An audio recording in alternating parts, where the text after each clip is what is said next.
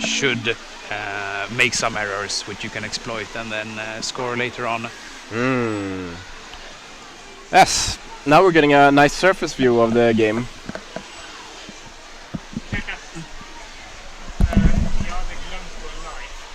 Ja, vi har inte sagt någonting. Nej, men vi kan ju säga det. Oh.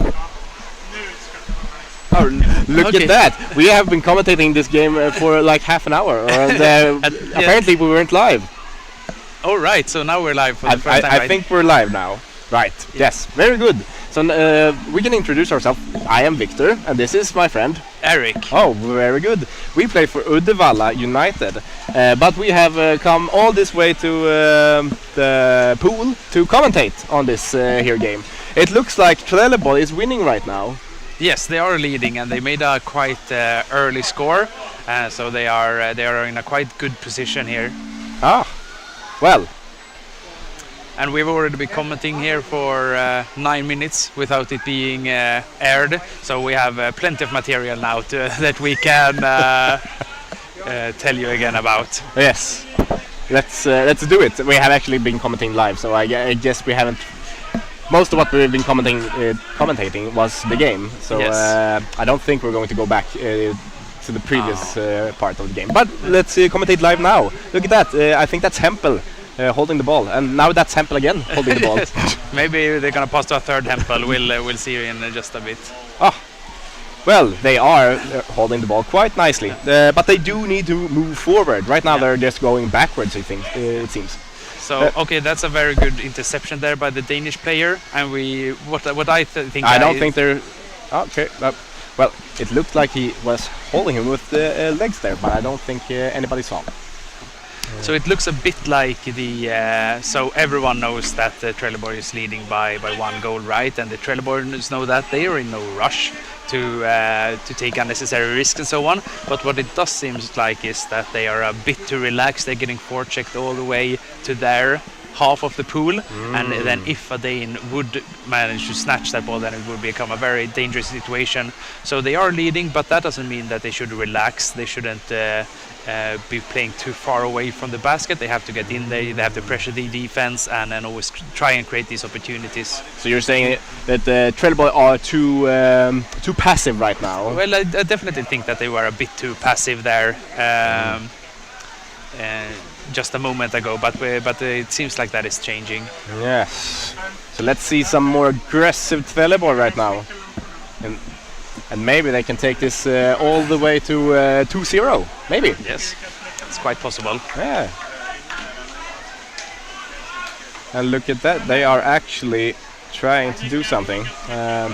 No, sorry. Of course they are trying to do something. They're always trying to do something. It's a great intel, Victor. Yes, it looks like what the Trelleborg is doing quite well is that they are pressuring the Danes, the flipper players, as soon as they get the ball, which is really, really heavy, because you want to get the ball and then you want to be free and you just want to swim to the other side, and that's a really nice way to play. The ball is just flipping teams. It is because it's the flipper team. You got it, Eric. Thank you. Most likely why they got the name. Look at this. Maybe they can equalize. Who knows? Seems like a very good pass below the defender there. So anything could be happening behind those guys. Everyone is always talking that it looks like a school of fish that's trying to eat them, and I do agree. We couldn't see anything there in that situation. It was quite hard. But look at this school of fish. Oh my God, that's an excellent try. That's maybe you will score next time. It looked there like what the flipper players were doing, so they were on the right side of the basket and then they passed to the left side. The flipper player got one push at the goalie, and that was well done. They didn't manage to score, and it's totally correct to, in that situation, start looking for an alternative to pass. You get one good intent, and then you'll have to look for another way out. But they're really good at still holding the ball, but they managed to lose it right now. But anyway, they even if you try to score, right, you always want to hold the ball. Still. Oh, look at that. There is action at the surface. And it seems both teams have definitely attacked quite a lot, and it has not been in that much favor in one team for another. Maybe Trelleborg has attacked a bit more, but above all, the Trelleborg team has taken the opportunity and actually scored when they had the chance. So And they did it quite early as well. They did it early. Putting pressure early, that's pretty good. That's like psychological warfare. I would not want to be in Flipper's hands right now. Or Yes. Why win slow when you could win fast? exactly. So, Victor, what do you know about these two teams? Well, I know that Trelleborg is from Sweden, and well, that's basically all I know. They're from the south of Sweden. I do know like 3 people from Trelleborg. We play them a lot, but now we have someone who's stolen the basket. Oh It's a my Trelleborg God, look player at that. stolen the basket, and they are exchanging each other, and we're on the opponent's basket. Very dangerous situation for. very dangerous situation. Why did you tell me to talk about some unimportant thing? Yes, it was bait, Victor. It was very much a bait. Yes, We're supposed to comment on this game. yes. Look at that. He's being held by 2 Danish guys. Very Yeah. cozy, Yeah. I would imagine. It feels like there's one thing in underwater rugby which always seems true. It's that if you have the strength of numbers, if you are more than your opponents, you have such a huge advantage. And it feels a bit like the flipper players don't have that advantage now. So they are countering. They got in the ball in the defense. They want to attack, but still they don't have enough players to always be able to pass someone. They get locked up and lose the ball. Where are the other players, Eric? Are they at the surface? Are they suffocating? Yeah, I would guess that they are at the surface. Yes. Ah. Well, look at that. That's from Eric. Flipper. Dive more. Yes, it's a very good tip in this sport. Yes. Please dive more. And because the flipper team is very tired, of course, and the Trelleborg team is probably equally tired. But in these situations where both teams are tired, if you can get 2 or 3 that actually counter attack along the bottom, and you always have these alternatives. Oh my passing. God! Look at that. That was Okay. like open goal, almost. And there's just 30 seconds left in this game. Can Yes. they equalize? Maybe. Yes. And here is the situation. You have 20 seconds left. You're under 1 goal. You have to just push forward now. Really do your best. Make If you sure can that- get the ball to that guy, then you would be home. I would imagine that they would be quite happy. Okay, Oh, they look have at one that. last push. No alternative. Okay. Well, I am actually impartial here. I will not cheer for anybody if they score. Or you should cheer for both, Victor. Yes, I should cheer for both. Yes, exactly. Don't be a douchebag. Let's say Flipper does have a goal, you won't appreciate it. Let's say Trelleborg does it, you won't appreciate it. That's not the way to comment, Victor. No, that's true. Very true. I will be quite happy if anybody scores. So, this is halftime. I think both teams have done quite a good job. Don't you agree, Eric? Yes, I think it looks like a very intense game, very physical, swimming a lot. I think they both did good efforts. And I do think that it's a bit more spicy when it's even like this. Yes, exactly, yeah. Ah. It's quite enjoyable, and it would be even more exciting if it was a tied score. Oh my God! It's not tied. it's a- Trelleborg has actually scored. Yes, Can they do it again? They did it the first like 10 seconds last time, and maybe they can do it the next 10 seconds during the first, part of the game. yes, that would be very cool. And we didn't have the camera in the water when they scored. So we have no idea how it happened. Yes, and we weren't live on the microphone when they scored. But Victor, how do you imagine that they did score? So I think that one of the Trelleborg players got the ball and moved a flipper player from the basket and put the ball in the basket. That's what Yes. I imagine.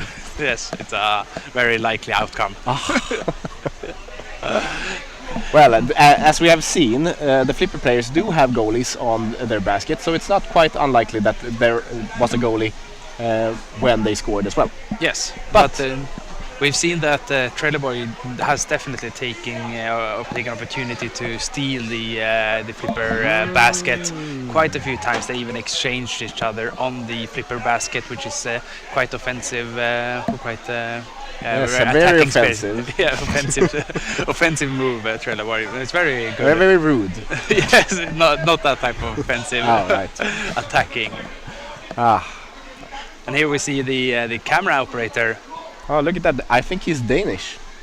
Usually Yes. commentating, actually. I think. I think. Or maybe it's Hanse. Yes, it's Hanse. Oh, right. So and He's he, not commentating. and where is he from?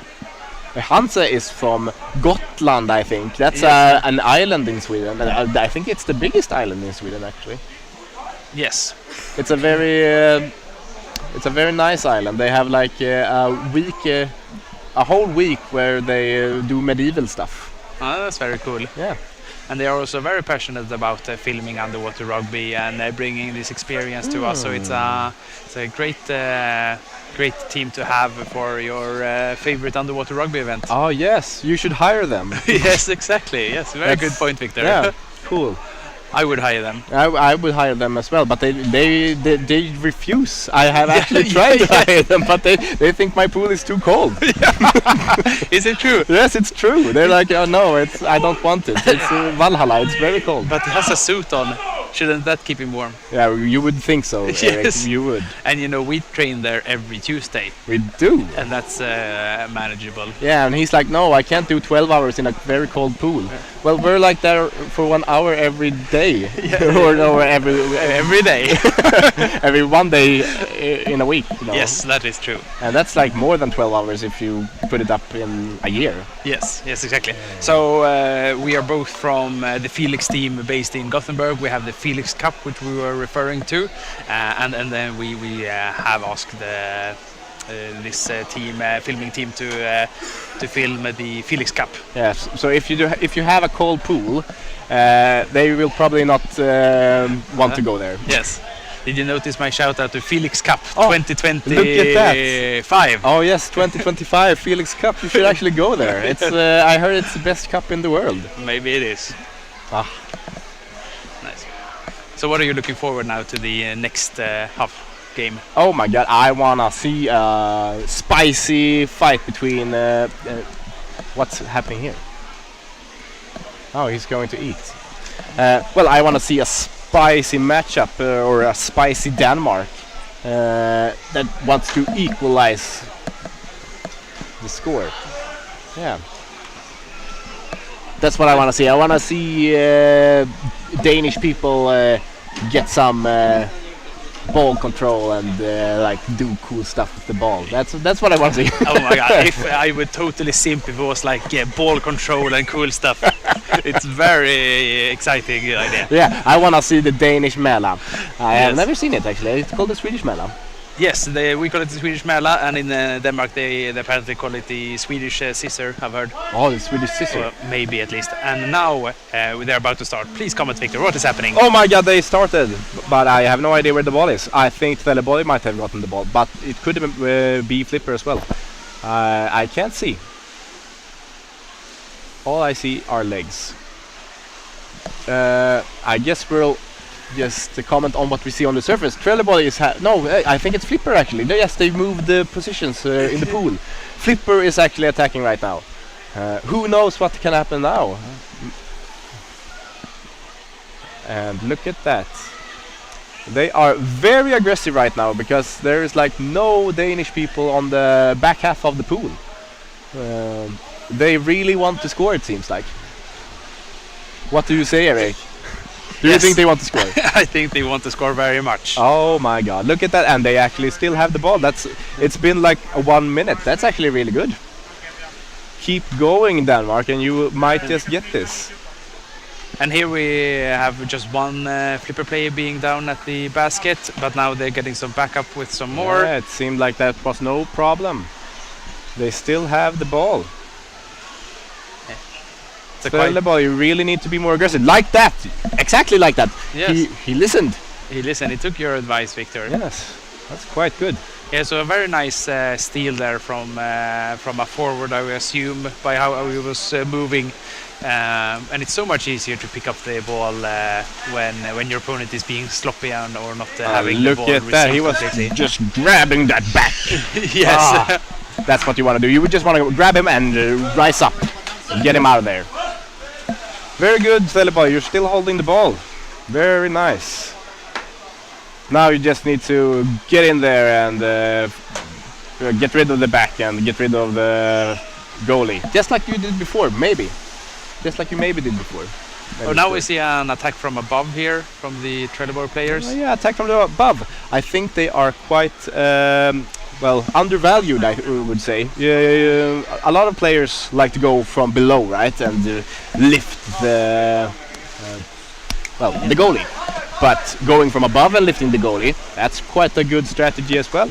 Yeah, exactly. The benefit there is that you don't have to deal with the defender, but the downside is that you have to deal with both the goalie's legs and arms, but also the forward will be more active when you are attacking from above. So it's what are you good at? What you should utilize is your strengths, obviously. And if that is attacking from above, it's a totally viable option.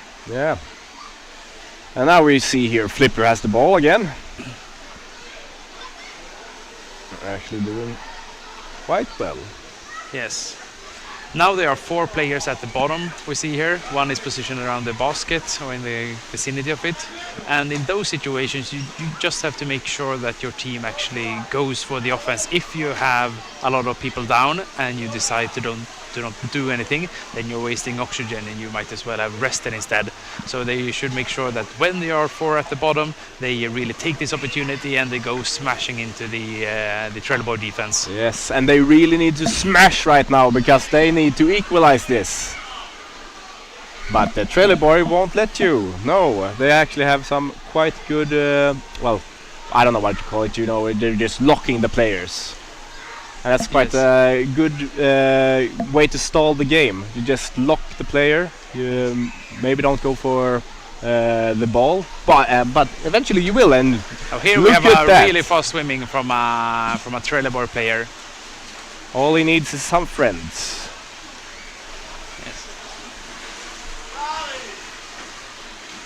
And if I were the Trelleborg team, I would still want to challenge the Flipper defense, but I would also make sure to not take the most enormous risks because they don't need to. But it's still important to challenge them. What you want to do is stall for time, right?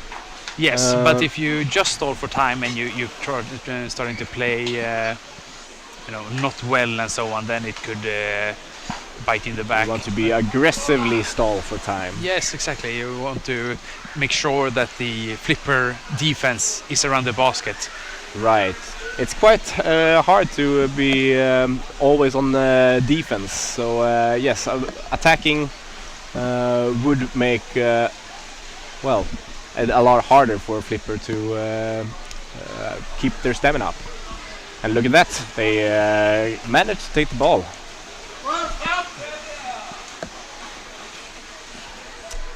But right now, locked up by Trelleborg. Stalling for time again. That's quite a good tactic, I would say. Just holding the players, holding the ball. You don't have to get it out. Flipper is losing precious seconds by by the ball not being in play. Yeah. But then again, 1-0 is not a huge score difference. Yes, so they can easily equalize if they get the opportunity. So what we did see how the Flipper team won the ball there was that they were at a scrum at the surface, but then the Flipper players were actually above the Trelleborg player, keeping the Trelleborg player away from the surface so they couldn't breathe.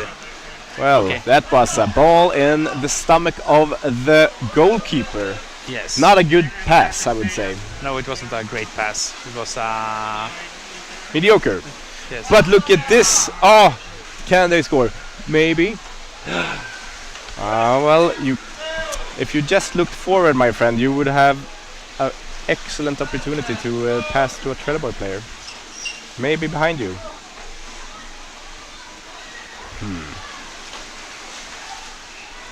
Trelleborg is doing a good job in keeping the ball right now. Yes, they definitely are, and that is the way to victory. It must be really frustrating for Flipper to be constantly attacked or being attacked like this.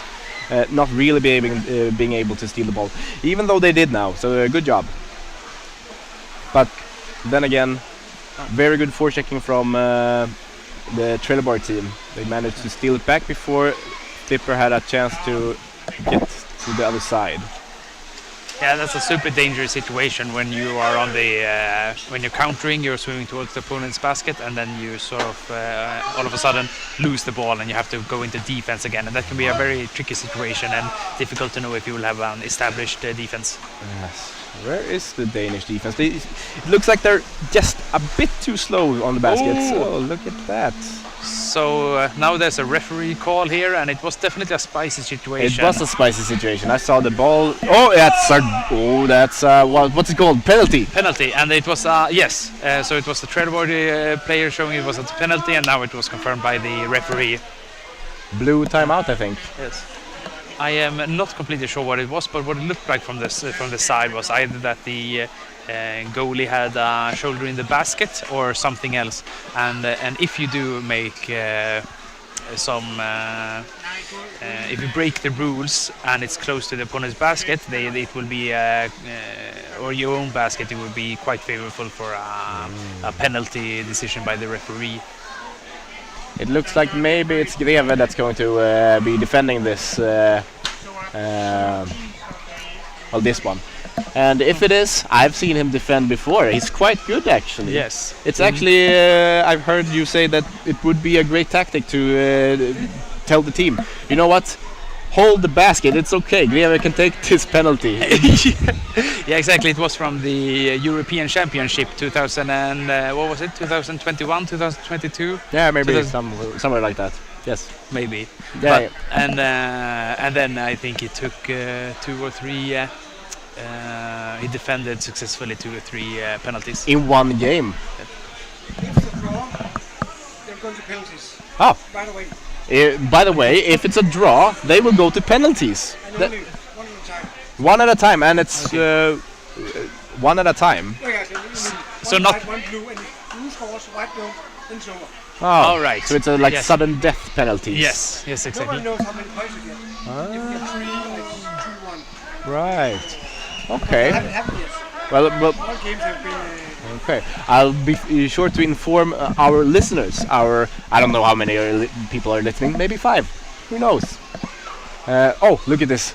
I think that's a Hempel child. I actually don't know. Yes, you're just guessing, Victor. Yes, I'm just guessing. And that is of course fine. And now we're excited to see this penalty shootout. Oh, look at this. That's Greve.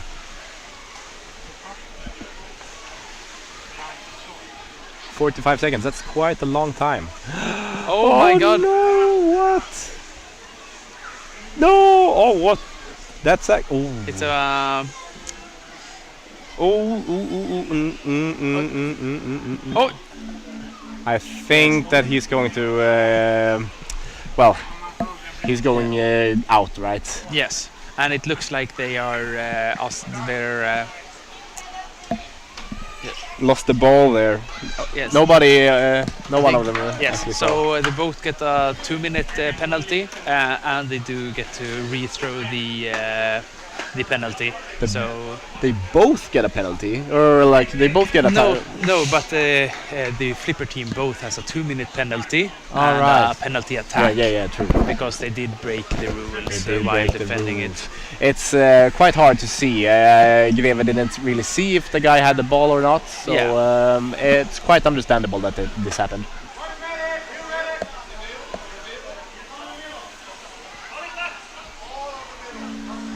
Let's see how this goes. It was a quite static the previous penalty shootout. Yeah, but look at this. He's really aggressive this one. And now, oh yes, he's going up back to the surface. It's quite hard to go through the legs, so I think going up to the surface was a good call. Yes. So it looks like the Trelleborg player here is it's a very strong player. Good defending by the Flipper player. Yes, excellent defense. So from my point of view, it looks like the Trelleborg player. He thinks that he's strong. He looked kind of muscular, but then if you hold the ball always in your armpit, that's gonna, especially in a penalty situation, it's gonna be an easy target for a defender. And if the defender can actually touch the ball, then you've lost a lot of your advantage you had when you started to throw. I do agree with that.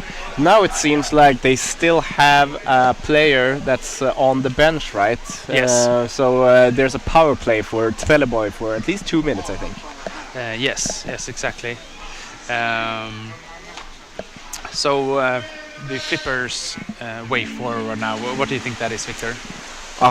It's so hard right now. They really need to score, right? So first of all, they need to hold out this 2 minutes when they're in at disadvantage. So like this, holding the ball, very good. But then again, they do really need to be aggressive as well, because it's not a lot of time left in the game. It's just 6 minutes. Yes, I agree. So they should stall for time, try to kill all attacks on their basket, make sure that it's a 1-0 difference. Yeah. And then as soon as they are 6 players again, it's not that they should, but they will have to start attacking vigorously. Yes. And it's better to lose 2-0 than 1-0 if you have at least created a situation. You really have to try. You have to leave the basket if you must, Yes, exactly. If it's just a couple of minutes left and this might be your last attack, then you definitely have to take your chances and double dive maybe with your partner, try and really make that attacking happen. But they're doing a good job saving. I think that was like he was holding his neck. So I think this will be Flippers. Yes, it is a Flipper free throw from middle of the pool. Well, he was kind of crushing him right there. Yes. This is good for Flippers. I think they have a shot right now. Just keep stalling for like 1 more minute, and I think Greve will just jump in and save the day, maybe. I save the day and save the Dane. Oh, look at that. Yes.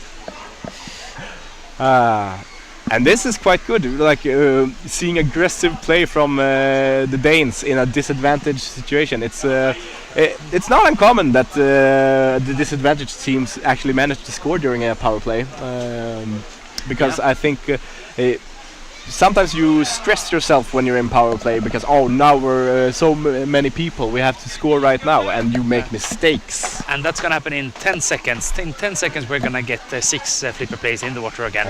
Oh my god, look at that. And that's actually Greve is jumping in. Can he make a difference? Who knows? Alright, so now Flipper are 10 players in the water. They're gonna get some backup here from number 10, who is currently attacking the Trelleborg player, the missing attacker. And now they really need to turn up the gear, right? Turn it up to 11. Yes, exactly. So they have 4 minutes and they have to do everything. They have to make sure to be on the Trelleborg side of the basket. Look at this, very nice forechecking. Good interception. And now it's 1 against 3, and that's a situation where it's hard to make progress. You have to wait for your team, they have to come and back you up, you pass to the next player, and then you can start wearing down the defense. If you manage to, then oh my god, you have... The bragging rights, Victor, the bragging rights. It looked like it was in the basket, but it was behind the basket. Yes. But very good right now, Flipper. Just go in, be aggressive. They've attacked from the right side now quite a bit. That was a pass that they tried to make through the defender's legs, yes. which is a difficult... very difficult pass. Exactly. If the defender is awake, it's quite easy to just kick the ball and you will have ruined part of the offense.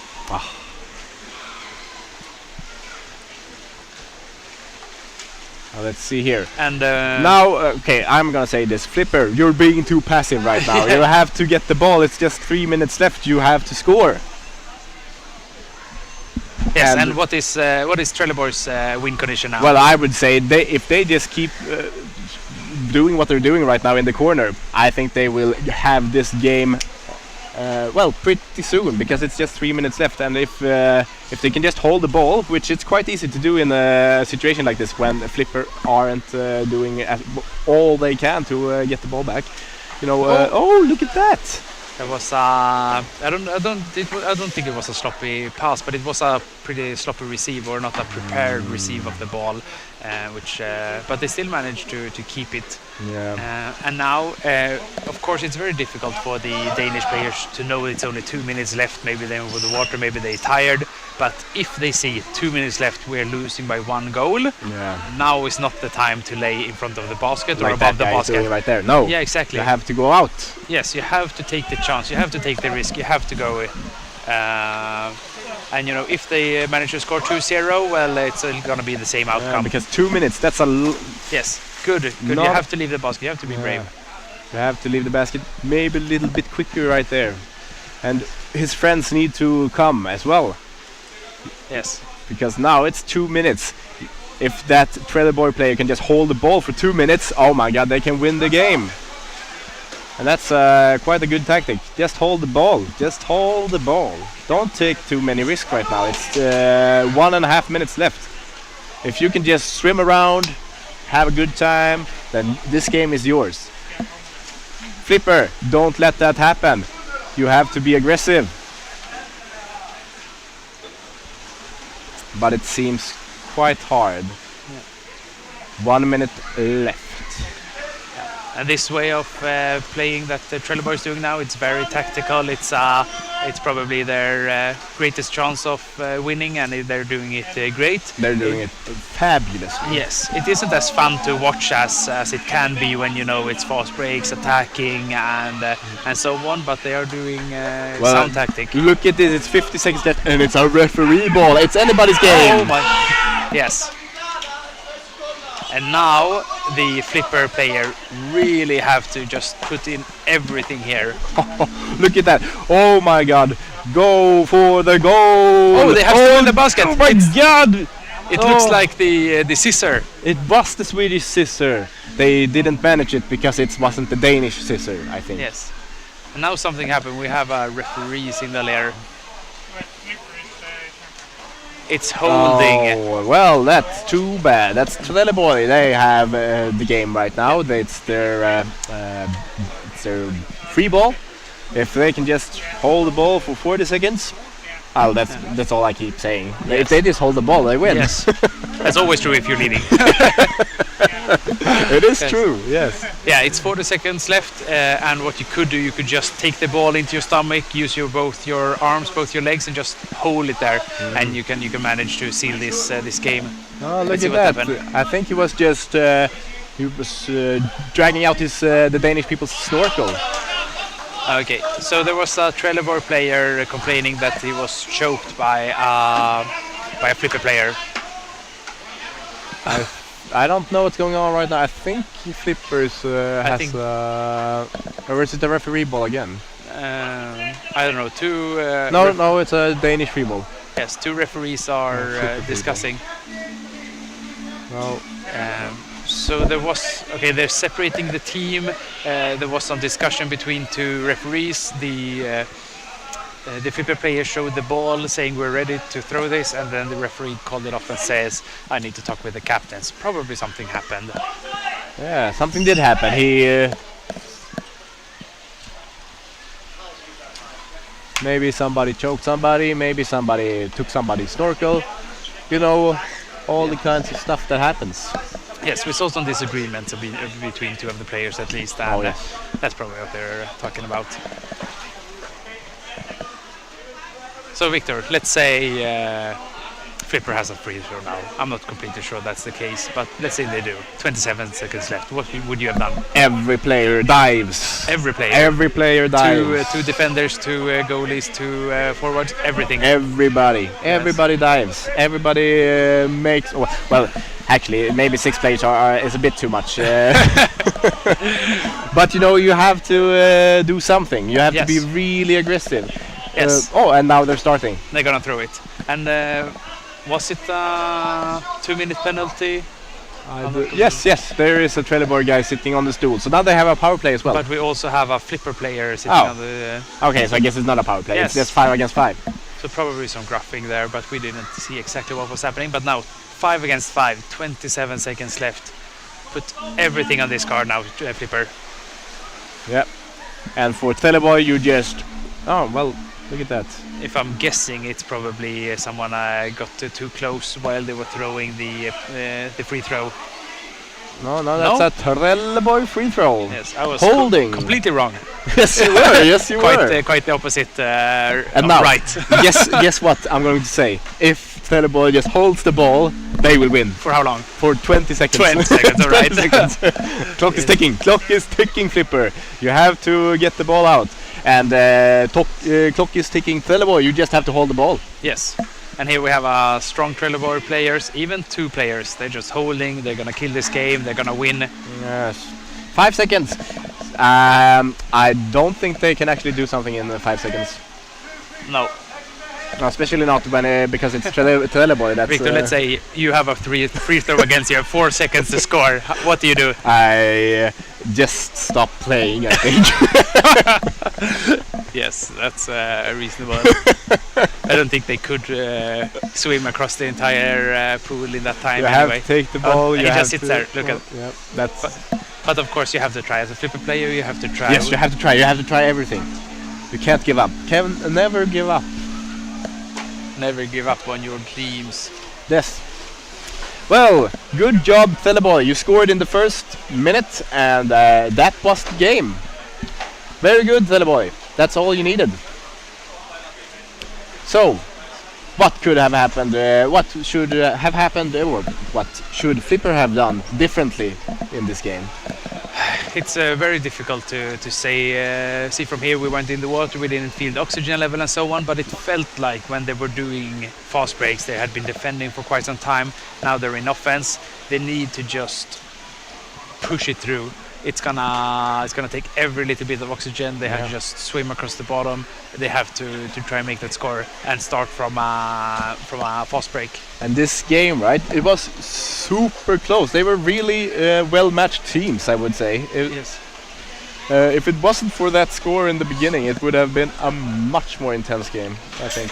Yes, and what we also saw was a successful defense of a penalty, which is quite rare. So the attacker in a penalty has a quite higher chance than 50-50 to actually score and be successful. And we actually saw a successful defense, which was exciting to see. Well, 1.5, I would say as well. Yes, 1.5.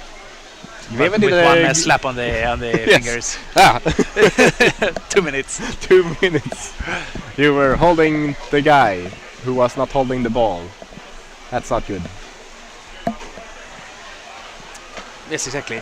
And now I think it's like a 10-minute break until the next game. So I guess we can just not commentate anymore. Right. And I think you will go away and do something else, and I will keep on trying to commentate with some Danish guy. Excellent suggestion. But yes, we'll be back in about 10 minutes. Oh my God! What teams are playing then? Yes, I think Victor, it's that game or that team. That looks like a Norwegian team. They look very Norwegian. They look Norwegian. Who could that be? Is that Bamberg? No, not Bamberg. That's a Bamberg is a German team.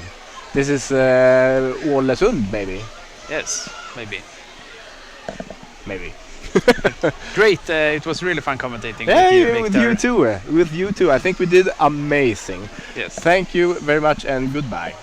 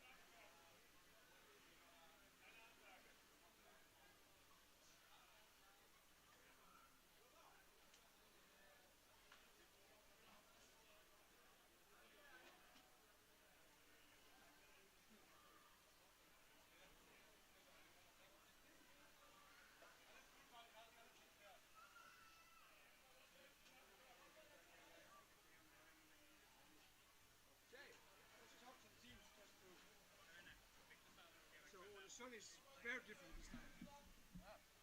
None of the old guys.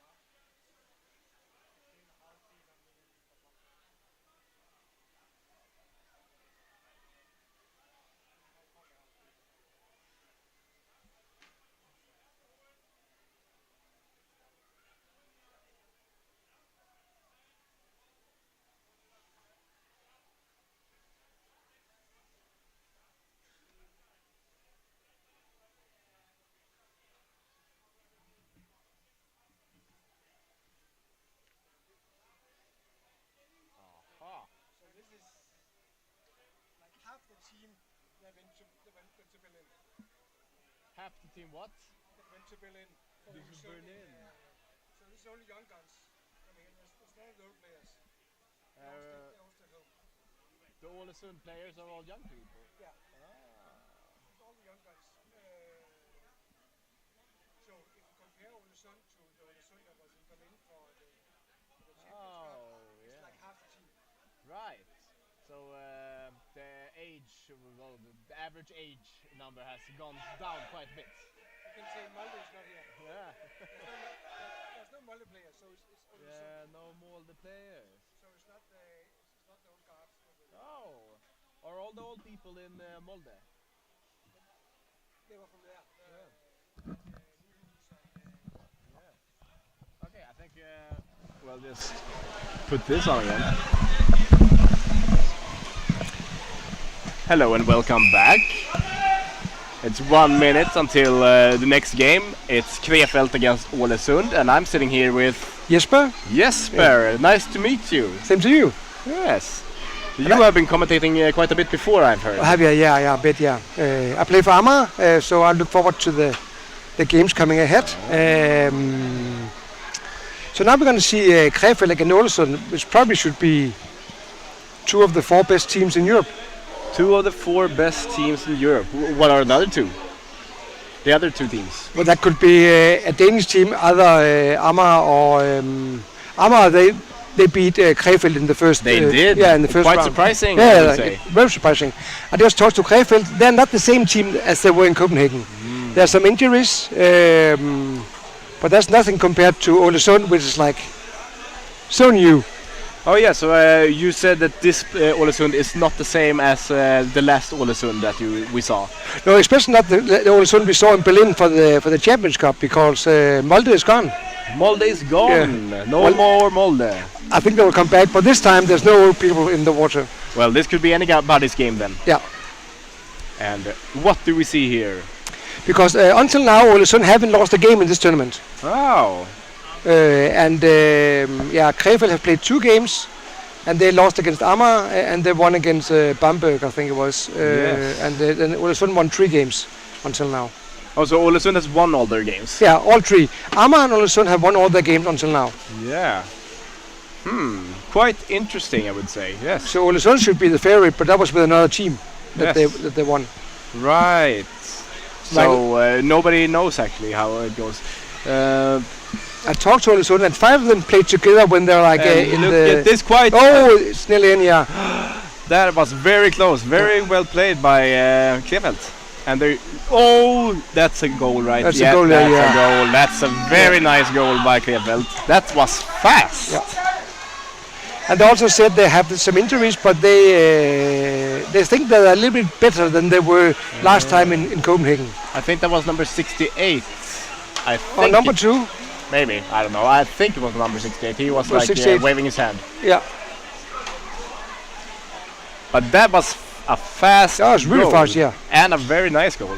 But they also have to win. I mean, if Krefeld want to win this tournament, they have to win all their games this time. They have to win all their games. Yeah. And actually, they're going to play. Krefeld is going to play. Now they play Ålesund, and they're going to play What's that? They're going to play the last game today. I think it's against Flipper, maybe. Oh. Or Tuesday. I can't remember. And tomorrow they're going to play Bamberg. So they have 3 games in this weekend, which they have to win. Right, And score again? No, this is the replay. Oh, the replay. Yeah. So no, this was a slow-mo replay of the extremely nice goal. Yeah, it was. Right now, I don't know what's happening. So Olesund having the ball. Olesund is trying to equalize, but Krefeld is doing a good job in defending. Yeah, and Olesund, some of them have played together in the national team when they were young, like the under 21. So they know each other. They know each other, yeah. But of course, and Norway have always been good, also in the young. Yes. And you said that Norway was quite a young team, so maybe they're not as experienced as the Krefeld team. Nah, I don't think maybe they're experienced, but not in this kind of games. Also, No, in this it's kind all. of games. Also, it's and Krefeld has been one of the best teams for ages. Oh yeah, I've played against them. They are tough. Yeah, They are quite tough. and they won 2 years ago in Berlin, didn't they? The Champions Cup? Yeah. I think it was the Orcas team that won. Norway 2 years ago. Maybe they won. I don't know. I can't recall.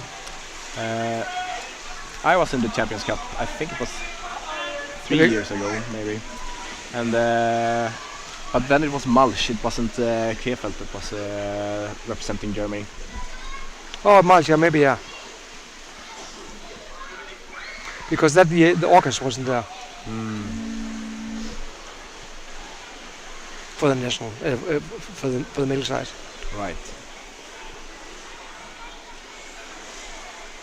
So this should actually be a great match. Yeah, And I it's- think Norway learned their lesson. They have people defending the basket quite heavily now. Yeah. And Krefeld is only 11 players. They are only 11 players. Very nice, very good job, Krefeld. And maybe that's what they have to do in the beginning. Then they have to really be aggressive, so so they don't lose their stamina at the end of the game. Or when they lose their stamina, they They have to be in front with yeah. a couple of goals. So maybe if Ålesund can just survive, then maybe they can score later. Well, they scored a really amazing goal, Olesund, in Copenhagen last time. Tell me about them. What did they do? Yeah, but they were like just extremely fast in the counterattacks, Olesund, and the young players were so aggressive, and it was just a great. But there was a mix. I remember, for example, Nyhus was there, and there was, some of the old players. So it was more the mix from last time, Olesund. All right. But I'm guessing we have some pretty fast players from Ålesund here as well. Oh yeah, I think yeah. Yeah, it is the young players that are the fast players. Yes, the young players are the fast players. So maybe they're even faster. So I think they have lots of air, they have lots of speed, but maybe they're not that Nice experienced. interception by Ålesund, and look at this, maybe. Oh yeah. They did it. They are did fast. it. They are fast. Yeah. Speak of the Yeah. devil, they are quite fast. Probably they're the two Vic brothers. They were also there last time. I think so. That was number 2, and That was a very nice, very nice swimming from the Norwegian team. Yeah. What happened with the Germans? They I just think they were too aggressive. were just too aggressive. They didn't have a. Yeah, it looked like there wasn't anybody who was defending the goal. Yeah. Right? Or if they were, they just didn't get down. Yeah, they were too slow. Yeah.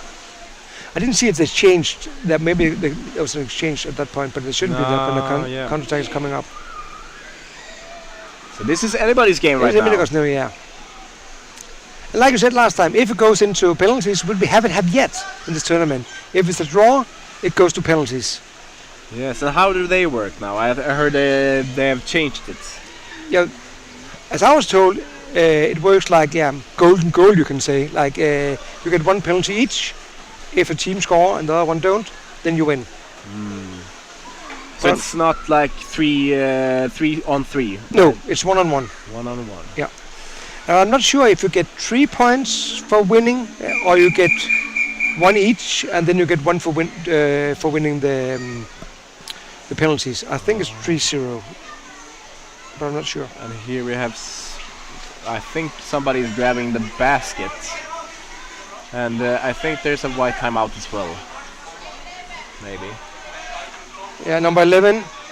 Number 11. Maybe 2 minutes to number 11, and there's also a timeout. No, I don't think there's no. I think they already had their timeout at the beginning, right? Yeah. I think they already used their timeout. We saw the replay, yeah. Anyways, that was number 11. I think that is Mardal. Quite a successful young player in Norway. He was holding the basket, it seems. Yeah. Have you played against him? I have never played against him, but I am the captain of the, or I was the former captain of the junior Swedish junior team, and they played against Mardal, and he is a beast. Okay, yeah. Long arms, I can see from here. Long arms, well, long everything, I would say. Yeah. So what we predict now? You think? Of course, I think they're going to have the ball for 2 minutes, more or less. Krefeld. I'm sorry, again? What will happen now when they're 6 against 5? Probably. Yeah. Well, Krefeld really needs to use this opportunity, right? To well, they can't just throw away this chance. It's not always you get a power play, but then again, you can't stress it away, because it's quite common that you get stressed during a power play. Yeah. But look at this. If he was just ready there. But they've been doing that the whole match. They've been laying on the left side the whole match, Krefeld, and waiting for the ball to get over there. So they have the ball on the right side, and the guys laying on the left side. Right. That's usually how they play. They always play around like that. And now they did this as well, but he did not see the ball, I think, the player who was... That's also how they scored the first goal. Yeah. It's a very nice tactic that the German teams have. I am quite impressed with how they play. But then again, they only won. Well, they won 1 game and lost 1 game. Yeah, Mardal, you're right. Yeah, Mardal. Yes, 2 minutes penalty.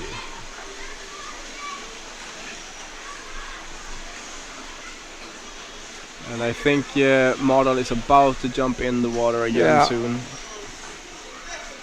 So soon there will be 6 in the water again. Yes. That was quite good defending from Olesund. Yes, you have to.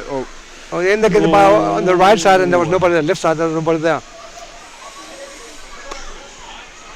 Well, very well defended Norway, I would say. And now they are 6 players again, I think. Yeah. Yep. Yeah, 6 again. Yeah. But still the ball for Krefeld. Yep. You usually get quite a bit of boost when you have somebody that's if you have a 2 minute penalty on your team, you get kind of boosted up. We have to defend really well now. So you can kind of play better sometimes. But I think wasn't it Krefeld that lost in the final to Aarhus in the Champions Cup this season? I think it was.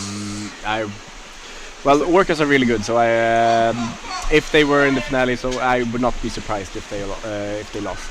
So I would say they could be like a little bit of favorites in this game, because it's a new team from Olesund. But they have played great. They have played great. Both teams are playing really great. And all we need is some more Norwegian people here. Yeah. But a bit too late. And now... Could you take the text away with the penalty? Right. That's a German free throw. Krefeld. Yeah. I don't know what happened, but... What do you think about the last game? I was quite shocked that Flipper lost the game. Well, I didn't see the goal because the stream wasn't really on. No. And and it looked like it was a very even game. The thing that what I saw. So I just think the score in the beginning was the deciding factor, right? Maybe, but I would say that Flipper was too passive overall. Yeah. Especially in the last minutes. But it also had a penalty. Trelleborg, which could have scored on. Yeah, they could. And amazingly defended the penalty. If you haven't seen it, go back. Yeah, I saw it. Yeah, but it was really good. Both from Greven, the first one, and then from Mikkel. Yeah, Greven did a good job as well. He just didn't see that he lost the ball, so he and he got 2 minutes. Yeah, he got 2 minutes. But I talked to Flipper before the match, and they thought they were going to win. But yeah, they didn't. But they didn't. I think there was 5 players playing for Trelleborg, 5 Finnish players. Yeah, well, there were at least one of them. I saw he had Finnish gear at least. Yeah. But maybe they were 5. And look at this. Can you manage to get the ball to this guy? No, not before the oxygen disappeared. 2 minutes again to. Oh, there's another guy there. Yeah. Look at that. What happened? So there's a power play again with Krefeld. Yeah, second time. That was Øhus. And now they scored. Yeah. And they scored. Very well done. And then when you score, then the penalty comes back. Yeah, exactly. So the power play is no more. Yeah, so you get 6 in the water again. Very nice. Was it 77? Maybe. It's Krefeld that scored. Krefeld scored, yeah. Yeah, perfect. I think it says Krefeld here, right? No, but before it said Olsson. Right. It just changed. So there's 10 minutes and 3 goals. 10 minutes. There's another half of this game left. They have all the time in the world to equalize this. It's still anybody's game. Krefeld is, well, they have the lead right now, but that could change. Actually, Olsson is first. They're playing Krefeld, then there's a match, and then they're going to play Amager. So, that is quite hard. And after a game like this, precisely, my God. Yeah. And Amager played this morning, I think 7, and they have 3 the whole day. So and now they're going to play then Olsson after that. And look at that, 3 German guys on you. Not quite, or maybe there were 4 actually. But Norway manages to hold the ball.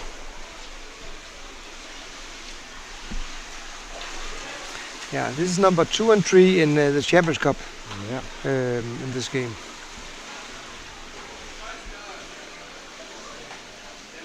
And the Norwegian players are a bit too slow to help out. In my taste, they are a bit too much alone. Yeah.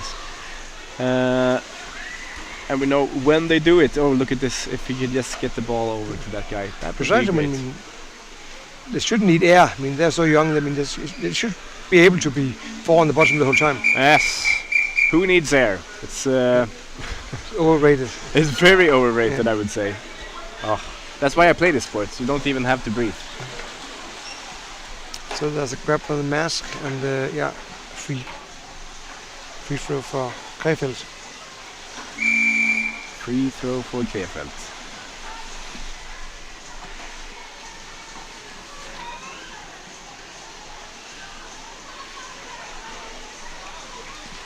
And look at this, if he just managed to get the ball to his friend over there, then maybe something could happen, but it didn't. But Krefeld is still holding the ball. Doing quite a good job and just, well, keeping the ball. Yeah. But most of the games we had, I just looked at the scoring. Nearly all games except the ones with Uddevalla, then only one team have scored. Only one team has scored? Normally. And it's Trelleborg.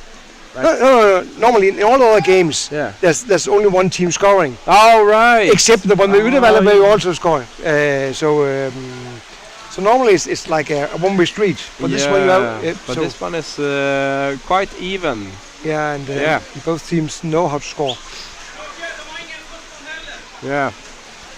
Let's see. Well, Krefeld has scored against goalkeepers.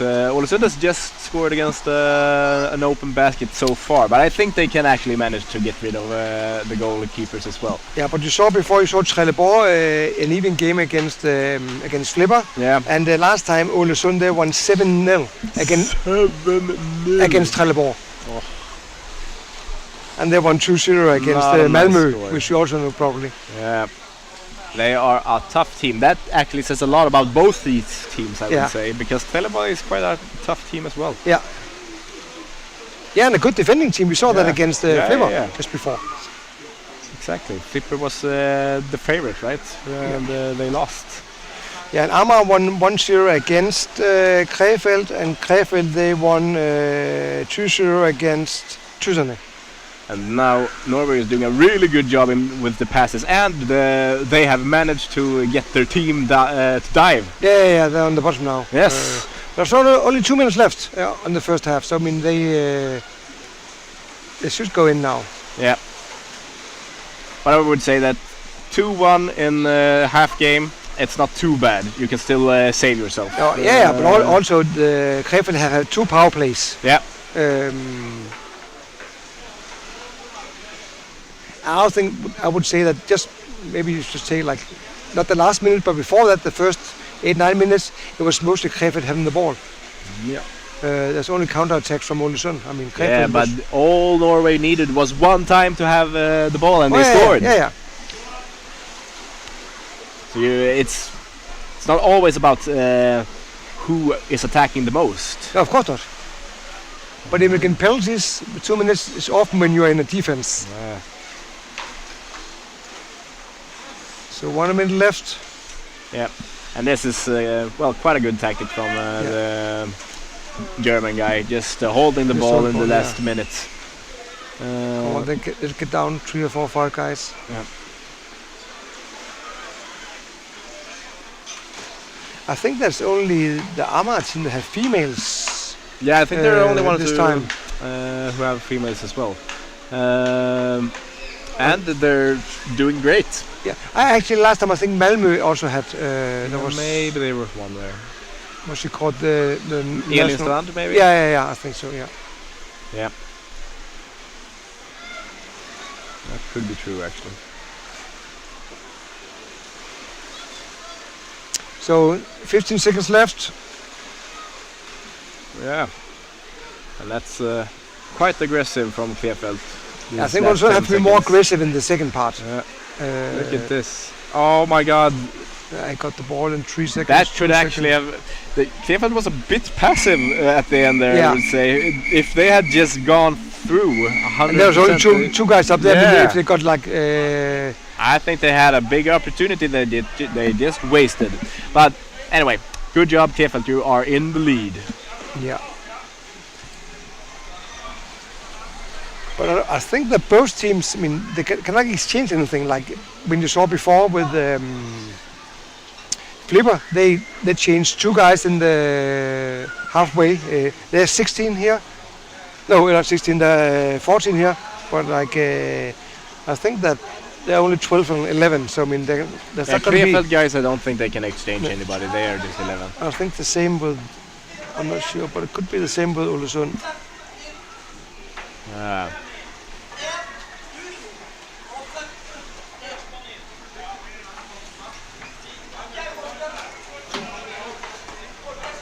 Well, it's been quite an interesting game. I think it's always much more fun when it's like this, when it's even.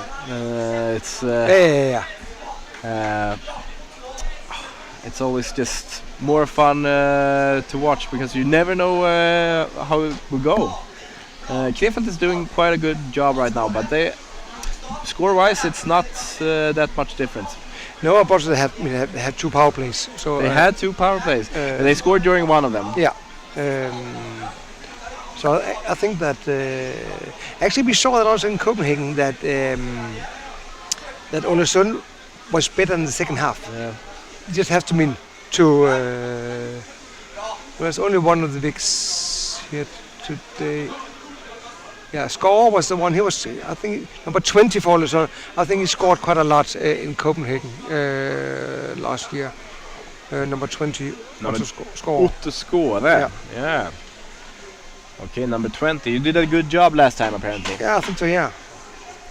Oh, Nys is also here. Yeah. So there's.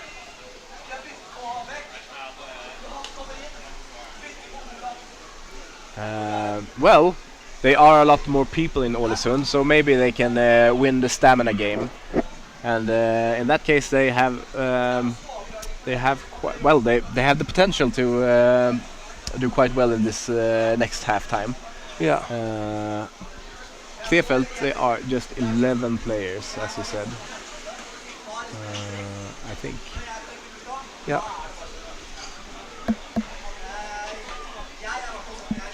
Yeah, and two guys, two brothers have scored. Oh, two brothers. David and Philip. David and Philip. Kressing.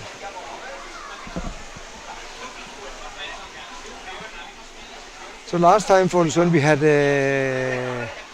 Score, the son and the father.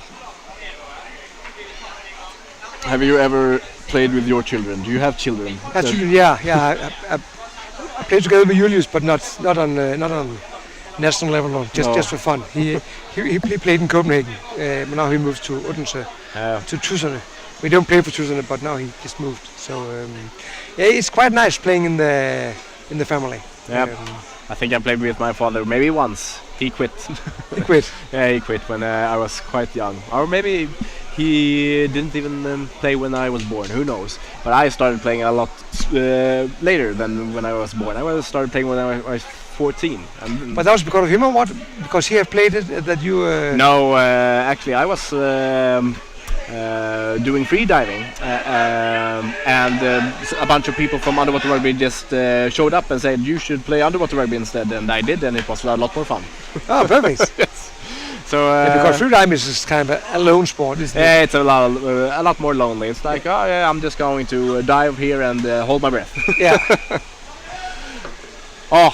Ålesund. And you play for the national team also? I have played for the national team for Sweden for maybe 2 times. 2 times I think. Last time we played in the Nordic championship, and we won. Congrats! Thank you. I'm quite proud of that. So you're going to go to the Five Nations in?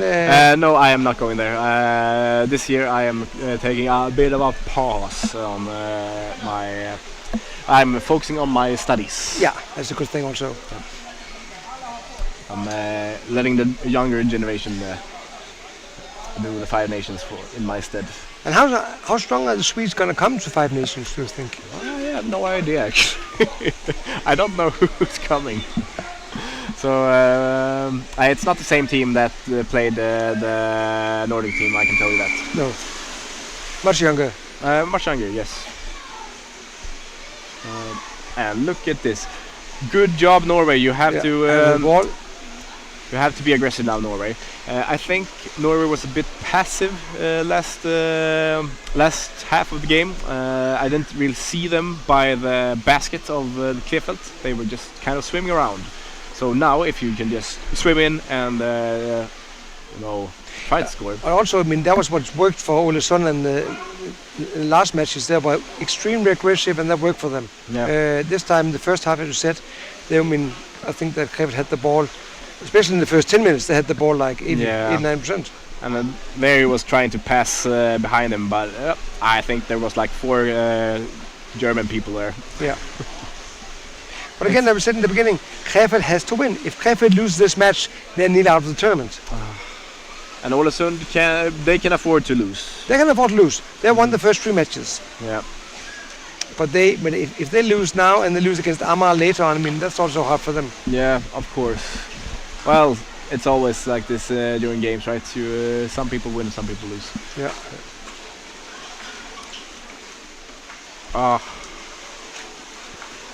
quite sloppy passes, I'm sorry to say. The border locked again.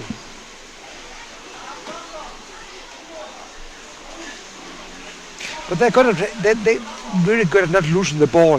The I Krefeld think, team. yeah, they are really good at not losing the ball. And They there's- have people coming to help all the time, and they're just very good individual players to holding the ball.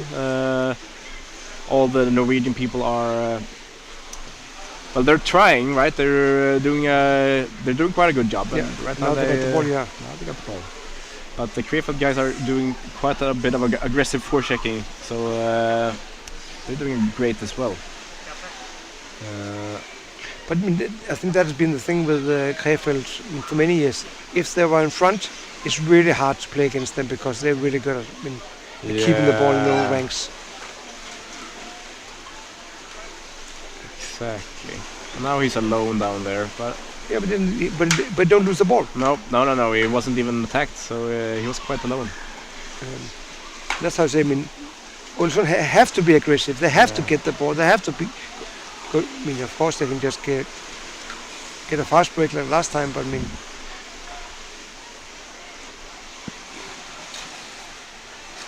yeah, you see the goalie from Krefeld. He's like on the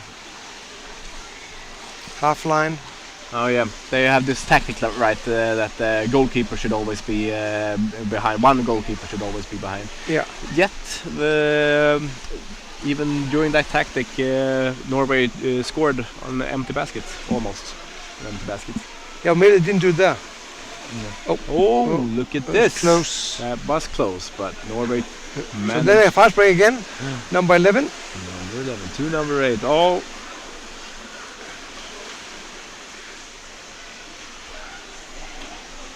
Come on, Norway, you can do this. Just.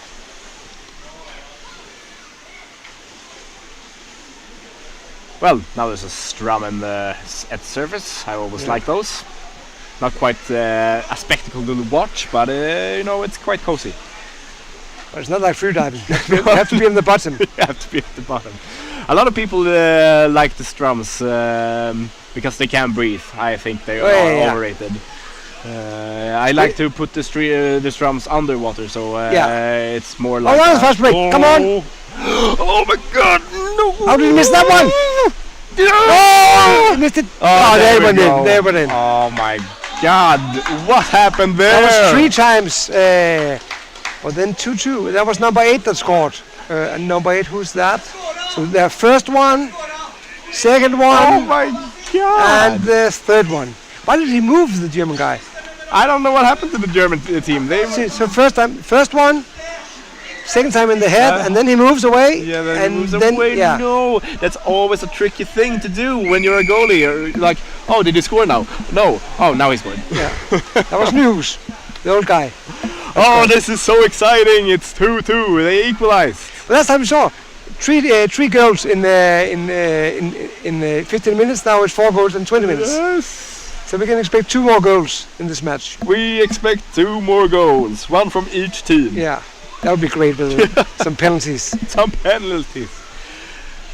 I want to see the new system at work. We need to find out what happens with penalties. If you get 3 points or you get 2 and 1. Exactly. It's for science.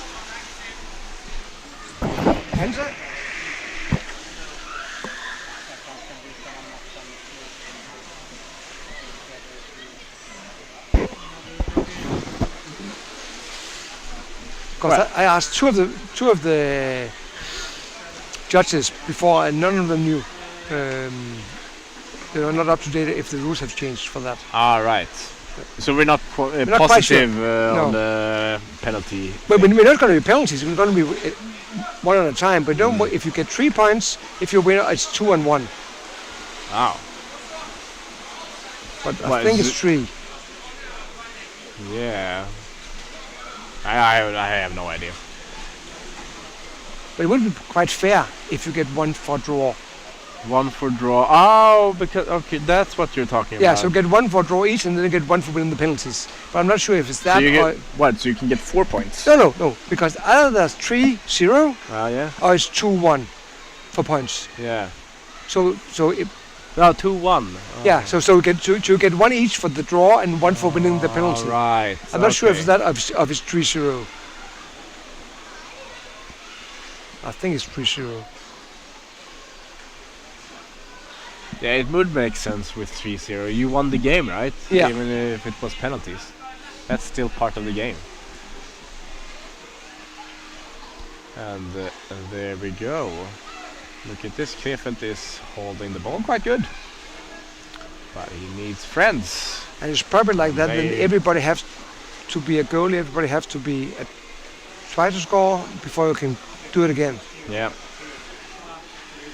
And the Norwegians are quite aggressive. It's Yeah, quite they're good. a lot more aggressive now than they were Yeah. in the first half. Well, they have a big chance in, winning the game right now because they have equalized the score. Yeah. So, of course they're aggressive. Yeah, And and it will be quite devastating for Krefeld. yeah, and and like you said, I mean, there are only 5 players on Krefeld on the bench. But it could. Yeah. That could be the deciding factor. They are just too tired. Now they go again. They Look really at have really great counter tracks. Oh, They're that really was fast in the fast breaks. Quite risky pass. It did not go quite all the way. Maybe he should have just swum along or swum it himself. But one could argue that Krefeld should have scored some Oh more. my God! That's like 5 white people on 1 blue one. Yeah, And still they managed to save it. Very good. yeah. But you could argue that Krefeld should have scored more already because we had the ball that much. I mean, That's true. They did have the ball. They have had the ball for quite a long time. But maybe they're just tired. so Maybe- now there's 1 against 2, and Look the at 2 are that. coming in. Now they get down there. Yep. They just exchanged. Now they're exchanging again. Yeah. 3 guys went up. 7 minutes left. Anything can happen. Then we should see a goal in 2 minutes. Yeah. Oh, yeah. We should. You're right. Statistically, we should see a goal in 2 minutes if we calculated all the things correctly. And also a dangerous pass all the way back. OMG, what's going on? I think it's a great game. I mean, This has been a really fun game to watch. It's especially now at the end. It's been spicing up yeah, it was a bit boring in the first half, you can say that, compared to now. compared to now. Definitely. I think both teams are playing a lot better. Oh, yeah. Also because it's more like equal. Yeah. It's Yeah, look at this. Norway's. Oh my God! Look at that. you have to get around the basket. No, but Yeah, but I yeah, think but then Krefeld's got the Krefeld ball. got the ball again. Who'd be the favorites in penalties? Who? What? Would be the favorites in penalties? The favorites in penalties. Oh, that's a good question. Well, the German people have a lot of big guys, but I think the Norwegian guys are quite big as well. If size matters, that is.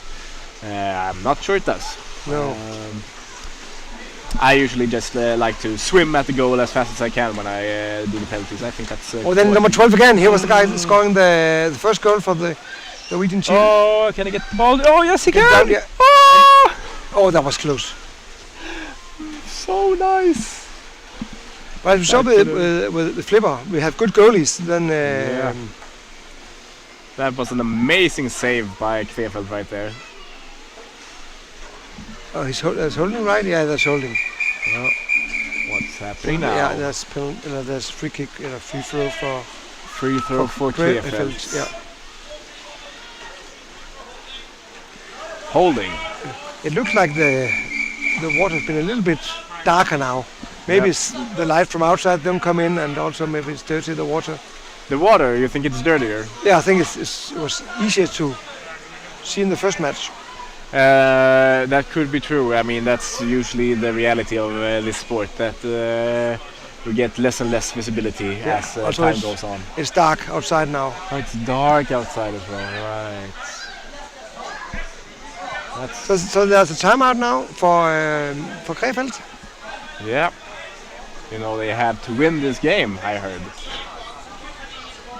So they are not happy with even an equal score. Krefeld. No, actually, you can't be equal. No, it's going to penalties. Yeah, Yeah, it's going going to to penalties. So, But Krefeld, if they lose this game, they're nearly out of the they tournament. are out of the tournament. Of course, they're not out because nobody. I mean, everything can happen, but then we will need a win. Yeah. Whereas, right now, Amma have played 4 games and they won all 4. They won against Houston this morning.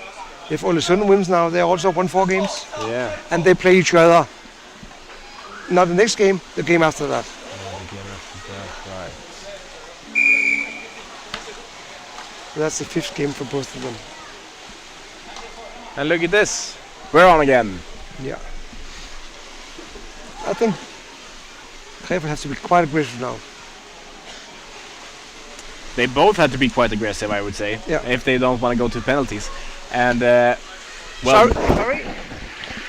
no, I don't think you heard you. I just want to hear about the points for penalties. Point system. Well, right now the game is more important. Yeah, than of course. that. Yeah, it is. Just what happens if it's. Of course, you should just score now. That would be much easier. Yes, just score now, and we don't have to find out what happens. That's a lot easier.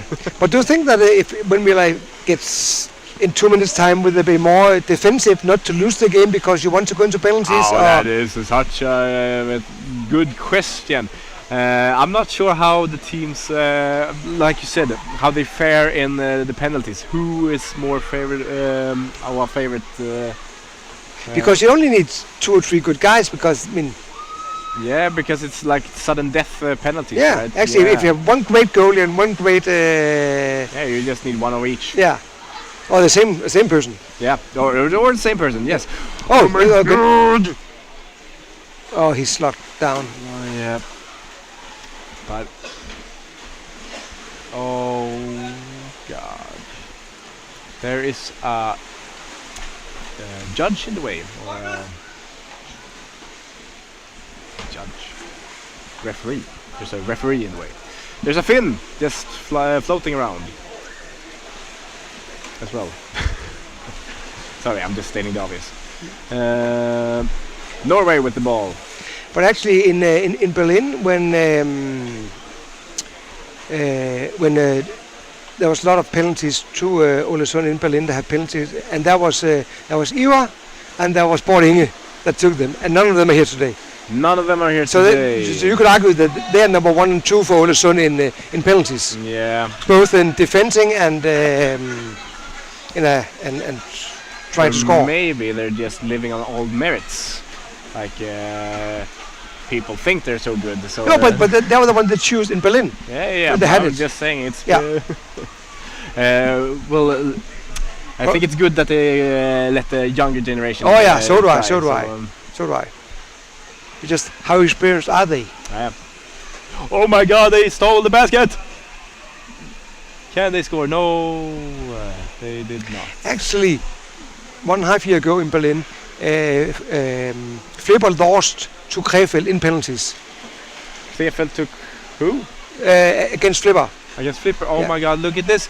But Norway is really aggressive right now. So Krefeld should be good on penalties. They should be good. So Norway, we can guess that Norway really wants to score. Right To score now, yeah. I do think, however, that Norway is quite good at penalties. As Yeah, so do I. Oh yeah, so do I. But it's just 2 minutes left. It's so exciting. Oh my God! Look at this. If they score 2 goals more, they have to hurry. Just swim. Just swim. You can breathe later. Come on, get in the bottom. There's only one. There is one behind or below you. So now they get up. You see, they're not defending. I mean, their goalkeeper is like 3/4 up on the. I mean, they're all around the basket. It's only 1 minute and 15 seconds left. Yeah. You have to and be now at the if you- bottom. Oh, They get in there. That's a sloppy pass. Can they score? They Oh, can. that was I close. think they can. Oh, then Krefeld got the ball. And Krefeld, you really have to just swim right now. Yeah, there's 1 minute left now. 1 minute. Oh my God.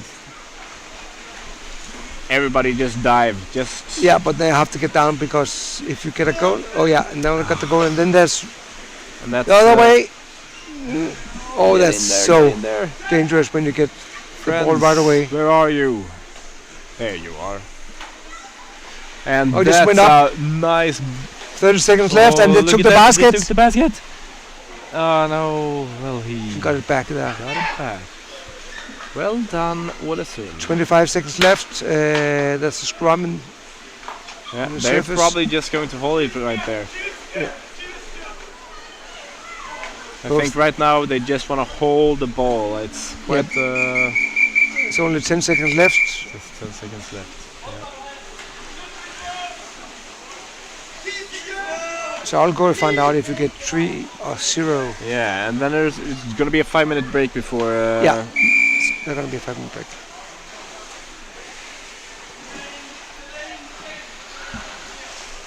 Oh, this was 3, an 2, 1, and it's penalties. Wow! Now we will find out. I'll find out right away. Yes. Well, I will be alone with you guys then. Look at this. We will have a 5-minute break. Both teams can kind of relax and then put the best players on both teams against each other. Yes, I think that's what they want because it's a sudden death penalty shootout.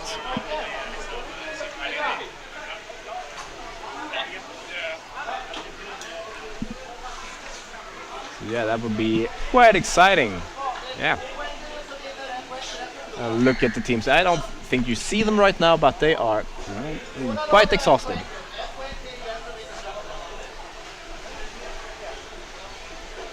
Or are they starting right now? No, I think they're starting right away actually. Yeah, they don't. What I did say that they should. They were going to wait for 5 minutes. I don't think they are. I think they're just playing right now. And it is 2-1. 2 for winning and 1 for the losing side. Oh. So you get 1 for draw each, and then as I heard it. Oh well, that's weird. But okay.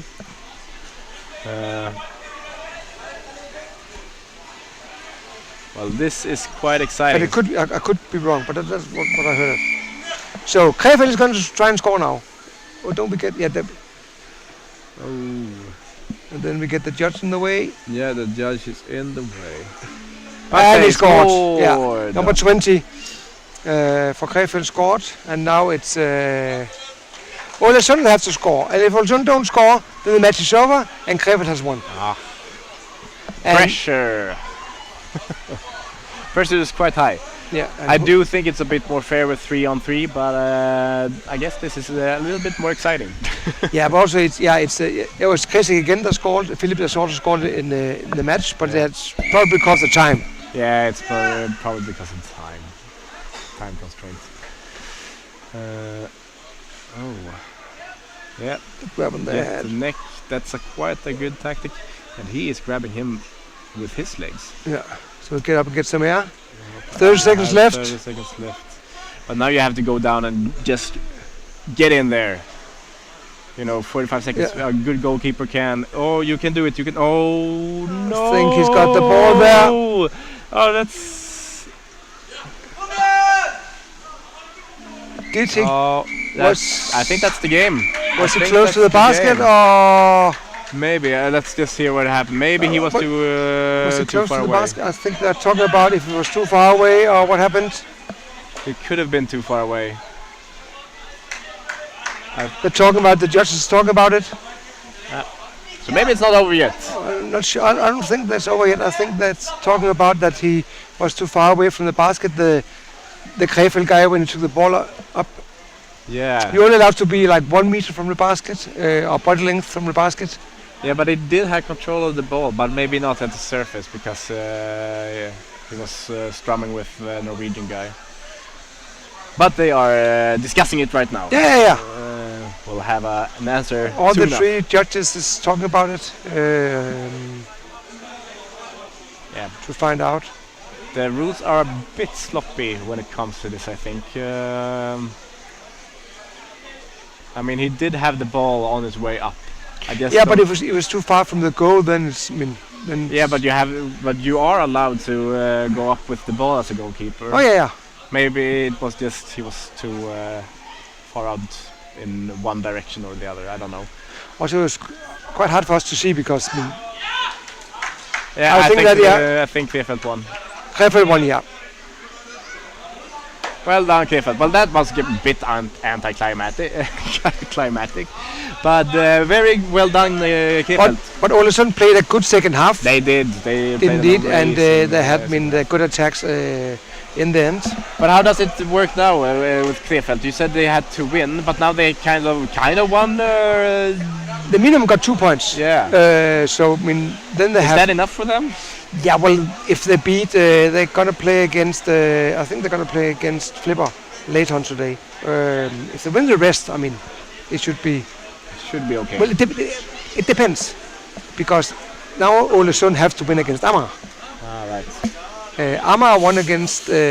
See, there we have the matches. So yeah, Krefeld Flipper in the last game today at 9 o'clock. Yeah. Yeah. So it's bumped. No, that's a female. I don't know if she's playing a lot. So I just gotta find out if it's 2-1 the points. Because Lord, what a shame. Well, now it's about 10 minutes before the next game, and I think that's going to be Malmö against some other team. Who knows? Well, see you then.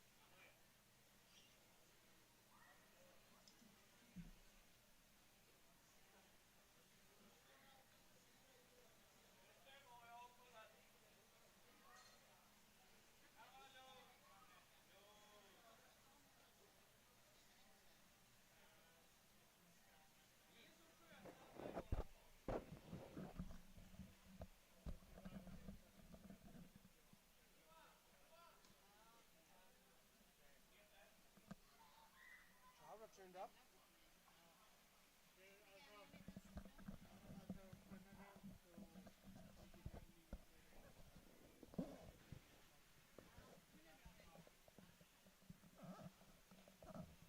How do I see if it's on or not? How do I see that? If it's on? How do I see if it's on? Because Hansen is in the water right now. Can you hear me?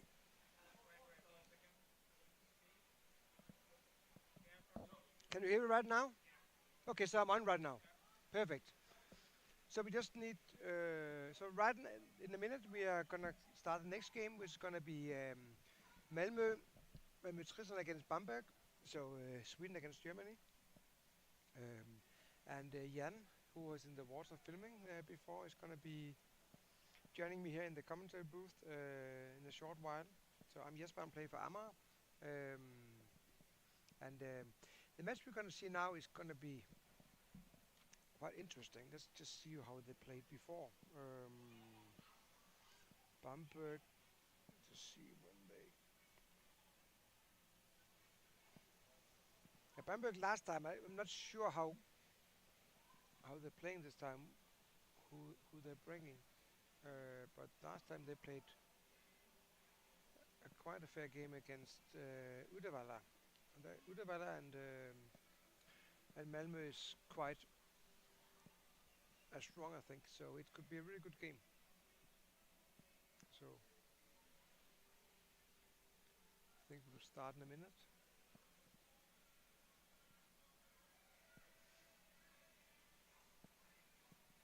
But the last game we had is actually the first game that have gone to penalties of all the games. So that's the first time where not one of the teams got 3 points. So in the last game it was 2 points for Krefeld and 1 point for Ålesund.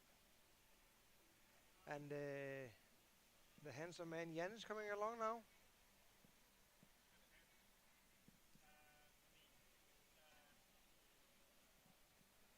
So just make room for him so he can get in.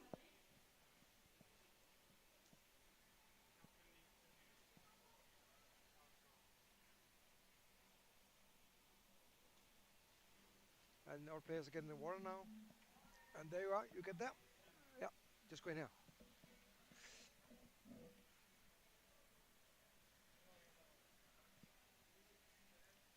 Let's check if Jan, we can hear Jan also from his microphone.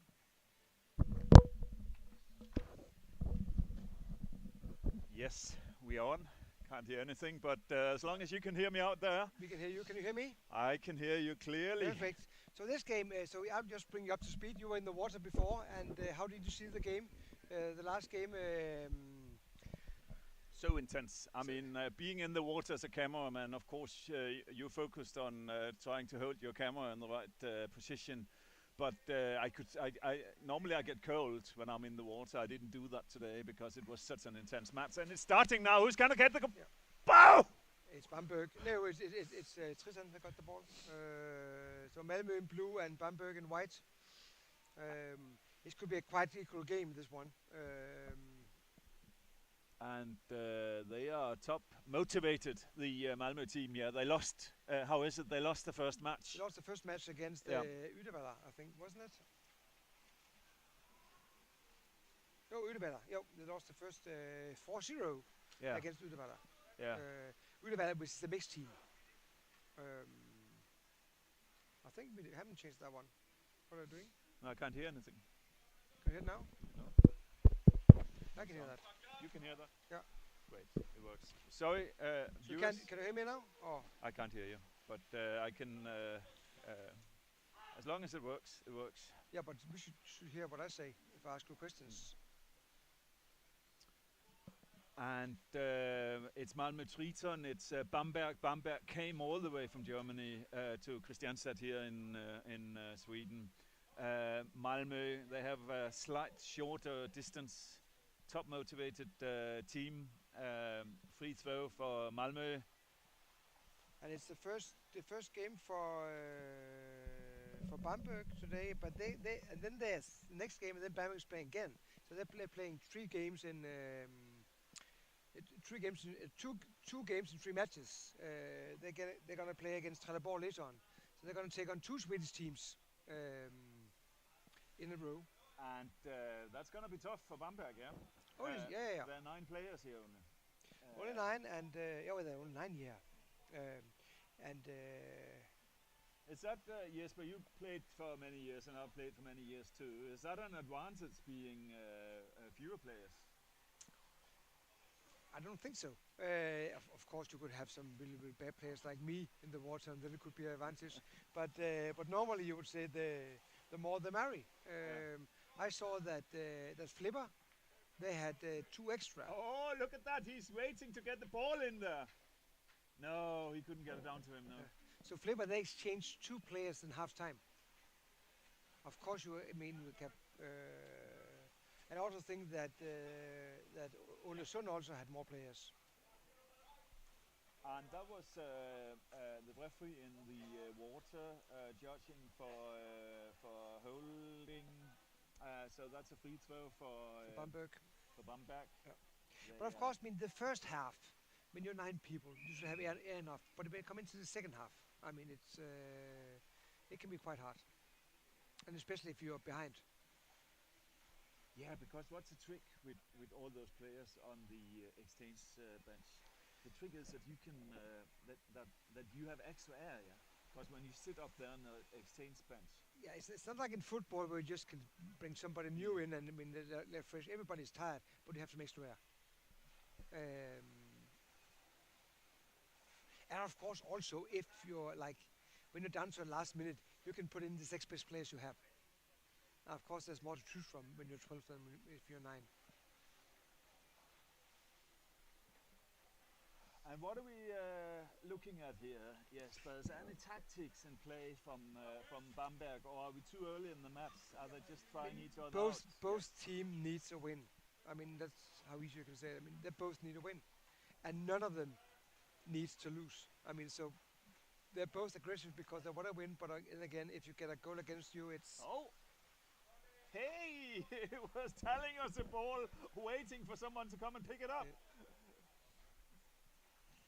Yeah, they got it. Yeah, they disagree who got it. Yeah. You can see he wrestled the ball out. So what's the difference between sitting up here and being in the water filming? You've just been there for 2 games. Yeah, you are kind of up here, you get the overview. When you're down there, you're just focusing on holding the camera. On the other hand, you really feel the intensity of the game when you're down there. Because these players are big. We are talking about 2 meter tall players, 100 of kilos of pure muscles in the water. Yeah. And that's this feeling you don't really get unless you are in the pool together with them. But it's different from playing yourself because you don't get tired down there. It's wonderful to have all that oxygen because we bring oxygen with us when we are both the cameraman and the referee, so we can stay down there basically. And that's one of the things in underwater rugby, when to dive and when not to dive. You can see there are only 2 Bamberg players on the bottom now, so we assume there are 4 players on the surface waiting for it to be their turn to actually support the team. And a lot of tactics is about this. But the thing is also, which I can see from now, you can see Bamberg is taking longer terms. They don't exchange that often. Whereas Tristan, they exchange. Nice pass. But they have had the ball for a long time. It's not a long pool, so it's easy to get home and exchange. It's not because of that. Yeah, what is it, 12 meter long, this pool? So it's not like a world ocean you're diving in. And as you told me, it's quite fun. You can see the zone on the right side with the black lines. Yeah. So it's quite easy to see if the ball is out. Yeah. It's one of these pools built in Sweden. Sweden are building a lot of pools now, where the local underwater rugby club were involved in the building of it. So it kind of matched their specifications. when they built the pool. I don't think the pool is older than 5 or 6 years No. old. And you can dive here from 1 meter, 3 meters, and 5 meters. That's why it's so deep. Yeah. And then you can play Yeah. one rugby. That's probably the two main purposes for the pool. So to any of the newcomers to this wonderful match, we're watching Malmö Triton Bamberg playing against each other in this tournament in Is Malmö having the Kristianstad ball in now? Sweden. Close to have a chance. Yeah, you can say it's near the home court for Malmö. Yeah. I mean, it's only 1 hour away. Yeah, and they're also a full team here, and they are top motivated after losing their first match. They really want to score some goals. Yeah, because they are.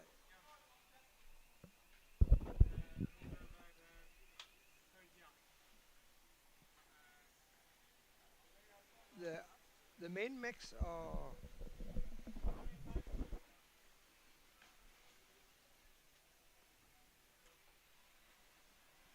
So we're just testing the Only the for sounds Jan or here. for both of us? We are a little bit unsure about where to fix the sound. Obviously, it's a bit too low. Free throw handed out in the match. Is it those on? Jan Hicks something there. It was free throw for holding, so he was holding someone who didn't have the ball.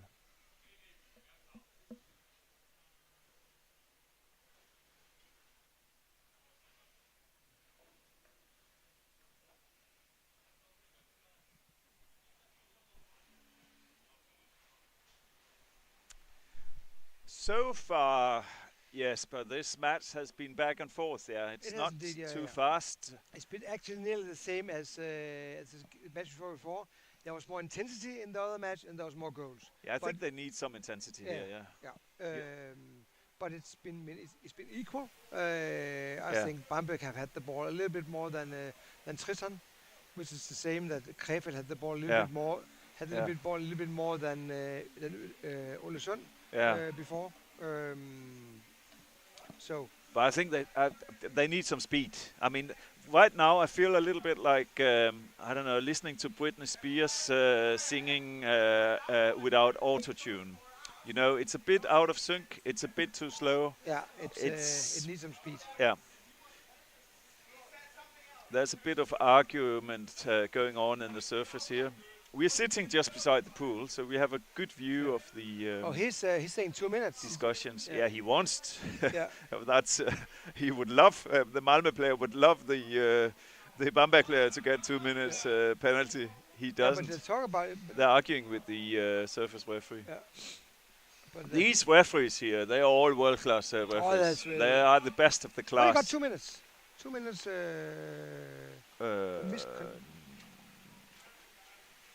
But I don't see where. I don't see anyone getting. No, I think that was a mistake. Yeah, that's a mistake. Yeah, there's no 2 minutes for nobody.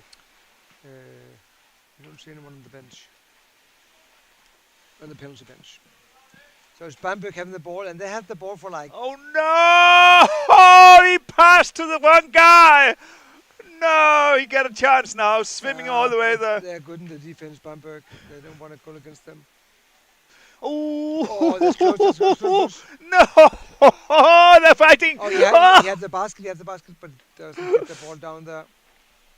Actually, we saw before with Ålesund, where they're trying to score 3 times, and the 3rd time they got it in. Yeah.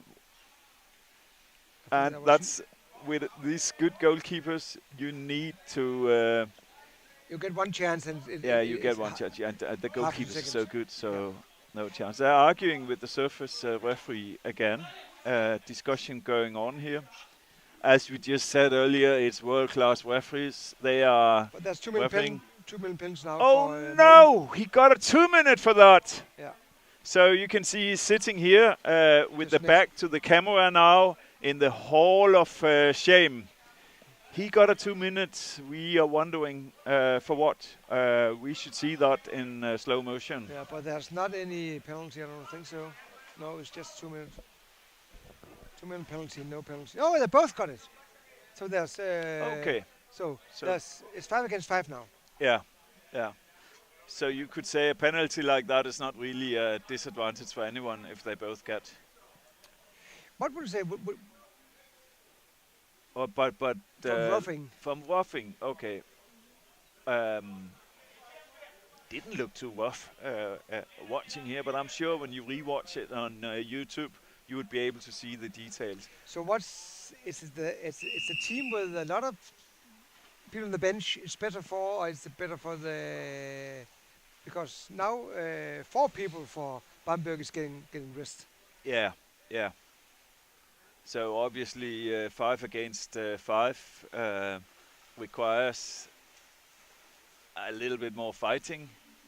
So it's probably a disadvantage for Bamberg. Yeah, but then again, they get a little bit, I mean, they need the rest, and they get the rest now. They have one person out there. Yeah. So, but again, it's Bamberg having the ball and have been that. I mean, like 60-70% of the whole match. So I mean, I was quite surprised because Malmö is Sweden's champions. They went to. It's true. I mean, they were at the Champions Cup in Berlin this November. And they can't really get in there. Can't really get the ball from in. Now a lot of Malmö players around that one Bamberg player with the ball. And he managed to pass it down. But of course there's no one to pass to. Again, 3-4 Malmö players in the water, and there's only one Bamberg player, and they get, again, it's against the head, I think, and they get a free throw. Yeah, it's against, it's against the neck. Against throat. But counting from the number of players on the bottom and the time, where Malmö are definitely on the winning side. Oh yeah, right now they are. Staying down there much longer. There are many more blue players. It's a shark-infested water where the sharks have the color of blue. But they don't get the ball from Bamberg. I mean, they keep the ball even though they're only one and two. Oh, now they got the ball. He's getting it now. Is that a chance for him? Yeah, but then they get it very quickly back again, Bamberg. See, now they got it again. They are kind of waiting their time. Malmö. Oh, swim! Swim faster! Come on!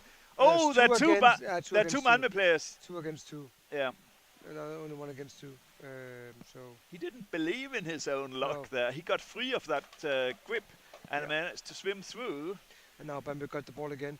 They have to have some quick counter-attacks, but Malmö is, I mean, they have very good air, Malmö. Just have to say that. It's going back and forth here. This is like a poetry session. Back and forth.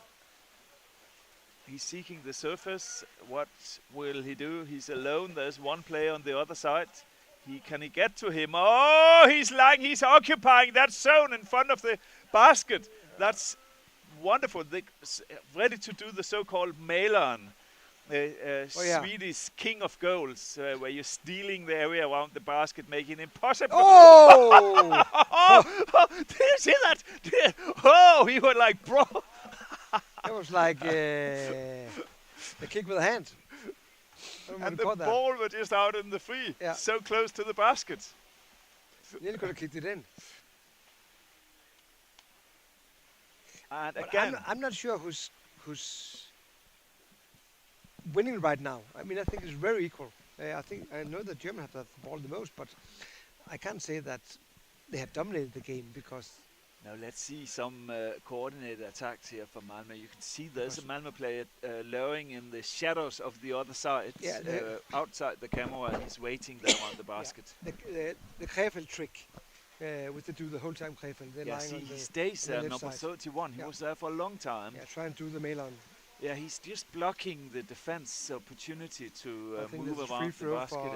Free throw for Bamberg. Yeah. For holding, and that's probably a call against him, the guy lying around the basket. Yeah. Because if a holding player. Yeah. Okay.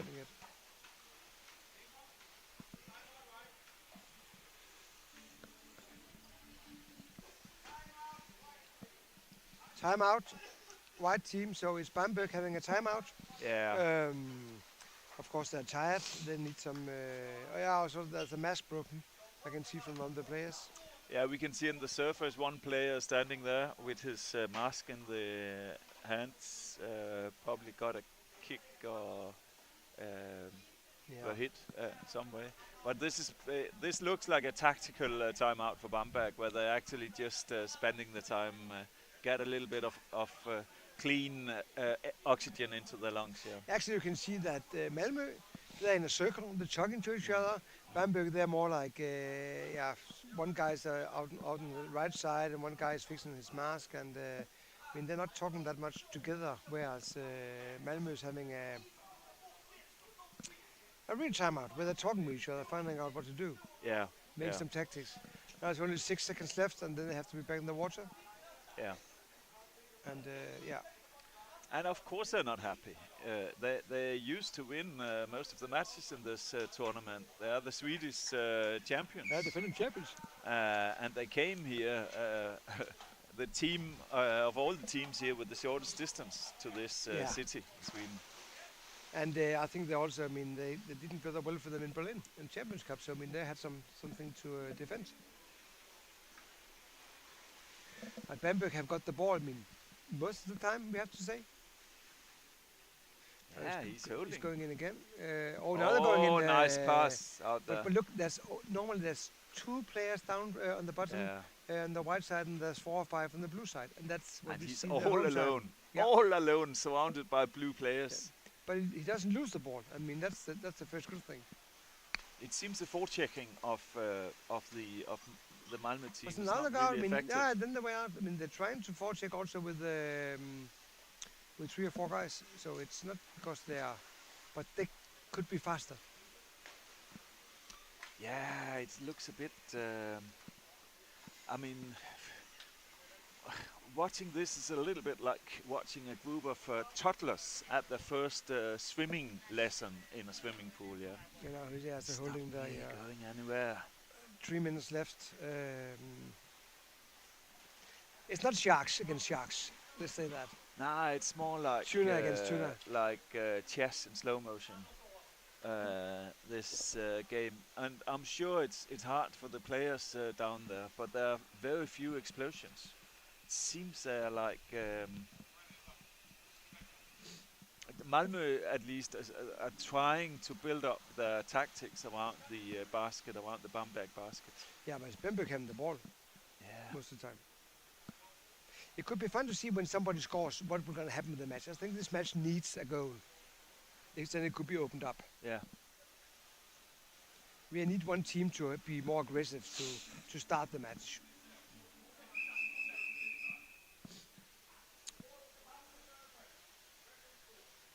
So there's what now? There's the ball from the judge. Yeah, the referee asked to get the ball because he's unsure who made the fault. So he gets the ball and he will throw that out into the pool. So suddenly you will see a yellow ball dumped down there among all these players. A little bit there. There it came. Yeah, and it's and they got it out of bounds. And you can see how they're moving around in the pool, back and forth from side to side, trying to get a good pass. Going in alone, there is a player on the other side. He's taking up the position around the basket. He's lying there. He's waiting for his team members to get into him. He has blocked the area around the defense. He's still lying there. He has the ball. That is the Milan. Oh, this is a chance. This is a chance. He has the ball. Oh, good defense, Bamberg. Shout out to Bamberg. He was in Milan there. But Milan was made in Trelleborg, I think, wasn't it? Before not early on. Or was it Malmö that made? I think it was Trelleborg that made the Milan in the first place. Where you lie around the basket waiting for the ball to come in and you kick up with a leg and the arm at the same time and get the ball in. Oh, it's open way for him all the way in. Yeah, but it's... Yeah. It's lying, it's waiting in the corner. It's still there. Well, it was good. It was good for the... Yeah, he's got it. Ooh, he gets back. Will they get one more shot at that basket? There's only or 1 will minute they and 10 lose seconds. it? Oh, he's being dragged backwards. 15. 1 minute and 10 seconds left of the first half. It's really under attack, the he's Bamberg going basket. in there. They need a... That's so smooth. He has a chance. He has a ball on the other side. It's still out. No, good goalkeeping. Really good goalkeeping. It's good goalkeepers from the Bamberg team, but they have the ability to be alone, the goalkeeper from Bamberg, and still prevent the scoring. So 45 seconds left, and That was a save of the day, what you saw there. You can be proud of yourself, Bamberg goalkeeper. but look at this, when we see this, how defensive they are. They have two way back Bamberg. I mean, they're only four attacking, and they have two, a goalie, and so I mean, they're well defense. We can see that from the surface here, that they are actually keeping two players all the way back. They dive down now. So that's why they always have two people down when the... So they know around Malmö, they need to be strong in the defense, because Malmö are known to steal the area around the basket. Yeah, and they're always fast on the fast breaks. Oh, they're being 40 2 seconds, 1 second, and then it's half time. Oh. So that was the first half, two strong teams. Yeah. I actually thought that Malmö would have had an easier walk in the park. Not today, Malmö. You cannot get an easy walk in the park here, not against a team like that. After all, it's Bamberg, and they have some pretty strong players. Yeah, even though there are only 9 players, I mean, it's really strong. I just have to get some water. I'll be back in a second. So we are watching underwater rugby in this fantastic tournament, Malmö Triton against Bamberg. And this Malmö team, which are named here, they have some really strong players who are used to score goals. A guy like number 4, Andreas Bergenholz, the captain of the team, 2 meter tall, used to be able to get in very strong positions around the basket. Edwin Mortensen, number 10, another strong player. I think they're both playing on the national team too. They are used to get it their way. However, in this match, they met the Bamberg wall of defense, and Bamberg obviously came here with the tactic against this team to be more defensive than offensive. You can say it played out for them because Malmö didn't score, but I would say, as a viewer of this match, that Bamberg, you can do better than that in your attacks. Well, yeah, but they have been. But on the list there's more than 9. 3, 6. Yeah, there's a lot more. I don't know if the Tadar brothers are here from Bamberg. Are they here? I can see Lucas Tadar on the list here. Yeah, he's number 4. And, he's as number 4, and I can see Niklas, his brother, as number 12. Yeah, but there are only 9 people here, and there's more on the list. Yeah. So it's just like, is that the real list, or? Maybe we have some last minute updates to that list. But actually, we have 2 brothers. We also have yeah, number then 13. we have the Shevchik brothers playing too. That's a family sport. And they're 3. Yeah. Shevchik brothers. Yeah. So that's 5 players from 2 families that can really make a team. So after this first half, Jesper, wouldn't you say it can go both ways? Yeah, but I think that when you're only 9 players in the second half, you can be a little bit more tired than the other team. I think that. What should they do different? I mean, what if you were the captain of? The captain of Bamberg. Bamberg had the ball a lot. I mean, they had like 60-70%. They had the ball. I mean, they have to be more dangerous around the goal. And Malmö, they're losing the ball extremely fast when they get around the Bamberg goal. So I mean, they have to play it more around. They have to have longer attacks. And I mean, it's like they go in all speed in the first and then lose the ball. I mean, they should play the ball around. I mean, keep the ball on the German field, and the Germans they have to be more aggressive. I mean, going in and scoring. I would say. Do you agree with me that they're a bit slow, the Bamberg team? Well, It seems from here that the swimming they're not really that. There are no Speedy Gonzalez on that team. compared to what we saw before with Krefeld and Olesund, everybody's slow. That's true. But that Because was also such a high, that- high speed, intense. But that was match. two extremely good Yeah. teams. And we have spectators in the water. I can see. I don't know if it's Swedish or German spectators that's in the water this time. Because normally we don't have spectators that much. No, it's a sport where you can't. It doesn't make sense to be in the pool, because in the pool area, because you need the cameras here, and that's why now when you see the good tournaments in this sport, you have plenty of cameras on the bottom. We only have 3 cameras here. Yeah, but one of them is moving around, and that's. I mean, Yeah, and that makes Yeah. the difference. Yeah. But I can tell you, just being in the water as a cameraman, it's quite hard. Of course. are you going down again today? Or? Yeah, we'll go one more match, and then I will go down into the water again. So the next match, and One more match as a commentator, Yeah. and then I will. perfect, and that's Yeah. going to be Amager Oh, against Olesund. wonderful.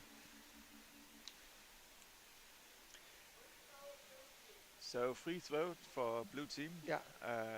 called by holding.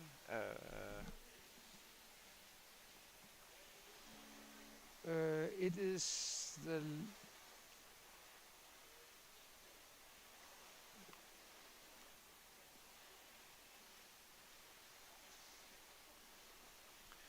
Yeah, here you can see how intense the fighting I can't is see again. who's Squeezing, Krefeld is playing there. moving, trying to get that ball free.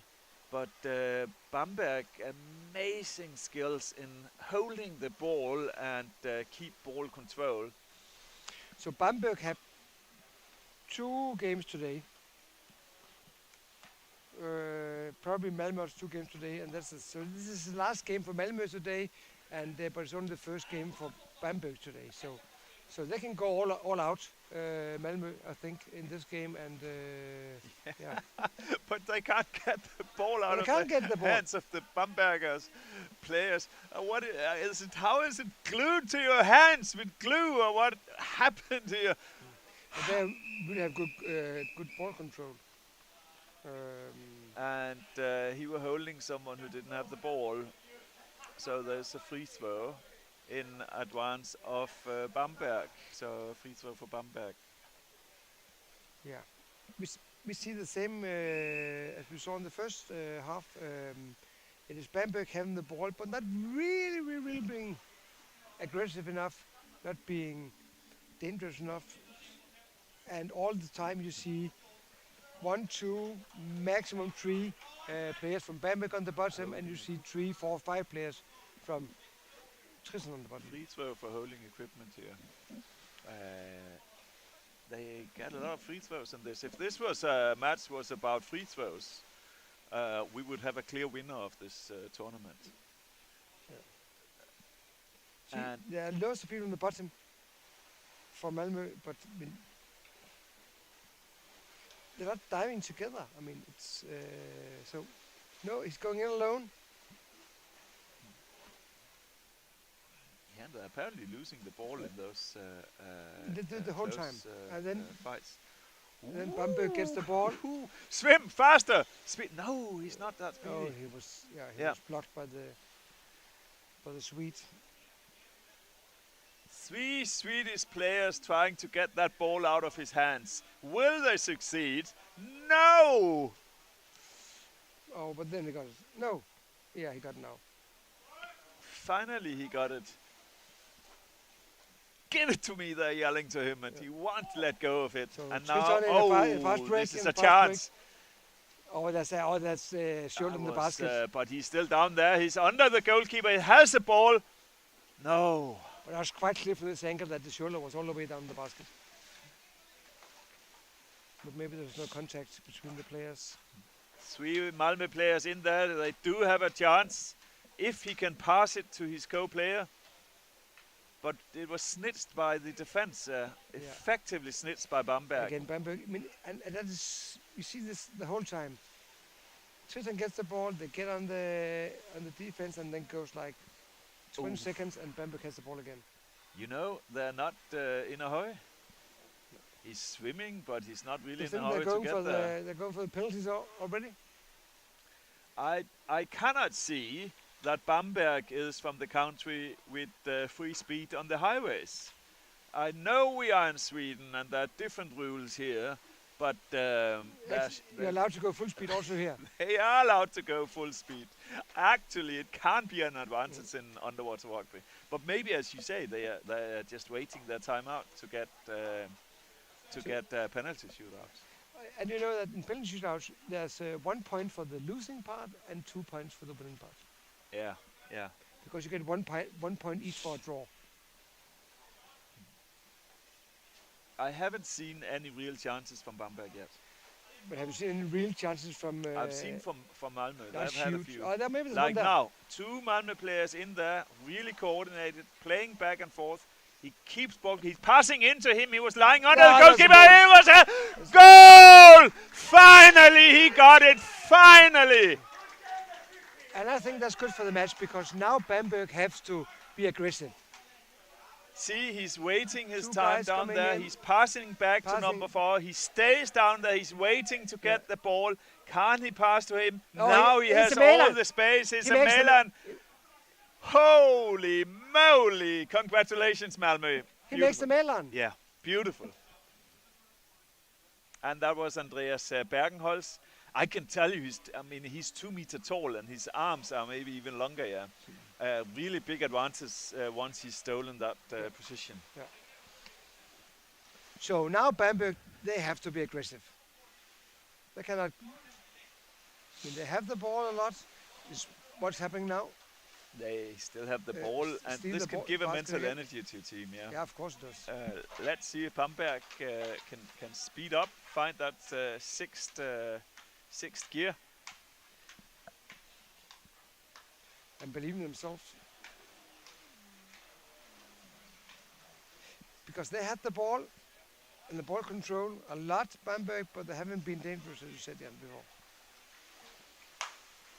And now they got it back again. Malmö, there's only 10 minutes left, so 2/3 of the game is already played. They're playing it safely now. Obviously waiting to now they can build up and attack. There is a player who has stolen the area around the basket, but the referee called. He said holding, so it was probably the guy who had stolen the area around the basket who got that penalty against him. Yeah. Or that. Maybe he was holding the basket. Holding player is what states here. Yeah. I'm not fully sure about what found plays there. So Bamberg, come on. 5 minutes. Get a goal. Of course, 10 minutes left, but you have 5 minutes to control the game. Kind of look blue down here. See how many Malmö players are down there, and he's all alone. And they've been that the whole time. Yeah. They have great air in Sweden. He's desperate to get it out of his hands. Oh! He managed to get the ball. And see, that's what I talked about, this mental energy. You can get this extra little energy because your team is ahead. Yeah. But now they're not in a hurry. No, of course they would like to score, but they're not in a hurry. Yeah, he's waiting his time. He's going in there. There is a player. He has a ball. Yeah. There is a chance. That's a goal there also. It was dancing its way into the basket, the ball.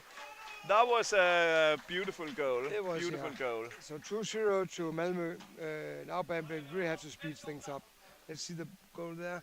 He gets he's on the other side. He gets the ball again. It's Milan. He's lying there waiting to get it. Yeah, it is Milan again. Yeah, despite the fact there were three Bamberg guys on him, he kind of managed to get the ball in.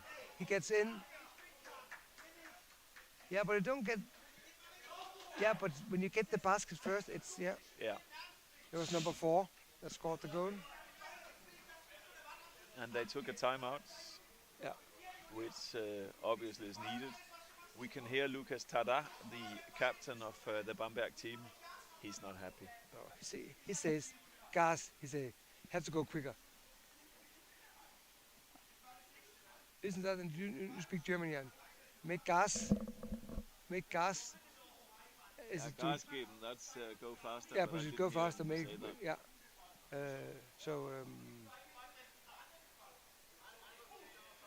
They need a goal to get back in the match. They definitely need a goal. They didn't. They didn't come here to lose. No, of course They're not. about to lose. There's 9 minutes left of the match.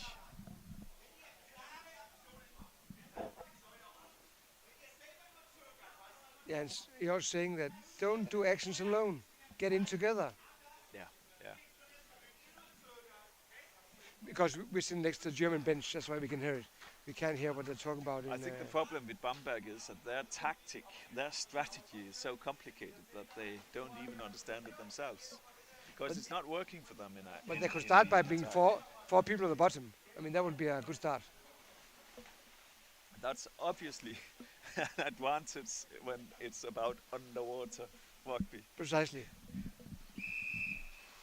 So now we are voting for Bamberg to get a little bit more speed, to get some more chances, but Malmö don't let them. Oh, he could swim through there. But then again, you see, how many blue do you have way down? How many white do you have way down? I mean, Oh, are they dancing? Are they hugging? No, they are locking. they are locking. And of course Malmö trying to lock down the but that is- player. Oh, but that what is- did that ball do there? That was a But that is 360 extremely degree good twisted for backhand. extremely good forechecking for Malmö. Extremely good forechecking. Oh! Did he try to grab him by his hair? Are you allowed to do that, Jesper? No, you're not. No. That's like equipment, so not. So basically, you're not allowed to drag in hair? No. It's like equipment. You're also not allowed to take in the shirt and just drag people. Which only also it's fair sportsmanship that you don't do it. Yeah. Oh, they are in a tight lockdown here. It can go both ways. Bamberg Come has on, the ball. Oh, make he a has a goal, chance Bamberg. now. We need one goal from Bamberg to get an exciting Yeah. match again. That's halfway through the second half. 7.5 minutes left. Oh, what went wrong there? It kind of was a wrong pass. Slippery ball. A wet ball. Yeah. It's too wet, the Yeah. ball, yeah. So now it's 2 against 2. Oh, he's waiting his He's time taking on the the- other side. This is beautiful. Oh, was he under got the down there. goalkeeper. What a The nice keeper. pass. That was a chance he had, Yeah, but he kind of yeah. couldn't get... Yeah, it's not over yet. Not they're over yet. staying. What? But they're not getting the baskets did before. Number 12 is lying there and he's defending the basket very good. And then Lucas Tadar is coming down, number 4. This is like watching a scary thriller for the defense of Bamberg. Oh, see, he's trying to snatch the area around the goalkeeper in there. But I mean, this is just good times for Malmö. I mean, Yeah. having the ball, playing it around, 1 minute of the clock. In front of 2 goals. And they are biding their time now. Oof, can he get it down? There are 2 players down there, heavily forechecked by the defense.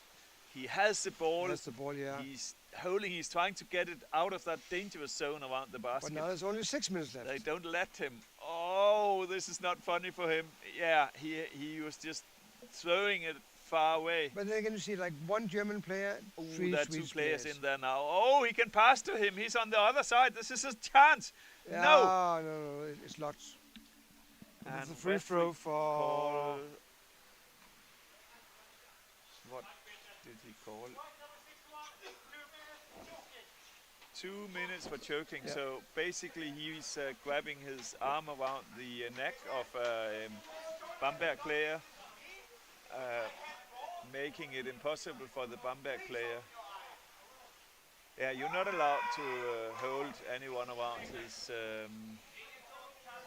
It was a Bamberg player getting that, yeah? Yeah. What happened with? I think there was a warning down there because it was another roughing. Yeah, but they were shouting from the Malmö team. I don't know if they tried to get the basket or what. We couldn't see it down there. But there's less than 6 minutes left, and Bamberg, there are only 5 players, and they need to score. Yeah, that's not. It's good hard for them. shots. And you can see all the Malmö players down there. It's all blue around that basket. Yep. He still has some kind of control. What would you do? Would you let because if you let Malmö? Oh, he has a ball. He has a chance. Oh, he's playing it back. No, he grabbed it. Lucas Tada. He grabbed the ball. He's keeping control of it. And someone were attacked on the equipment, probably on the head. So huge saving after Lucas Tada's wonderful save, grabbing the ball, and now they can get a moment of fresh air. Yeah. But there's only 5 minutes left. I mean, they have to score now. And there's still 1.5 minutes left in the penalty. Yeah, now there's space for Malmö. 2 Malmö players. 3 Malmö players. It's all Malmö. He has a chance. The ball is still there. He's under the goalkeeper. He's under the goalkeeper. He has the ball. Oh, I think the Germans have the ball now. Yeah. No. Swedes still have the ball. Come on, other side. It's there. It's on the way. It's squeezing its way. Oh my God. Squeeze. That's good defense from the German side. Wow, that was close. That was very close. Good defense. Extremely good. Oh, now that's a goal. No! Painful. But then the Germans will be 6 again in the water because the Malmö scores. That basket was waiting. I'm here. He was shouting to the ball all alone. We see it again now. So there we see the goalie goes up. Yeah. He couldn't believe his own luck. He was looking around at his co-player, Yeah. telling them, there, "Have you he seen?" goes up there. Yeah, there. Oh. And then he gets. Yeah. It's nobody's fault. It's just out of air. That's the thing when you're only 3 players and 5 players. 5 players. Yeah. So 3-0 to Malmö against Bamberg. 4 minutes left. Now it's more than a miracle. I think they need to.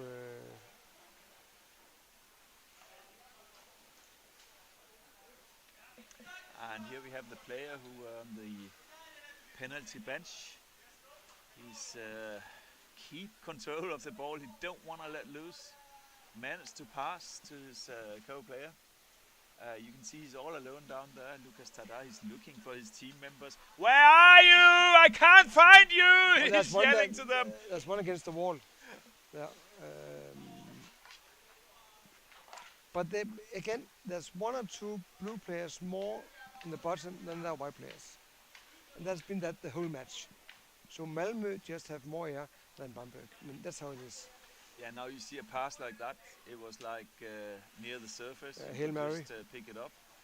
And now he's swimming full speed, passing to a co-player.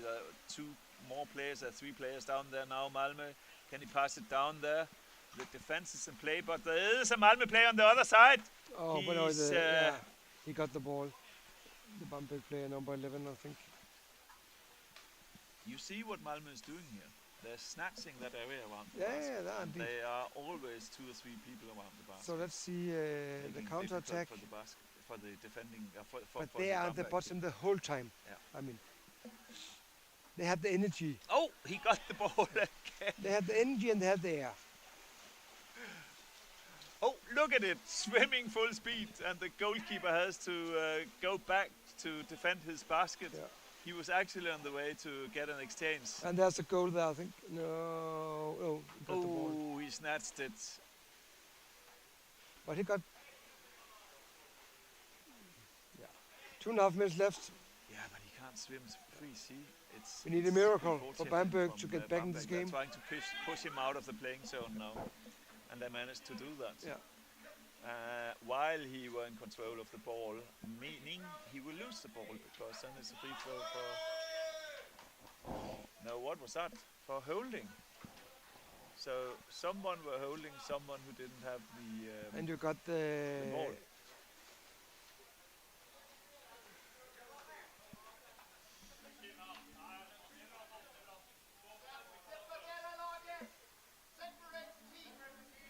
So we're separating the team because we have an issue with equipment now.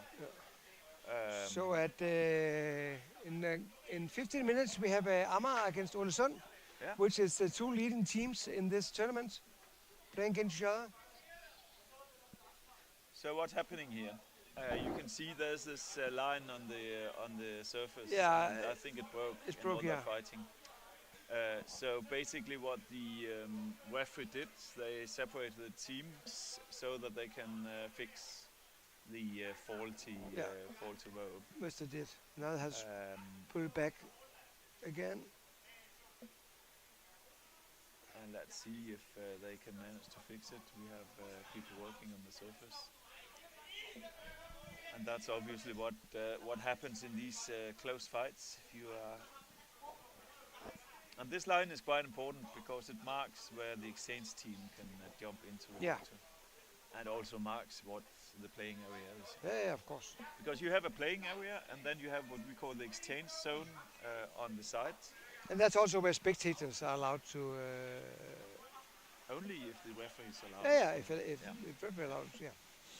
But we have one spectator over there now. Waiting for the game to start again. We'd like to see what happens under the water. And it goes there.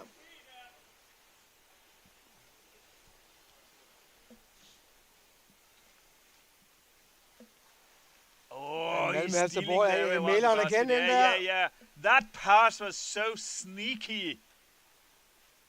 Oh, but Bamberg, they you can put a tail on it and call. It was so sneaky. You can put a tail on it and call the weasel. Like a second black. He's on the other side. He's under the goalkeeper. He has a ball. He's still in control.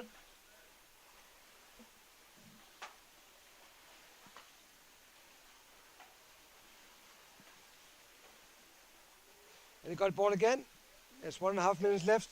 Can they make another goal? I think we have to say that Malmö have won this game. Great comeback from Malmö that lost in the morning, 4-0 to Uddevalla, and now they made a comeback. And I think we got a 2 minutes there for Malmö. Yeah. Number one, player number one. For roughing, for Karl Falk. And that's a tool the referees can do if they fear the infights are getting too rough. People but I think that Bamberg have lost all their games this season. Yeah, what was it the last time you're looking at? Yeah, there I can see they lost the first game 3-0. I can't see to whom.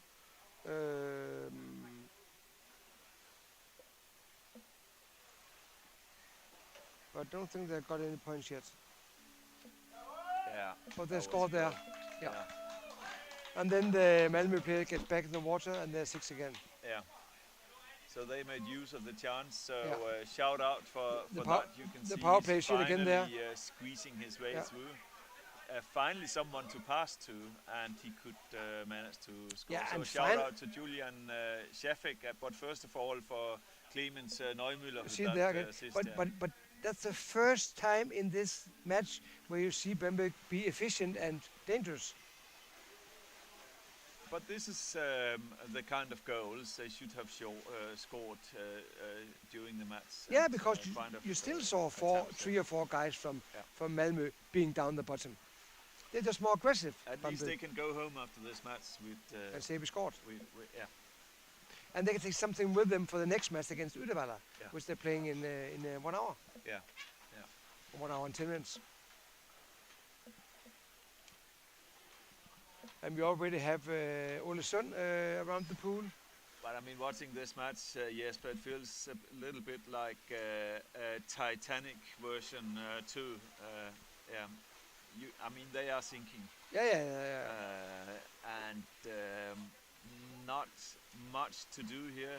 10 seconds left. They know they're going Of course, to they can't lose. come back in Yeah. 10 seconds. I mean, they're two goals behind. But they made a goal. And They I made mean, a goal, and that was a strong finish for yeah, them. yeah. So, yeah. So that was it. And But the next match, that is going to be one of the highlights of today. I think it's going to be as good as Krefeld against Ålesund, Amager against Ålesund, because Amager, they won 1-0 against Krefeld.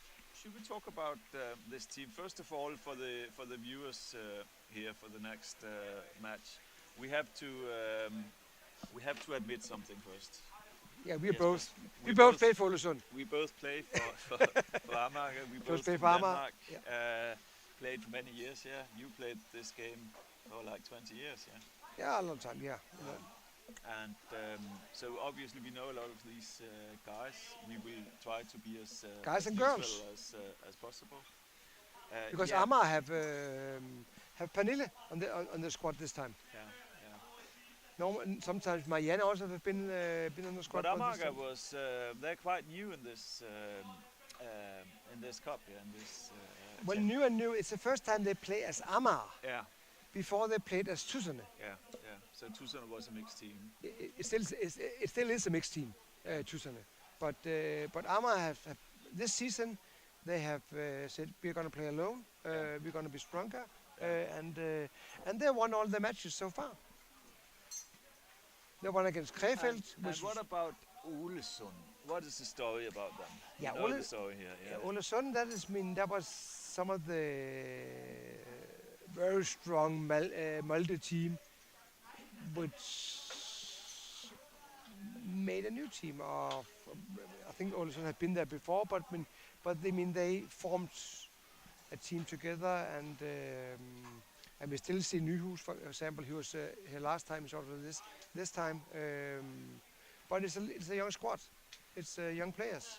Yeah, because if you look at the history of this sport, back in previous years, you knew that at any Nordic championship in underwater rugby, often it would end up with Molde winning the match or the tournament, because for years had some really a good team spirit and a good team culture and some really good players on the team. Yeah. But as we saw in Berlin in Champions Cup, where in the third place final they won against Ea, I think, wasn't it? Ea they beat. No. So in Champions Cup. Yeah, yeah. But they became third. Yeah. I think it was against Ea. And that was with Ivar Bjørnerem, Bård Inge was there. They were the ones scoring on penalties and so on. And they're not here today.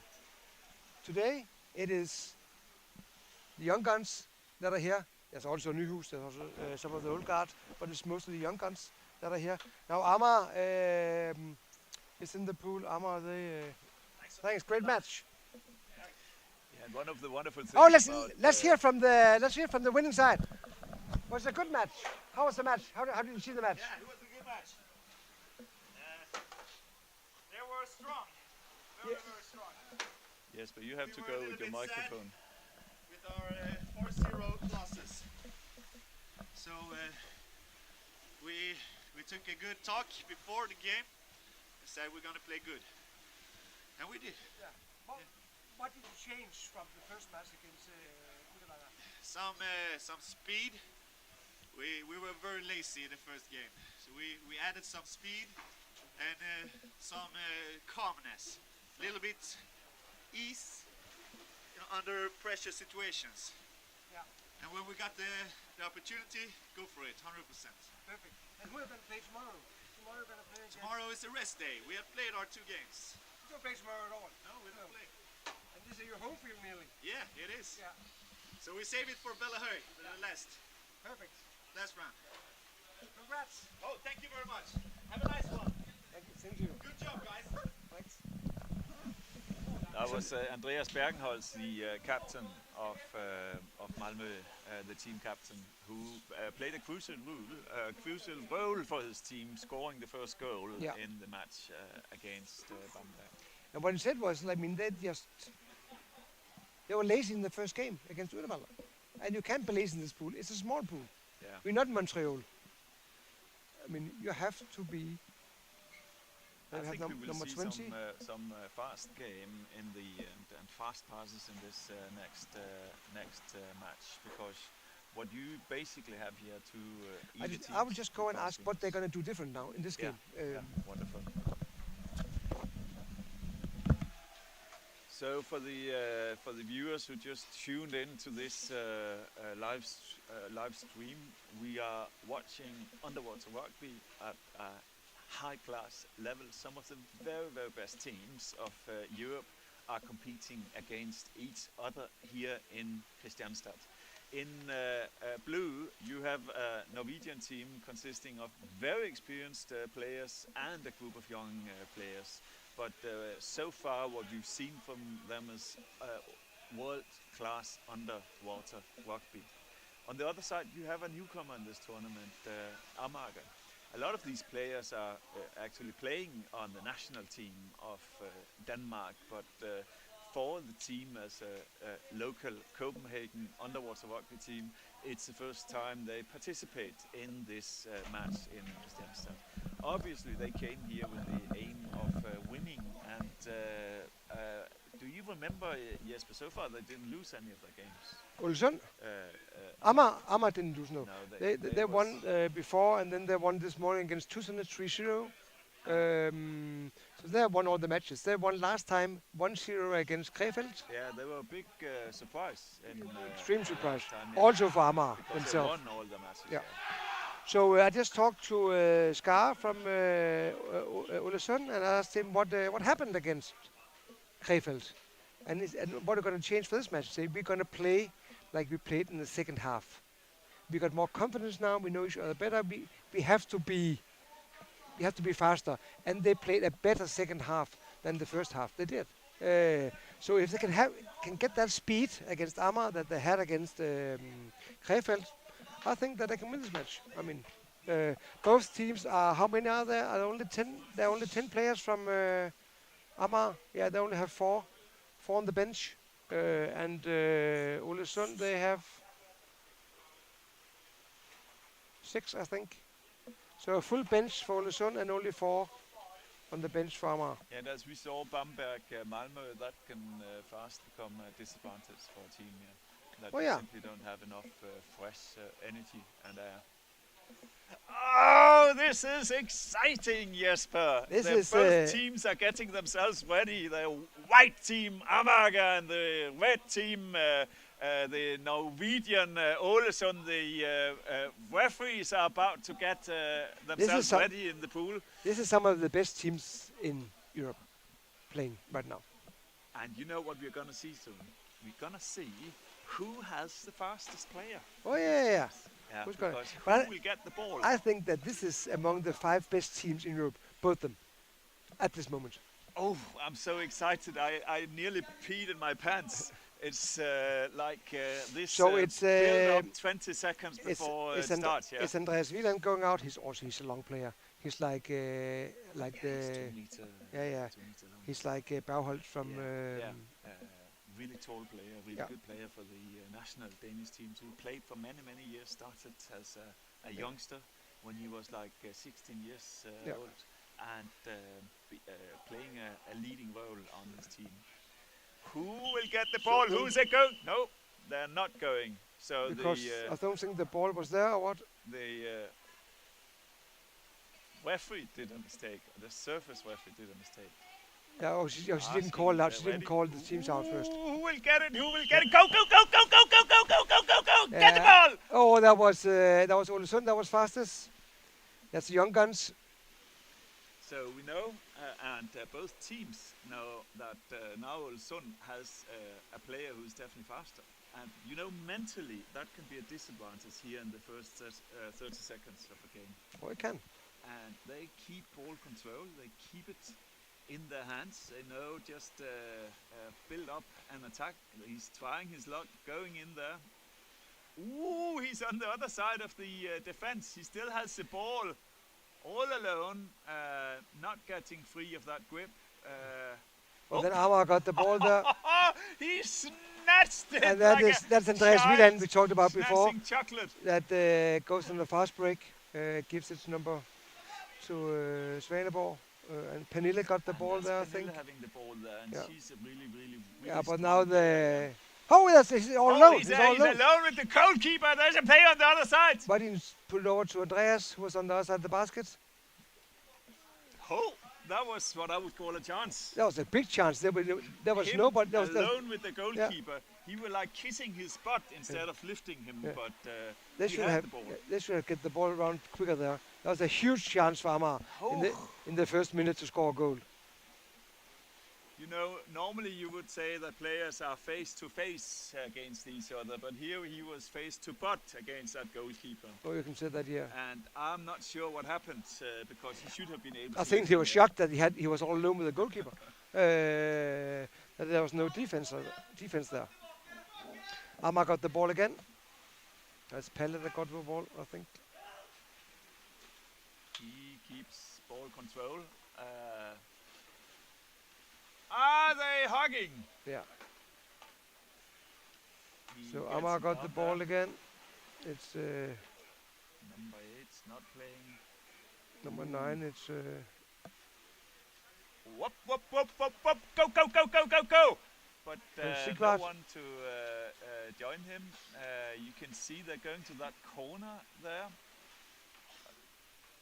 Is that part of some tactic, or are they just I think waiting they to want to. I build mean, up? it just. Yeah. Oh, that was not good. Oh, But that was a yeah, he bad- keeps the ball. Yeah, but you can see this is That was the too- virtue of yeah, strength. He stays down there. Yeah, and they were Conquers the ball they were back. too far apart. Those players. But that's the difference in rugby on this level, that when you lose the ball, you stay down. You have to stay down. Yeah, find yeah, it yeah, back, yeah. Which he Have- managed to. You have to get the ball back. So now they're luring the. What is he dribbling? Is it handball? What are we looking at here? Trying to lure the players out. Come on, go, go, go, go! Again, Alone with the goalkeeper. That's the second time He's there's. under Yeah. him and Yeah, That was, I think that was Anders that made the goal again there. Holy moly! He scored! He came, he saw, he squeezed it into the basket. Yeah, that What a was- score! Is that timeout or what? And it's Let's see the goal again there. dancing See the around goal the again there. basket here. Sean plays it around. Beautiful. He Yeah. takes his time, he goes in, he's waiting on the other side, he gets it to him, and it's like squeezing Yeah, it under there. squeezing What in, a yeah. beautiful Yeah. squeeze into the basket. So 1-0 to Amager after only 3 minutes. Hop! It's mine. You can see they get the mental energy now. Yeah, they do indeed. Now it doesn't matter if you're only 10.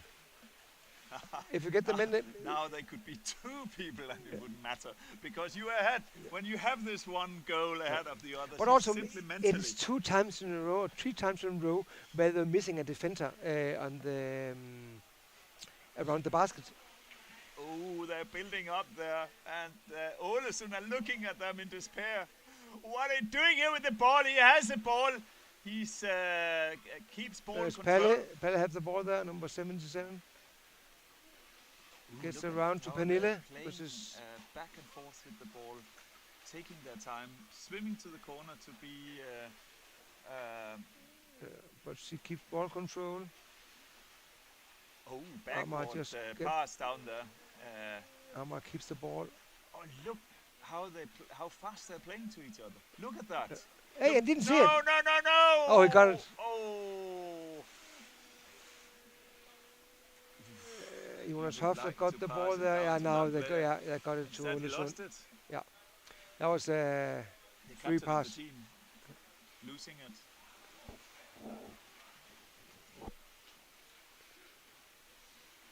Oh, he lost it again. It's hard to see where the ball is. Maybe they can't find it, but there it is. Yeah, Olesen got it around the Amager basket.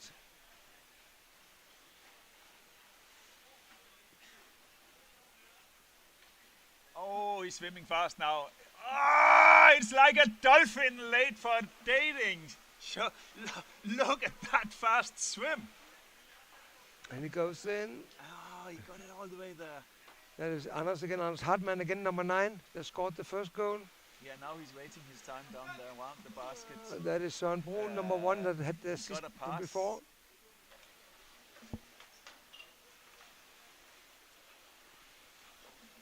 But in the Haps, and Tobias lost the ball. I want it, eat it. Oh, there's no goalie there. Oh, they got it. But in the game before, Krefeld also was ahead against Olsund, and they came back 2 times. So I mean, they're not afraid of making goals being behind.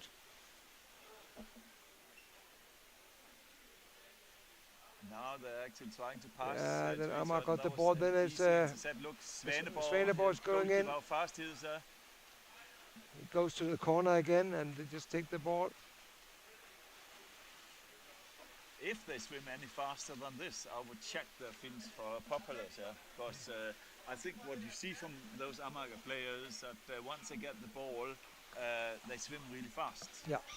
Simply to get it out of. But I didn't see. I looked at afterwards. Do they have a defender way back?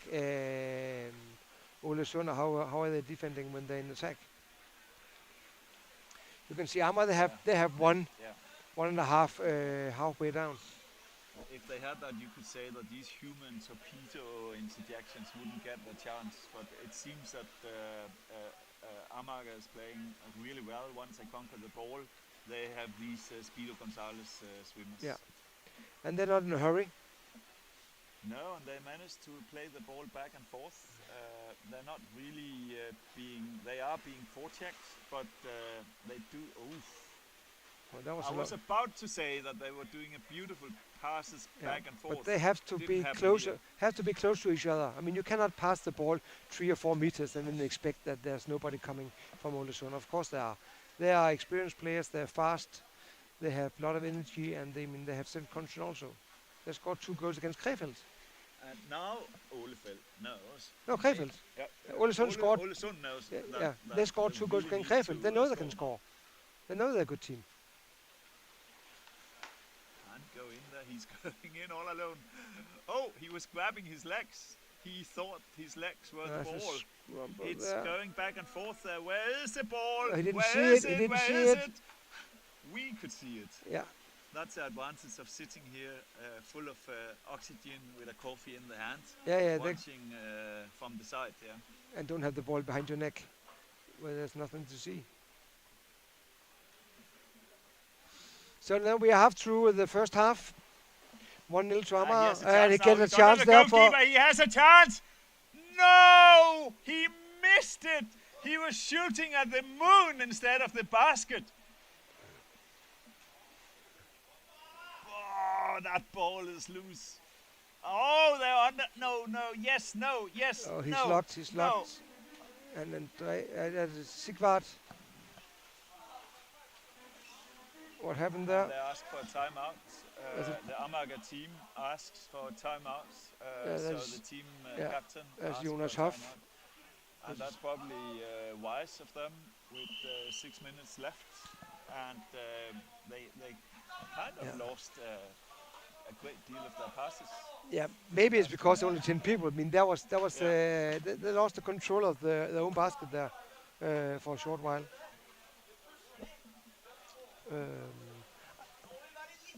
What would you say if you were on the Norwegian side right now? Yeah, I can tell you that the coach, what he's telling them is that we are really close. Yeah, they are really Just close. do a little bit more, 1 meter more, and then we will get the ball. And they also now they get a free throw right now. They have the ball right now. And then he's telling his team, the Norwegian team captain, that be 3 people on the bottom of the pool. That's an advantage. Yeah. They haven't lost anything at all now. No. This can definitely go both ways. Yeah. We are in a very close match, despite the fact that Malmö scored a beautiful goal and had a few good chances. Amager. Amager, yeah. Malmö played last game. Yeah, sorry. when you're here and watching all these many different teams, it's kind of getting mixed up here. And there's some problem with We have a problem with the equipment. camera I think, equipment here. is it the what's it called, the horn that doesn't work? Yeah, I think we're trying to fix the. I think we have a problem with the horn. So that's why it's a longer break than Yeah. normally, because there's some equipment for the horn doesn't work. We can see it there actually in the water now. The camera. Because you're actually quite depending on a lot of equipment here. Yeah, you're depending on the. We can also see now that the cameraman getting out his equipment. Yeah, I think we have a Hanse. cameraman as a technical helper. Because basically what's going on here on the surface, they're trying to fix the horn, and without that horn, it's so difficult for the referees because they're using a horn that no one can hear, and Oh yeah. and obviously you can use metal sticks instead.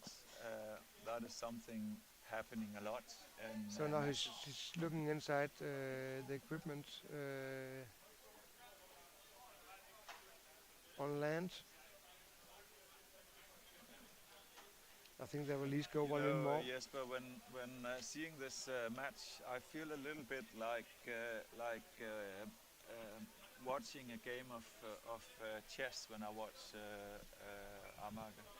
There's so many good passes. You can see they have fixed roles. They are positioned well against each other. From a tactical perspective, I think this is underwater rugby played with the brain instead of your biceps, and that's why I like to watch them. Yeah, but also strong. I mean, but You have the infights and all that, but on this level, against really strong teams, what you need is to you cannot win based on physics alone. No. And that's why I like to watch it when you see these tactical plays, players moving around in fixed positions. And Ålesund doesn't know Amager that well, but tomorrow we're going to see Amager against Flipper. Yeah, they're the And two national. They have a love-hate relationship. These two teams because They of have course, played they know so each many other so times well. together, and they know each other, and they know the other Yeah. players. So that'll be a completely different game tomorrow because Ålesund, they don't know the tactics from Amager. No, no. But this is good for Amager. That's a long break because now they get all there that they need, and they're only, like we talked about, they're only 10 players. Yeah. So they will be all fresh now. Maybe some of them will be cold because it's a long break. As you can probably hear in the live stream, we definitely have issues with the horns. Yeah.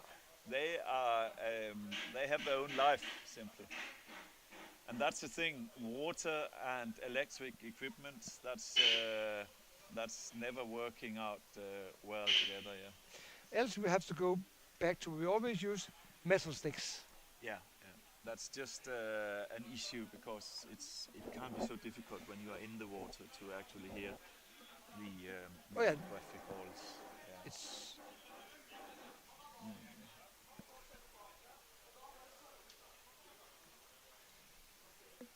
So we definitely have a technical failure of equipment. so now Not much to do. we see 10 people. How many are they on the? Yeah, I mean, what both players are doing here on the surface now, they were just waiting their time, getting plenty of fresh air. Yeah. For the viewers who just came into this stream, we have a Broken horn. broken horn. Trying to fix it now, bringing the bigger equipment to the horn to see if we can get something done about it. And if the horn doesn't work, we have to go to metal sticks. I mean, Yeah. that's how it is.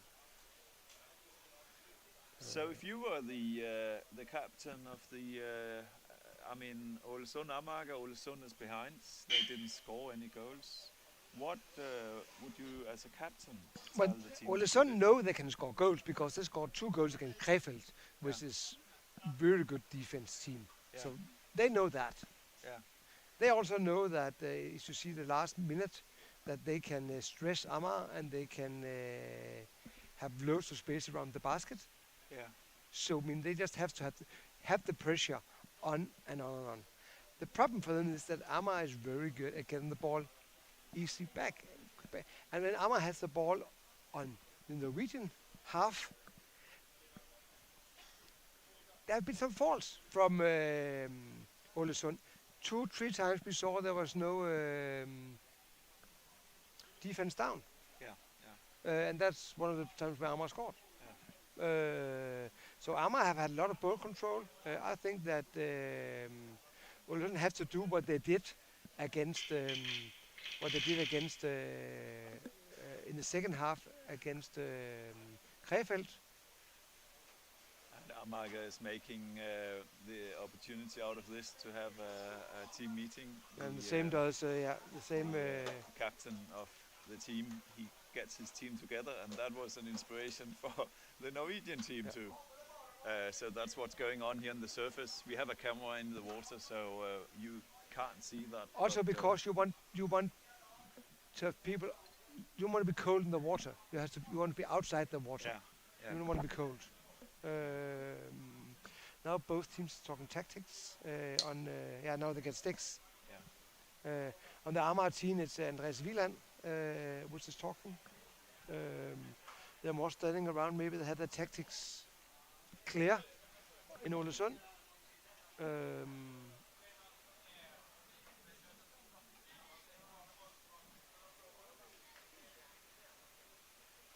Yeah, and I mean, The game started know again. your enemy and know yourself. Oh, yeah. But maybe you should know where your players are before passing the ball. That's one thing I would definitely give as an advice here, because a lot of passes were actually dropped or lost. I think they're going to metal sticks now. Do they have 4 metal sticks? I would hope so.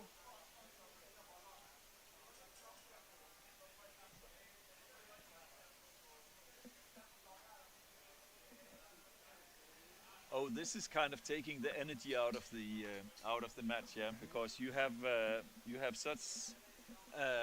such high intensity in the match. You had really intense playing, and then you get this long break and uncertainty. So that can definitely impact what is going to happen now. It can be in a huge advantage for the team behind. That means Ålesund. But it could, of course, also be a huge advance for the Amager team. I don't know, getting a lot of air, figuring out a new way to go through. Yeah, and at the free throw now for Ålesund, 6.5 minutes left. Sometimes with a free throw, you miss the ball right away, and then you get a.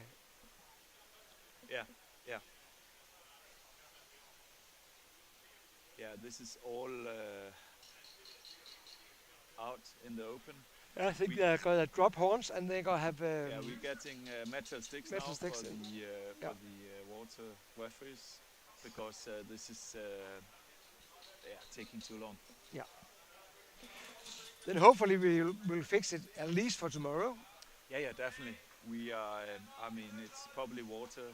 But how many games are there left today? This is. There are 2 games left for today. 1 game at 8 and 1 game at 9. Yeah. So it's Trelleborg against Bamberg, and it's Krefeld against, I don't know. Can we see the last game today? Can you put the program up? And for the viewers, for now we don't have a moving underwater rugby camera, because the cameraman is working on the surface. Yeah. He will obviously jump into the pool again, but we might not be able to see all the actions for the next 5 minutes. At least we have 2 cameras stationed on the bottom of the pool. Yeah. So we will definitely see if any goals are being scored. Let's see, because this is an intense match. It can go both ways. course the Amager team don't want to let the Ålesund team score any goals, but they're very eager to score, obviously. How they change? Maybe Tobias goes up and Søren goes in. I don't know. They're talking about it. On the Amager team, Yeah. I think they're just holding on to the Oh, the young guns is going in. yeah.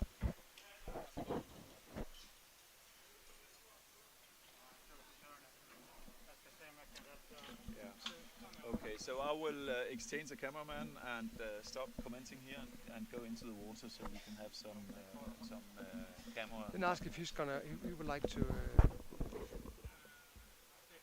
Spørg ham, han har lyst til at kommentere. So thank you for commenting here. I will jump into the pool so we get a moving camera. Well, let's ask him if he wants to. I think we're going back now.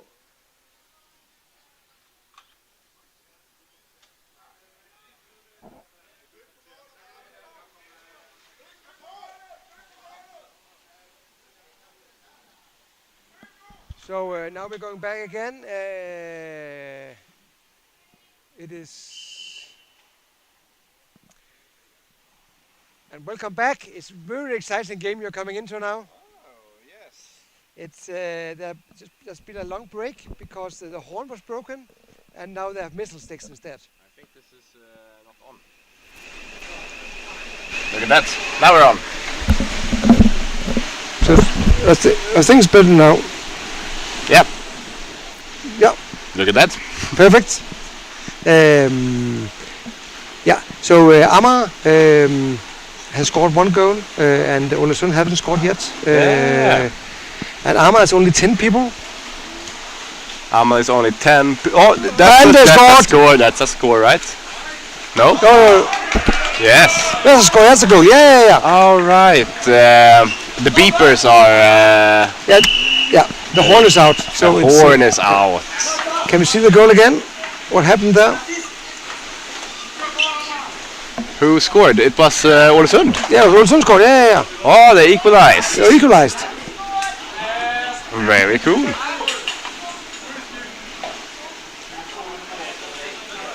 Have you guys been commentating with the volume off? Yeah, I think so. Yeah. No, but I think they could hear us. I don't know if they could hear anything. I hope Oh, so. maybe. Okay. And there was Subik. Yeah, scored there. Right. Came down. Yeah. Okay, from above. That's above, yeah. That's a good way to score. Yeah. And he scored on number 9, Anders Hartmann, which scored the first goal. I just talked to Ålesund Yep. before, and they said they would try to play that they played in the second half against Krefeld. Remember we talked about they had much more speed in exactly. the second half. Good thing they are coming in with a bit of a disadvantage because they played a really tough game before. Oh yeah. And Amager has played really well. And Amager is undefeated in this tournament until now. So far, but So far. now. But now it's a different game. Yeah. I don't think they can hear the. No, there was a break for like 5 minutes where they had to the beepers, the horn that tried to that broke. Yeah, I think they're complaining that they can't hear the shakers or whatever they're using to signal. Did you get a penalty or what happened there? No, I just think that the players are complaining that they can't hear the not horn. Yeah. But there was something else on the bottom he took up. There was some metal on the bottom. I think he just dropped the Norwegian player.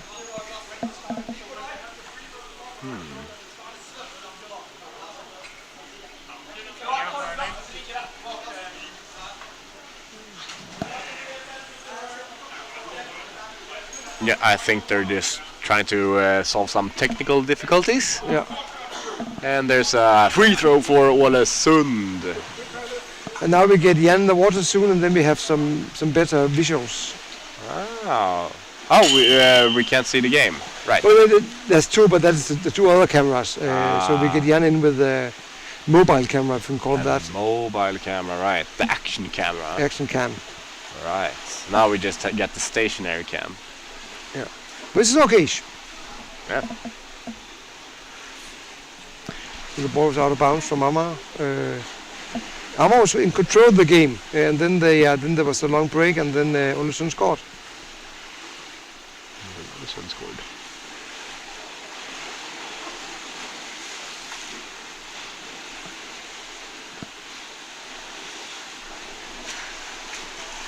So The water is definitely murkier than before. oh yeah, it is. When they go strong in, they get chances a lot. But that's happened also I mean, Amager, they had 2 or 3 big chances because there was no defense from Olesund, and one of them they scored on.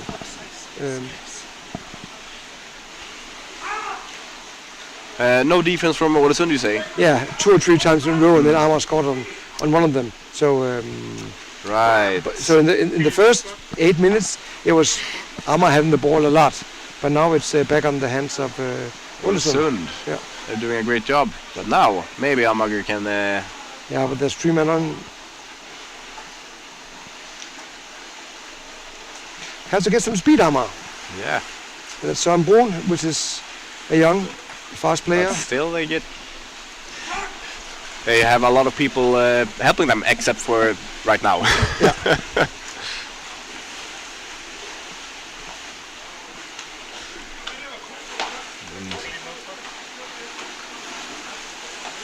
It's difficult.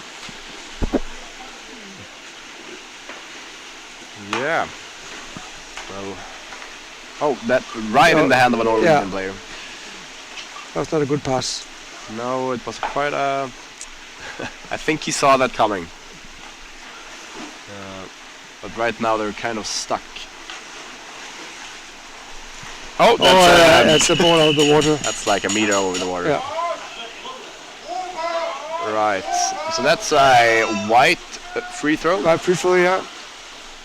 White free throw. And 2.5 minutes left, more or less. So Exciting game. very exciting, and but it'd be a good time to score a goal now before the half break. Oh, look at that. Yeah, they're losing the ball, Yeah, they're quite sloppy. but they have to be in the bottom to get the ball Yeah. back. Olesund is doing great here and actually playing really quickly. Like you said, they playing like they did the last half of the Kristianstad game. Okay, yeah, precisely, yeah.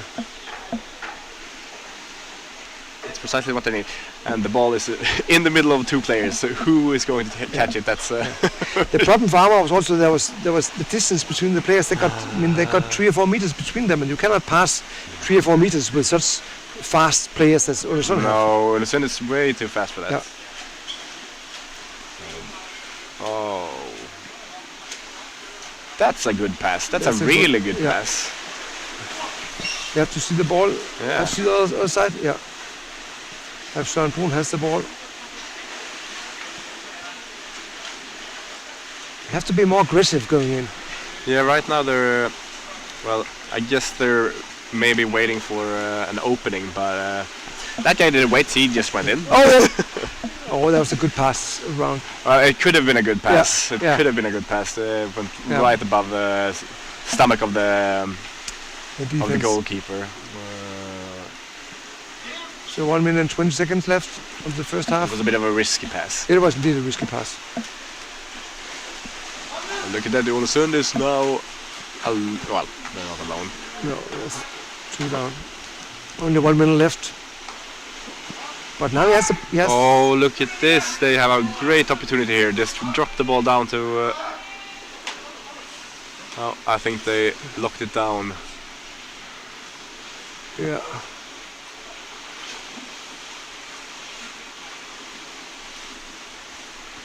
Look at that. I got the ball. Just straight for the Sway goal the now. ball. Going in. You're Yeah. turning away from the basket. I'm not sure if that was the right decision. You should have just gone for the goal. Yeah, It's I just think half so. a minute left. You just have to risk it. Yeah. Because now just now you have to go in. Then time's run out. Yeah. 15 seconds. This is going to be They'll play too the last slowly. thing we're going to see this half game. I think we're just going to Yeah, that's hug the the first ball. half. That's half the game. Yeah, but that's a good first half. I mean, again, good you came back. They were scoring again. The second you came, there was scoring. Ah, yes, yes, it was. So last game we had 4 goals. That could be easily be the same. Last game with Ålesund we had 4 goals. Yeah. That could easily be the same again. When you were away, Triton versus oh my God, Bamberg, right? yeah, and Oh, I think they got the horse starting again. I think so, yeah. And they won that game. Malmö. Yeah, Malmö won. Yeah. Yes. And they said they're just too sleepy against you in the morning. I mean, they were not prepared at all No. against Uddevalla. So they lost because they tried to be double as fast in the game. Yeah, I think against our tactic there against Malmö is to just hold our positions really well. It's quite difficult to score against a well-defended defense, especially for Malmö. They basically have the tactic to they're really fast, so they score on a lot of empty baskets. Yeah. We don't allow empty baskets No, in Uddevalla. that's a good thing. Yeah. Mostly, at least. Yeah. That's our goal to keep people on around the goal. Yeah. And which players are playing in Uddevalla? It's a mixed team. It's a bit of a mixed team. So we have from Felix, we have me. Felix, that's Göteborg. Yeah, Felix is Gothenburg. Yep. So that's me and Eric Stadius. Eric was commentating here before as well. We have from Uddevalla, we have Patrick Nilsson. Patrick something. Yeah. And we have Johan Adamsson, Zappa. Both long. They have played a long time, both of them. We have Henrik Valdeng. He has been playing a long time as well. And also from Uddevalla we have Emanuel. Emanuel. He's one of the national team players. Yeah. And then we have some other players as well. no, I can probably name them. It's Anton from Linköping, and we have Oscar and Ivo from Polisen, Stockholm. Yeah. And we also have Kusai from Berlin. He's playing with Berlin, but he plays a lot with Felix because he likes us. Okay, so it's like 5 different teams. Yeah, we have a lot of different teams. Yeah. I think we might have another teammate as well. We have Elias from DKB, one of the former junior championship junior players from. He played in the national team for Sweden, junior. But he's too old now. Yeah. But is it hard to play together when you don't know each other that well? That's actually why we're playing a kind of safe game. It's really hard to play with new people, but since we're just playing basic, with the basics rules, like just hold your positions, and everybody knows how to do that in our team. So we're all individually good players. We don't really have a tactic. Our tactic is just hold your positions. Yeah, that's a good thing. We don't have those cool attacks that Krefeld has when they go against throw the ball around the basket and stuff like that. They seem to have a really thought out plan when they attack. We just kind of go with the flow. Yeah. And it worked out so far this time. This time, yeah. Are you playing again now? You're playing. We're playing tomorrow. Playing tomorrow. We're playing tomorrow against Trelleborg. Against Trelleborg, yeah. Yep. And then you know each other. 2 Swedish teams. Yeah. Yeah. We've been playing Trelleborg a lot. Yeah. It's always a fun time. And how do you predict that game was going to go? Oh well, I wouldn't dare to say. I'm a bit partial, so I'm gonna say that we're going to win. Of course. But I think it will be a tough game. Trelleborg is a good team. Yeah. But they are also a mixed team, so you have lots of Finns, 5 Finns. 5 Finns. Yeah.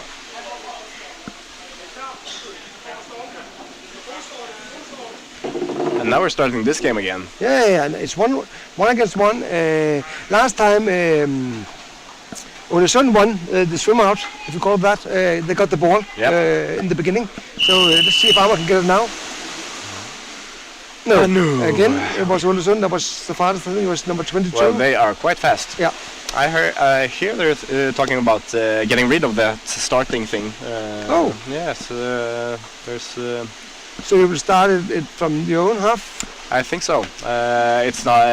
I don't think there's anything official yet, but That's a thought. just a thought. Look at that. Oh no! What happened to the ball there? Just lost the ball. Yeah. So Amager is on the offense. There's what's that? Roughing or what happened?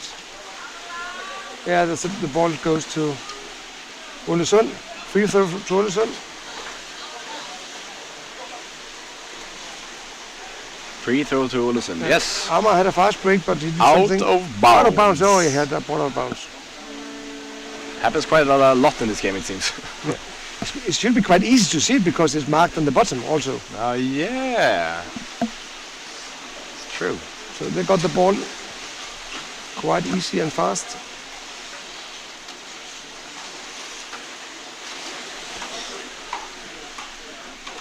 So the Amager in the offense.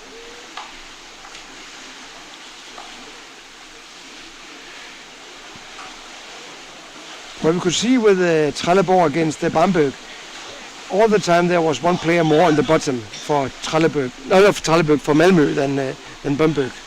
It also seems now that And Bamberg they were only 3 people on the bench as well, right? or 2. Oh yeah, 2 on the bench. Oh yeah. But there were only 2 or 3 on the bottom, and there was always 4 or 5 on the bottom from Malmö. It also seems like there's a lot of people on the bottom from Ålesund here.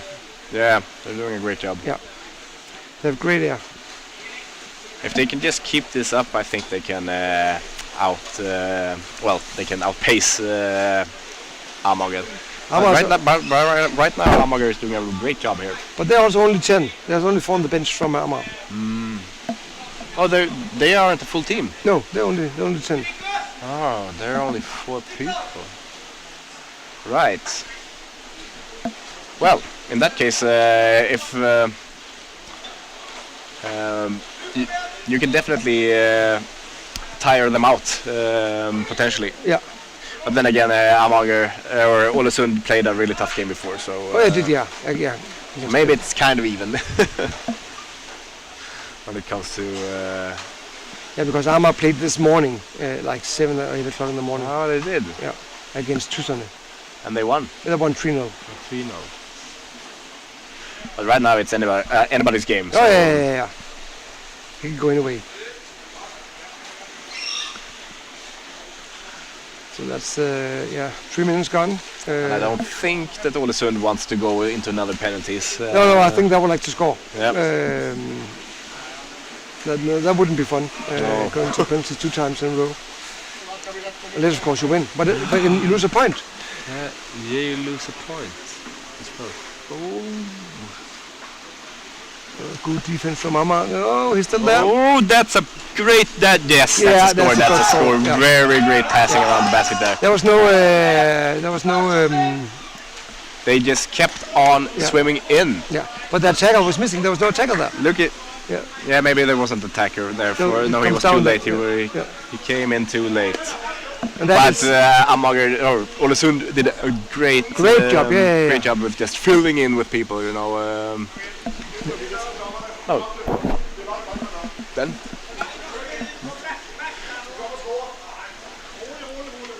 Yeah, Ålesund just an amazing job. Just keep diving, just keep swimming. Then Amager has to score. I mean, it's as simple as that. Yeah. but I think Olesund got the ball. Oh, what the heck?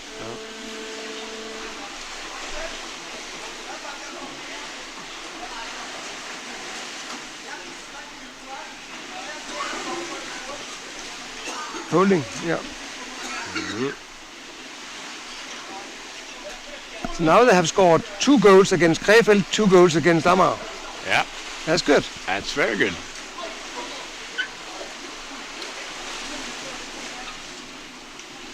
Well, the Sund is on fire today. They're doing very well.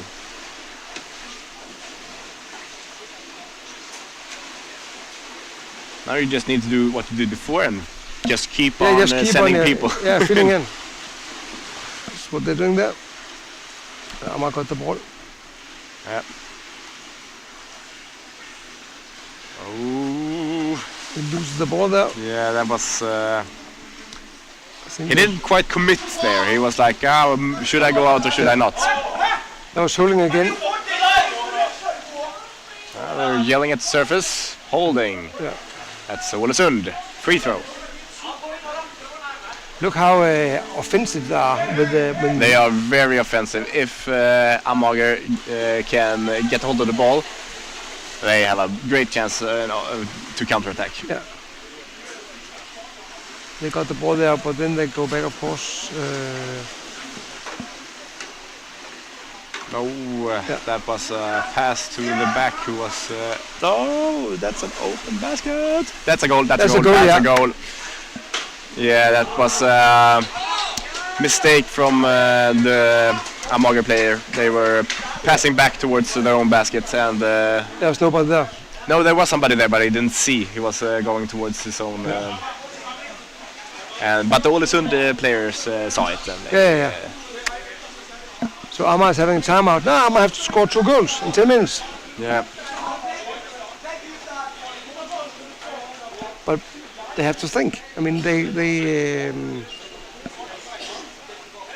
have to get the ball up, have to play it around, have to I'm just really impressed with Olesund. They play so good, so good. from 1-0 to Amager to 3-1 to Olesund. Yeah, great job. Very good job. And it's a young team. Yeah, I think they're learning by each game. You know, they're better than they were in the Krefeld game. Which they said to me also when I talked to them. I mean, they learned a lot in the first half from the Krefeld game, and then they build on that in the second half. Yeah.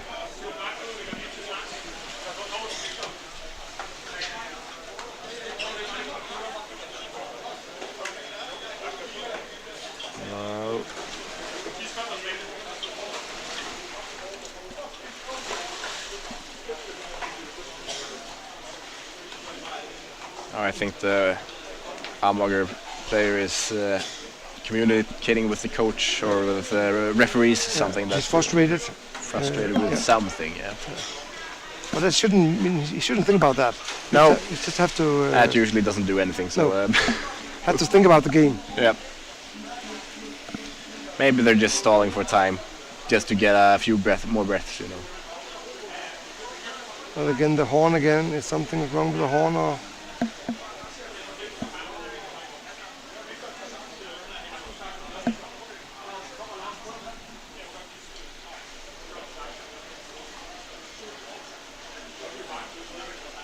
No, it's the same thing that happened in the first half where the horn broke or something happened.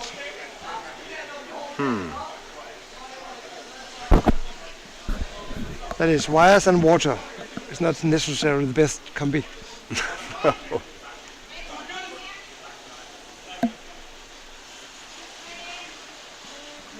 Now Amager has to score a goal. Actually, they have to score 2. They have to score 2. But they have to start in with quite a rapid succession as well. They have to start with the first one. They have to start with the first one. I think they should start with the second one, actually. Yeah, it will be the second goal. And don't throw the ball away. You don't make goals when you throw the ball away. No, that's an excellent commentating right there. Don't throw the ball away. They seem frustrated, Amager. They don't use the game plan. Yeah, but now they have a free throw with them. Yeah. They get the ball back. Still 5 minutes. Out of bounds again. Yeah, it's a lot of out of bounds for a pool that well marked up. Yeah. Well, I guess it's a lot to take in when you're playing. You know, it's you're not really thinking of where you're swimming. You're thinking of where you're supposed to go. Yeah, of course. Yeah, Margaret, if you just keep the ball right now. So. But the pool is wide enough. It's just because it's narrow. Yeah, it is wide. Exactly. They're just swimming all over the place. That's why I think they're afraid of other players, so they try to flee. Yeah.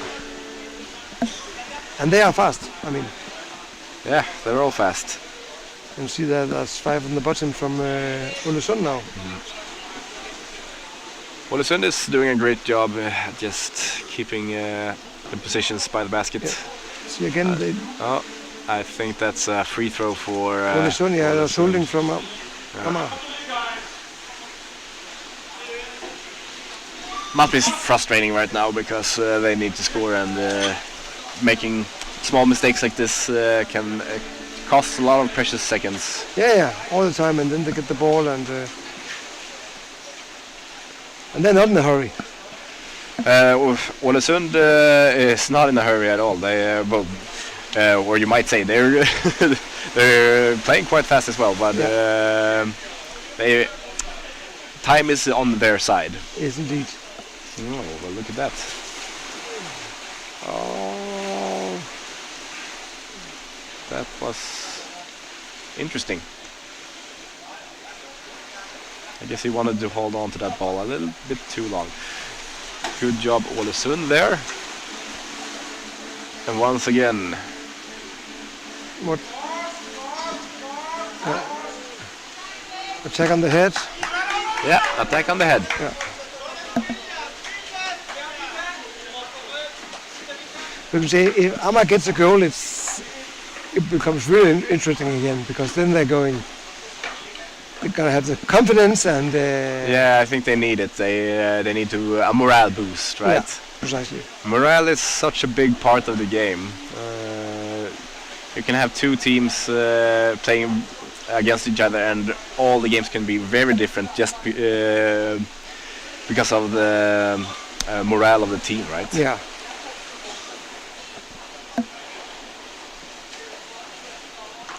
Because when you're frustrated, you might not think as well, and you just use the anger to just keep diving, and you're not really thinking of the best way to attack. No. So keep a cool mind is very much to. They're very good at locking Amager down. Ålesund. Now we just need some friends. Oh, that is some. That was some good fighting there. Great job, number, I don't know. 7, that was Andreas Wieland. And look at that, just keep. Oh, that was good of Ålesund as well, but it was good of Amager. Yeah. Well, then 2 minutes more have gone, or 3 minutes more have gone. And they need to go in the next 3 or 4 minutes. But they're close, they're close. Oh yeah, they were close before. Oh, they have some fast balls there. They are passing quickly. Yeah, and then And now he just needs to get the ball down to his buddy. No. Amager got it.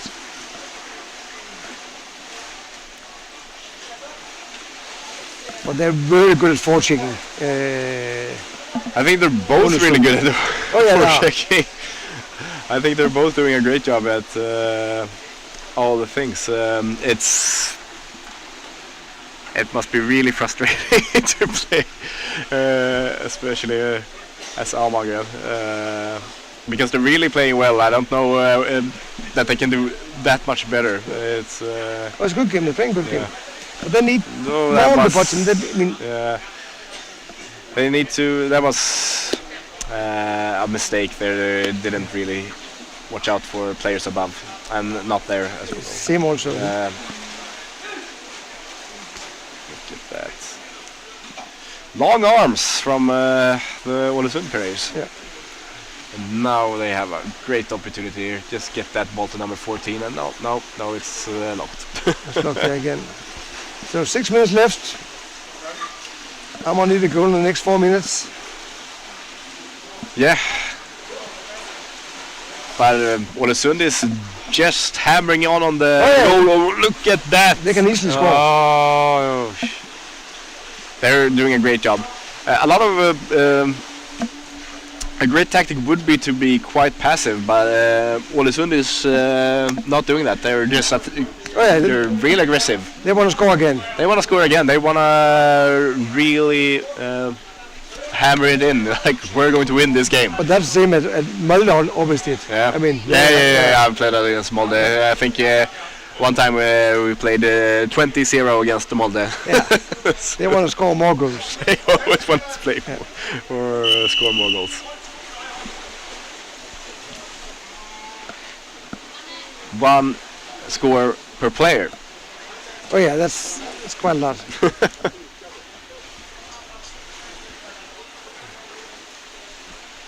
So I'm off for 5.5 minutes. No, we have to get. Oh, that was I think the Amager players are just not paying attention to the forwards of the Ålesund team. Yeah. How quick is that? Yeah, look at that again. Yeah.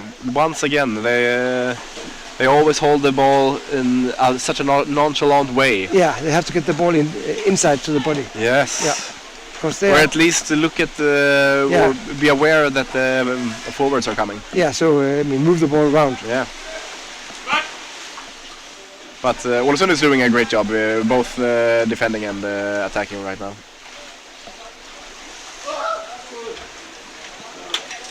Amager isn't doing a bad job either. They're just kind of sloppy when it comes to holding the ball.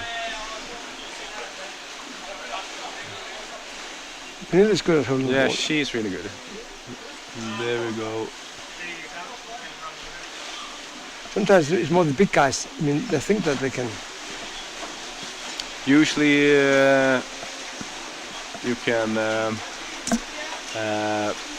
well, if you think you can, you usually underestimate people in this sport as well, so that can be quite advantageous sometimes if you're a small person and people think they can take the ball from you. But you know, you just put a fin in their face. That's quite enough to hold them off. I mean, that's a, Look at that.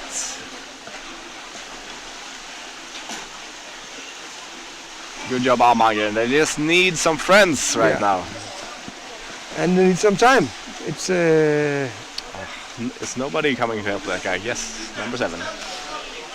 Oh, what the hell? That was, I don't know what he was thinking anger management. there. Yeah, I think so. But that was a good interception by Amager. But I don't think they're swimming quite where he wants to. So now, Just, oh my god, that was an open basket. Just swim faster.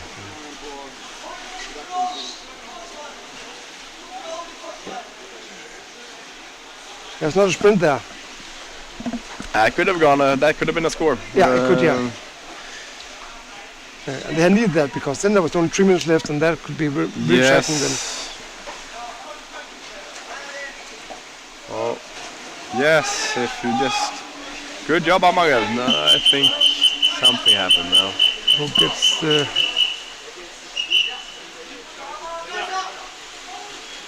That's holding. Ålesund. Yeah. Free throw, Ålesund. Timeout, I think. Blue timeout. Yeah. 3 minutes left. 2 minutes and 45 seconds. 3-1. Yep. Ama have to have something big. Yeah, they should. If they have a secret weapon, they should use it right about now. Yeah. I would say. What would you do? You would put the 6 best players in the water, because you have to score. Sometimes that's what you have to do. Sometimes that's a bad idea because you when the exchanges start, people don't know who they're exchanging with. So if you can manage to like have a top 6 players in the water for the last 2 minutes, it would have been great. But it's quite a risk as well because they will also have to go up, and then we'll have the rest of the team. Maybe not bad. Yeah, but nearly 3 minutes. You have to change there. Yeah, but if it were like 1 minute left. Yeah, then you should definitely do it. I think 3 minutes is still too much. Yeah. But then again, they have to score 2 goals, so maybe it's you should just throw in the heavy hitters right now. Yeah, because you have to score a goal. Yeah, you have to score 2 goals in 2 minutes. That's or 3 minutes. Yeah. But 3 minutes is a long time. So. Oh yeah, but they need a goal in the next minute. Yeah. Or 2 minutes. Yeah.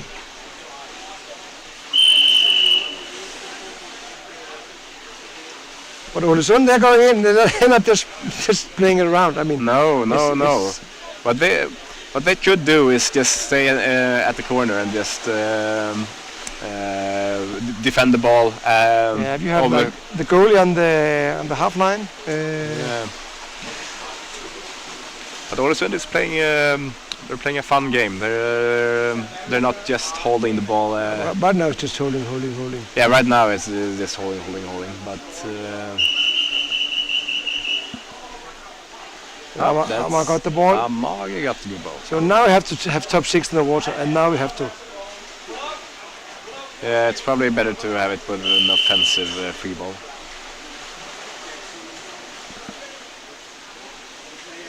But now they really can't afford to be passive, and they're not. They're doing they're trying to do an attack on the goal.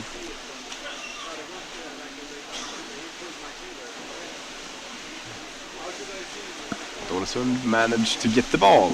Yeah, can Amar get it there? Holding, I think. Maybe. Yeah. So. A lot of free balls in this game. Yeah, and out of bounds. A lot of out of bounds, yeah. A lot of holding, a lot of out of bounds. So now it's hard for Amar to come back.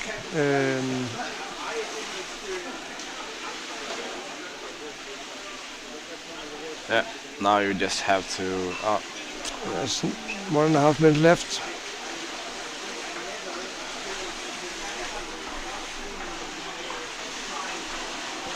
Yeah, just swim. Just swim now, man. Yep. You just have to swim. Swim it away, yeah. Dive. But Olesund had the ball. The 3 Ds. Yeah. Dive.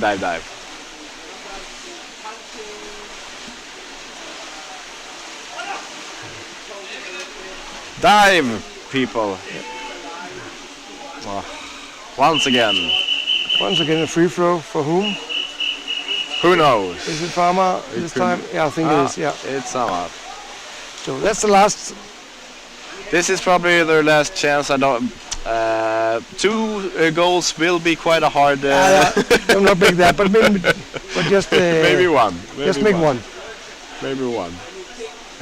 And at least they can boost their morale, right? Yeah. But then again, Amar has won all their other games, right? So it's not the end of the world. No. But Olesund, they lost 2 points, you can say, against Krefeld. So they're ahead now. And then tomorrow Amar is going to play against Flipper, which is the 2 Danish rivals, you can say. Right. Which know each other very well. And Flipper, they lost today against Trelleborg. Yeah.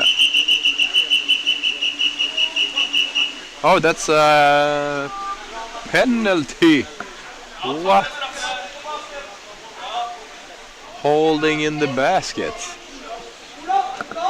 Penalty. Exciting. Yeah. So then we got a good...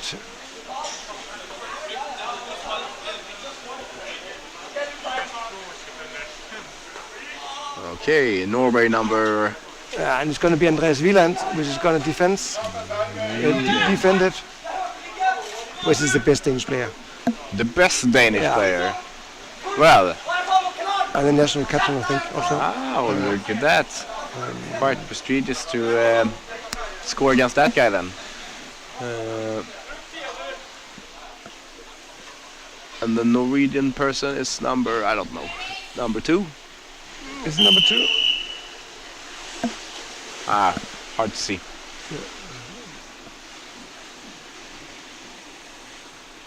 Well, they're doing a great job so far.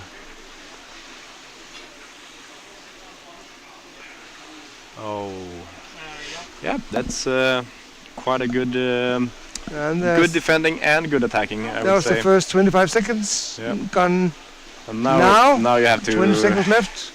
Yeah, now you have to score. That's no, that was a really nice defending. Yeah. Very good. Oh, that was amazing. Yeah. That was a good way for Amager to stop the game. Yes. At least they won. Won the penalty shootout. Yes, at least they won the penalty shootout. That was a great way to start. Take over. Yes, it's me and Eric now. So now, once again, we have Trelleborg, I think. Hello, Victor. Oh, hello, Eric. You're my greatest friend ever. Did you know that? Yes, you've told me very many times. Thank you. Thank you for coming here. Now we're seeing a new game. I think we're a bit past our schedule, but that doesn't matter. I would rather be nowhere else than here. I didn't actually see the game on the screen. I just saw it from the surface. So what could you tell me about it? Oh, well, it was Ålesund against Amager. And I gotta say, Ålesund, they played fast. They played rough. They played hard. And, well, they won. Amager played really well as well. They were quite sloppy with their. Well, they didn't really see the Ålesund players because the Ålesund players they were all over the place. You know, quite hard to see people that's all over the place, but you must anticipate them. Yes. Foresight. So, and how the penalty, was it exciting? Oh, it was so exciting. You know, Wieland, I think that's the Danish super player. Right. Yeah, he was defending and he was defending really well. They might not have won by score, but oh my god, the morale boost for the penalty shootout. Mwah. Yes. Just defending against a penalty. That's always nice when you manage to do it because you're such a disadvantage. Yes. Very reasonable. And this game coming up. This game coming up, I think I see some Trelleborg players and maybe some Bamberg. No, is it Bamberg? Yeah, I think it's Bamberg. Yeah. Yeah, it's Bamberg. Trelleborg versus Bamberg. Exciting. Bamberg played against Malmö recently, and that went, I think, 3-1 to Malmö. Or 3-0. I don't. Maybe 3-0. Yes, I don't quite remember. But also what we can see about the Bamberg team is that there are only 9 players. There are currently 3 sitting on the bench. And that is a disadvantage when you have a long game. A disadvantage when you have a long game. All Trelleborg really has to do is hold the line, so to speak, and exhaust the Bamberg team, and they can get them in the later half. Yeah, exactly. That it feels like that was one of the things when they played against Malmö, that they hold really tight the first half of the game, and then it started to show that there were only 9 people, and you do get a lot more exhausted if you have a number disadvantage. But we will see how that affects them in this game. Yes. Maybe they've learned to be more. We will have learned to do more, yes. we will see. Oh, I talked with some of the Trelleborg people in the sauna. Oh, you before spoke to them? Yes, I spoke a bit. Were they excited for the game? Yes, they were excited. Were they excited for our game tomorrow? Yes, they were. We're playing against Trelleborg tomorrow. Yes. But now this game first. Yes, this game first, of course. So this is not about us. It's about Trelleborg and Bamberg.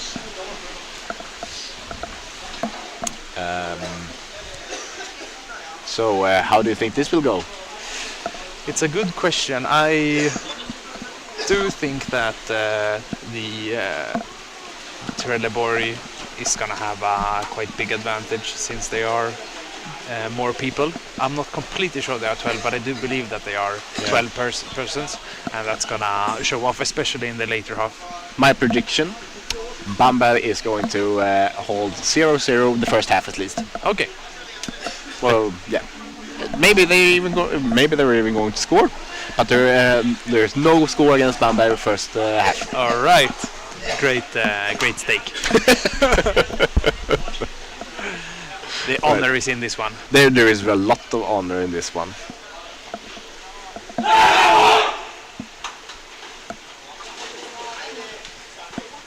It looks like they are getting ready to start the game. They just made their little shout to pump themselves up. It looks like Bamberg is already in the water, so probably we'll have a game start in just a minute or a few. What is the Trelleborg chant? Can you give me a preview? Or No, I think it's absolutely impossible if you're not from Trelleborg. I don't know. I didn't hear exactly what they said. Oh, Do you have an imitation? I think they said Trelleborg. Trelleborg, all right. It's very reasonable. Yes, I think our Uddevalla chant was quite good as well. Yes, definitely. Okay, now they're about to start.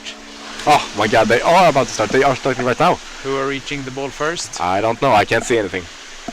And I think it was both of them. But look at this. Trelleborg is starting to attack immediately.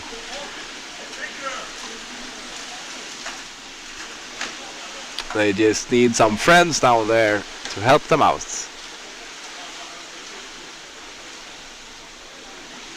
But Bamberg gets the ball. Look at that.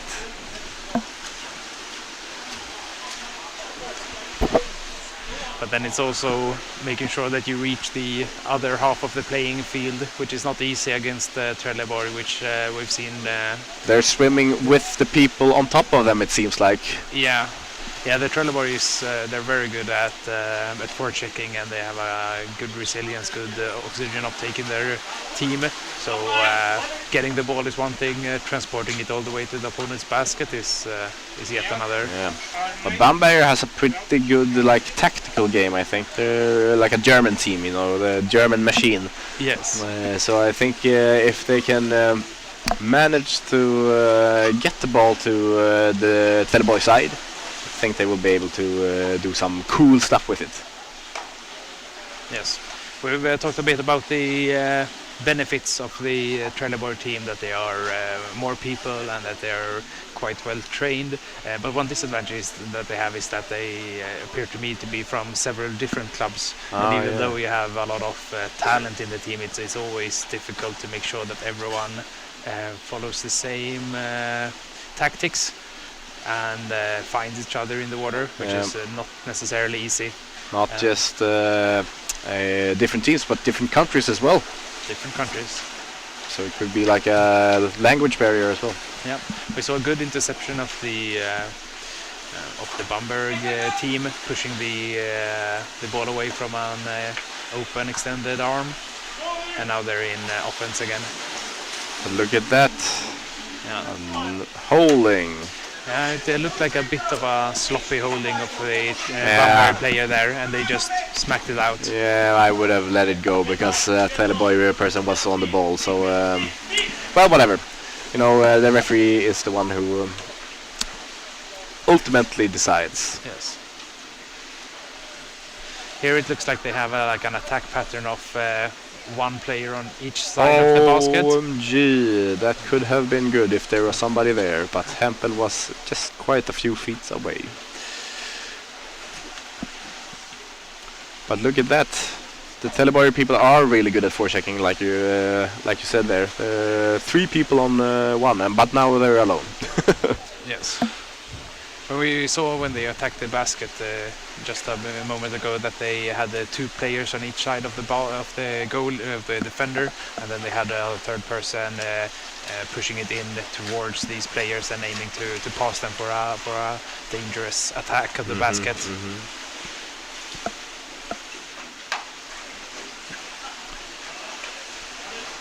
I think Bamberg said on a... Okay. Look at that. That was... it was calculated. I think it was calculated. I heard you sighing. And then I was like, oh no, they didn't see the Trelleborg guy, but little did I know. Little did you know. Okay, here's a dangerous moment. That is an excellent attack from Trelleborg, but an excellent interception by...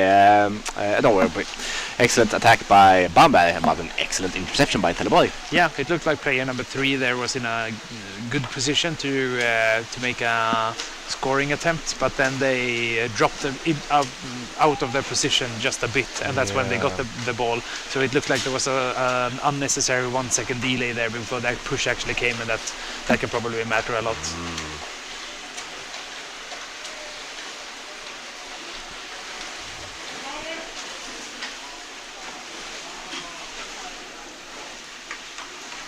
So we've seen that Bamberg, they can both defend, they can transport the ball across the midfield, and now we just need to they need to make sure that they can go in against the opponent's basket and keep the ball and do that continuously. I think what they're doing right now, just being in the attacking field and just holding the ball, is quite good for them, because they're right now they're conserving energy, and that that was close.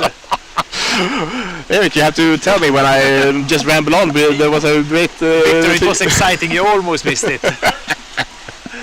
Yeah, we saw that there was only one defender, one Trelleborg defender, and then they were 2 Bamberg players, and they almost managed to score, but it was snatched by the Trelleborg player. Very keen eyes, very eager arms. Such a good play. It could have gone very well. But, alas, now we're here. 0-0.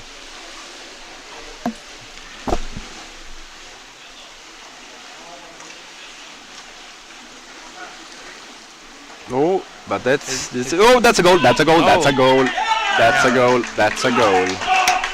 That's the Finnish player from Finland. Probably. Probably, yes. Yes, from Trelleborg. Yes. It was... there we saw that he was attacking from above, and he got a hold of the goalie here. But the mistake that the white players, that the Bamberg team made here, was that he wasn't immediately locked up by a forward in this position. I think the back right there, he should have just gone up and grabbed him. Yeah, maybe, but there isn't number 6 was there isn't a single forward there, and of course there are different systems, and I don't know exactly how Bamberg is playing, but usually when I play, I say it's the forward's responsibility to tie the person up who's attacking from above. It's true, but I'm just saying that the back there was not really doing anything. Yes. Just chilling. Yeah, just chilling. Yes. Yeah, so great effort by the Trelleborg team. Good individual effort. It was an individual goal. It was one person going in and one person finishing the job, and they made it. That's all you need. Work. That's all you need sometimes.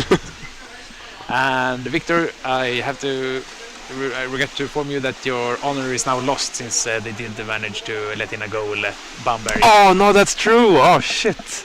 Oh, Bamberg. Oh, that's so bad. Yes, but that's it's okay, Victor. Oh, okay.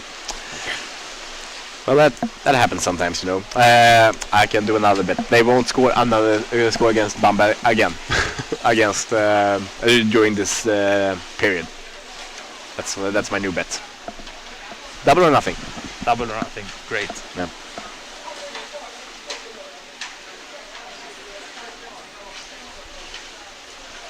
Then again, my bets are usually cursed. So you should bet for something Well, of course you're impartial now. But, I am impartial now, so yeah. But you could use it for your advantage if I you could. are actually cursed. Yes. 2-minute penalty on Bamberg for roughing. So now it's 6 against 5, and they are also in the lead, the Trelleborg team. So this is a great opportunity for them. And what I would like to see now is that they are going to attack and they have a numbers advantage, and it's especially important when they are more on the bottom that they actually take advantage of this. What is going on? I think it was the Trelleborg player attacking from above, and he was holding on for the ball quite long, and then he just dropped it on the goalie. Oh. Now we have the scissors position, the Merla. And there is no goalie on the basket, but it doesn't matter because, you know, Bamberg has the ball. Yes, but we were talking about the Trelleborg forechecking before, and look how far they got. They were actually touching their own wall due to the heavy forecheck, the Bamberg players, which is a very tough situation to be in. And now they just have to make sure to get those meters towards the other goal. Yeah.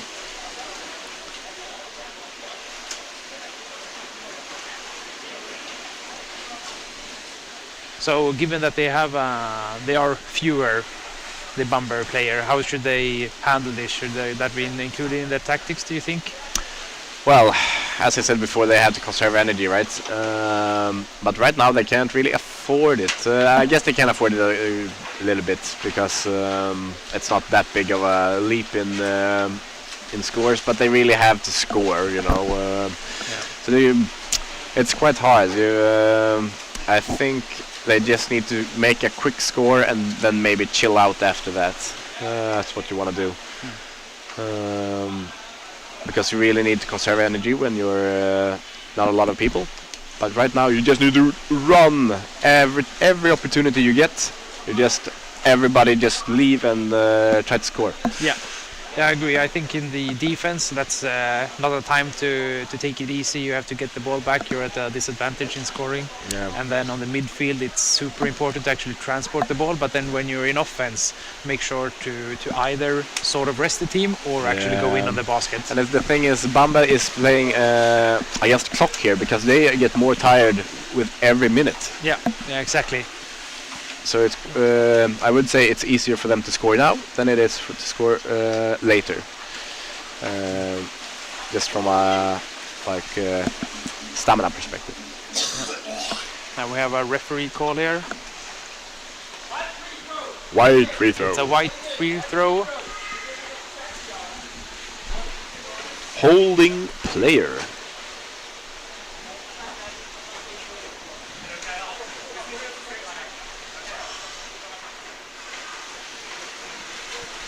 How exciting.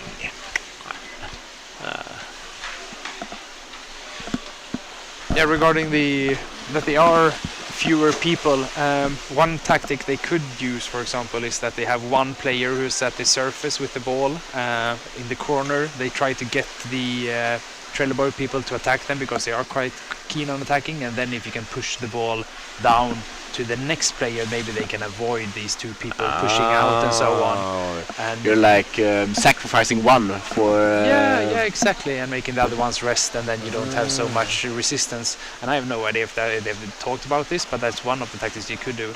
And here we had a great passing game from the Bamberg team around the basket, where they did actually manage to pass someone who was in a scoring position. Yeah.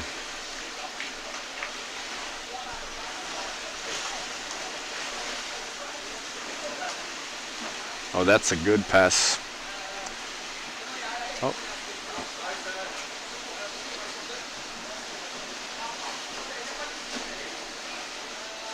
Well played, Trelleborg. You're doing some quite fancy moves around the basket. It feels like they are kind of keeping their eyes peeled. They want to go for a pass, they do checks. So That's good interception. Good interception, risky pass against or by the defender's legs. Oh, that's a very fast sprinter. God, that could have been great. Fin in the face. That's quite a good breakfast, I would say.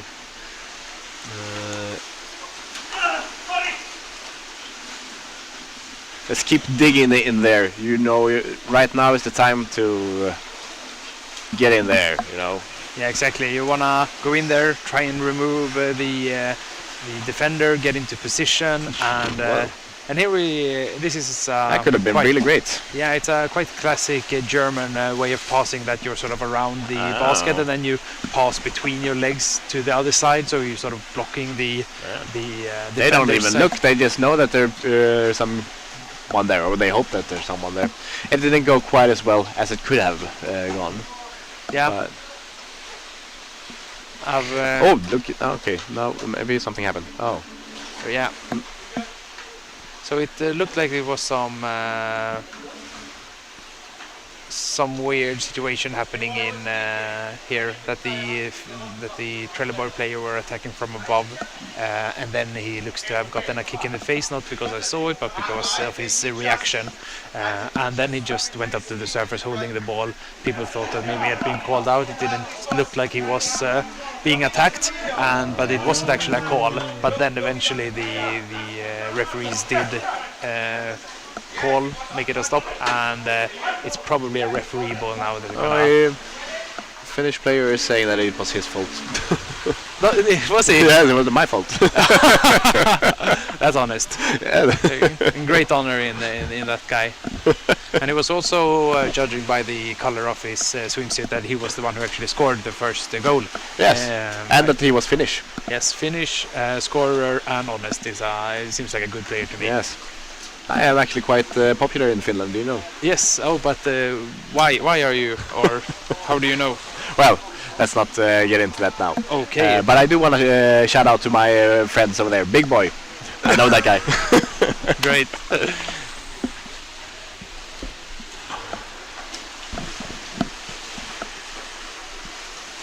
Look at this. It feels like it's quite difficult to move away the Trelleborg defenders. They have quite keen attackers who are always eager to intercept the ball, and then it's also quite a hard resistance to actually move the defender there. Yeah, I think the defender and the goalie is doing a good job as well. Yeah. It will be hard tomorrow, you know. They have a good defense. They have a good defense. Beware. Beware.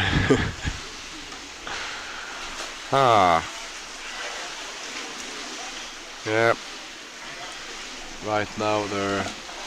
It's a lot of scrum in the surface. Yep, that happens when you get tired, right? You just want to keep breathing, and that's a way to keep breathing. Yeah, Yes. I suspect that it is sort of a bad spiral, because if you're tired, go up to the surface, and then when you get into a scrum, that's when you really get tired. Yeah, because that's true. Enormously tiring. Yeah, I think so as well. It's it's a trap. Yeah, exactly. So they should be quite aware of this, the Bamberg team, and not exhaust themselves in situations where they cannot make progress. Then, of course, it's not fun to let go of a ball voluntarily in a scrum. Oh, but are you saying that it could be advantageous to just let it go? Yeah, it definitely could be, but I'm not saying that they should have. But I guess in some situations it could be. But then again, letting go of a bad situation, you know what's even better? It's avoiding the situation altogether. By not going up to the surface. By not going up to the surface. That's a sport, right? Very smart. It's called underwater rugby, It not is. surface rugby. Yeah, exactly. Surface rugby. So what do you think about the game so far? Well, so far I think that it's a good game. Just look at this. You have a guy there. Just pass the, pass the ball to him. Yes. Come on. Oh no, you have to go down again. Push. Yep. Push. Well, yeah. Okay, continue. What do you think? So the game, quite fun. Well, it could have been more fun, but No, I'm just kidding. You both teams, if you're watching this in replay, you are doing great. It's a great time. I'm having a great time. So yeah. What? Yeah. Well, I think they're getting frustrated now because, or maybe the referees are getting frustrated because they're just beep beep beep beeping all the time. Exactly. Wide free throw. I'm just hoping for an equalization here because I want some excitement. Yes, that would be very exciting. Yes. I do think equal matches are the greatest matches. Not the equal matches. The even matches are the best matches. And this is even. This is even. It's just that right now Trelleborg has. They've been leading for the majority of the game, and now it's just like 15 seconds left. So now you really just can't slack off here. You really need to go in. This is the time to go, and I guess this is the time for Trelleborg to just hold the ball. And now that I'm not even sure you should, cut off the game there. It's just 1 second left. What's gonna happen? Nothing. Oh, he passed no one, just to flex on that. I know the time. Shabam. I know the time. Yes. I think that it has been definitely favorable for the Trelleborg team. It feels like they've had more ball possession. They have forechecked harder. They've countered a bit better, and it is reflected in the score that they're leading with 1-0. So I think Trelleborg has played well today. Well, my second prediction went true. I just have to add, and if I'm going to make another prediction here, I think it's downhill from here for the Bamberg team. I'm sorry to say. They have played great, but when we watched the Malmö Bamberg match, we saw that the second half was when they it's definitely possible.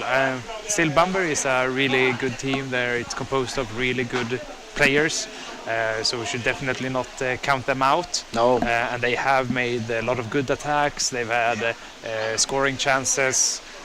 They've done a lot of things right, and they could turn it around. But then again, as we said in the beginning, it's the numbers advantage that is probably most concerning for them, that they're playing 9 against 12 here. As long as Trelleborg is still playing hard as they did in the first half, I think it's going to be a tough game for Bamberg. Yes, I do agree.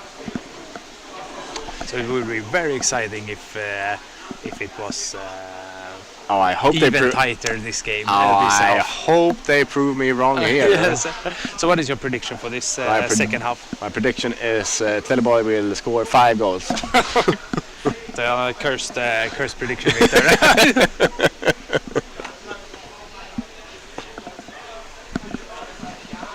Now both teams are joined up in circles, talking a bit about the game they just had. Sure, both have suggestions on improvements, what to change. Yeah. What would you say in a situation like this, Victor? I would say, hey team, we're not doing too great. We have to step it up. We have to score like the first minute here. First minute? The first minute. That's like the thing that's going to boost the morale of the team, right? Yeah. And for the same thing for Trelleborg. If they score the first thing they do in the first minute, that's the morale gone for the Bamberg team. Yes, but then again, if you have this tactic that you really want to score quickly, then you run in the risk of becoming too excited, burning too much oxygen in vein, losing the ball. Maybe that's a terrible way to... I'm not the coach, you know. Yeah, for excitement it would be fantastic. Tactic-wise, maybe not the greatest. Maybe they practice scoring in the first minute and they know exactly how to do it. I have no idea. You know what? If you can just keep the ball for the first minute, that's great as well. If you can get the ball and keep the ball for a minute, just circling around the other players' goals. That's Yep. perfect fine. I have another prediction for you, Victor. Oh, go ahead. Go ahead. So if the Trelleborg teams stay in the lead, the closer we are to the game's end, the more they're gonna play it safe, keep the ball locked up in the armpit, in the corner, passing around like we see that they can do. I think that would happen if they manage to be in the lead during the game. So you think they're going to play more and more passive as the time goes on? Yes, I think they're gonna be eager now in the beginning. They're gonna push hard. When it's 5 minutes left, they're gonna start to think, should we just slow it down a That bit? is a good tactic, but I watched the previous game against with Ålesund and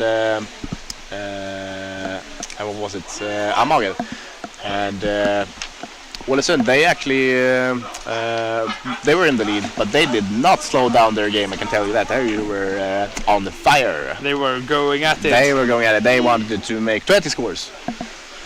How many? Well, I don't know. They wanted to do more.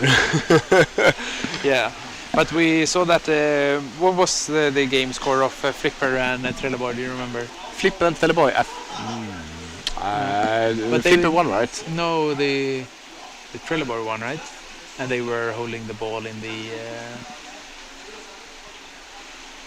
when we were commentating our first game today. Yeah. That they were in the lead and they hold the ball in the corner and they were just slowing it down for the last few minutes. They won. They scored like in the beginning when we didn't see. That's why I didn't remember. Yes, exactly. Okay, so now they are starting already. Let's see who gets to the ball first. It looks like a blue player. Yep. So that's Trelleborg. You are very quick. They have some good sprinter in that team, at least one. But one can be enough. One can be enough. Let's see here. The first minute. That's what I'm saying. That's when they need to score. Yeah. And now Bamberg needs to play smart. They need to use the oxygen precisely. They need to use it only when they should, and you should use it Oh, look appropriately. at this. Well, if you could have just gone from the bottom, that would have been great. But you're still having the ball in the position of the team. But too bad. Good interception, good bending out the ball there Yeah. from the attacker. But look at that. Good Yeah, it's interception by the Bamberg. Bamberg as well. And 2 passes, and they're already past one of the forecheckers. Yeah. They actually managed to hold on to the leg, which was good effort to always Yep. try to slow down the pace of the opponents. You know, Bamberg has gotten a bit of a new energy now that they have rested for 5 minutes.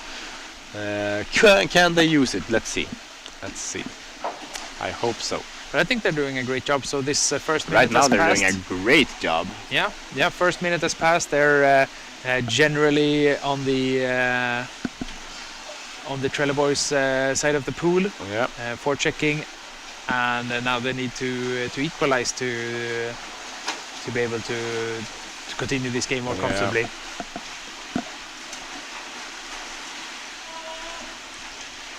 Yeah. And now Trelleborg can do the same. Just hold the ball in an attacking position for a good minute, and so on you will be golden. Time is on your side, Trelleborg. But do you know what I think that the Trelleborg people are thinking? Tell me. I think they're thinking, what is cooler than scoring 1-0? It's scoring 2-0. That is true. That is true.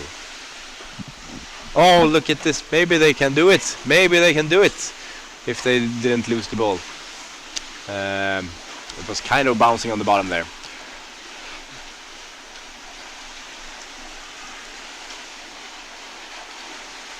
But look at this. And here, when they are so heavily forechecked by the Trelleborg team, it's very difficult. But what they really need to do is to transport it those meters, 1 meter at a time, towards the opponent basket. Yes. Here it's, I think it's number 3. I think he's number 3. Just by the way he was sprinting, he's always eager to sprint. That Number 3. by player. Yeah, exactly. So keep an eye out for number 3. The prediction is that he likes to sprint. Yes, yes it is. Okay, cool. Well. That's quite good. Good job, Bamberg, holding the ball. Good job, Trelleborg, not letting them be alone. Always having people attacking them.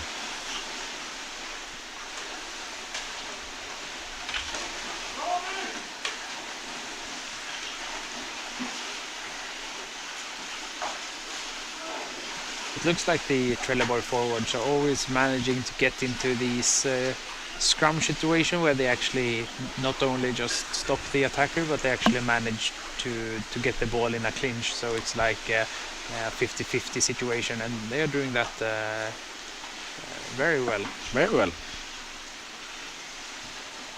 Oh, look at this. If you can just go from above here, then that would be great. But no, you're just getting rid of the defender.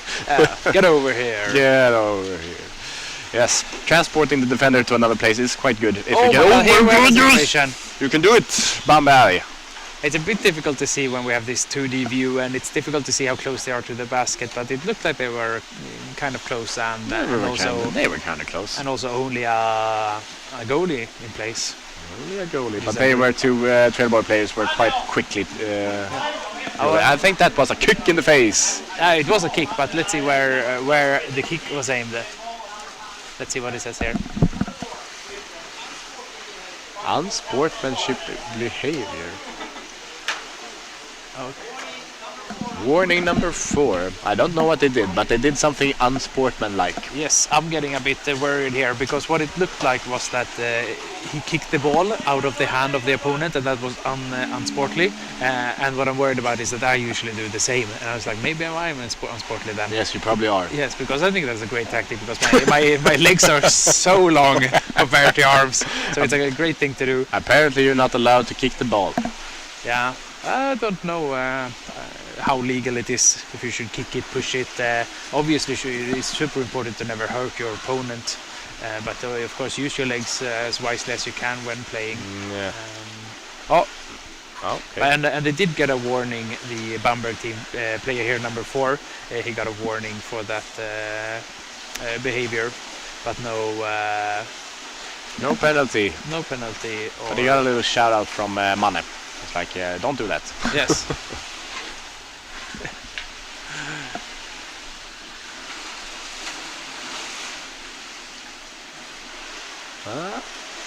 Now Trelleborg is doing a good job in just keeping the ball.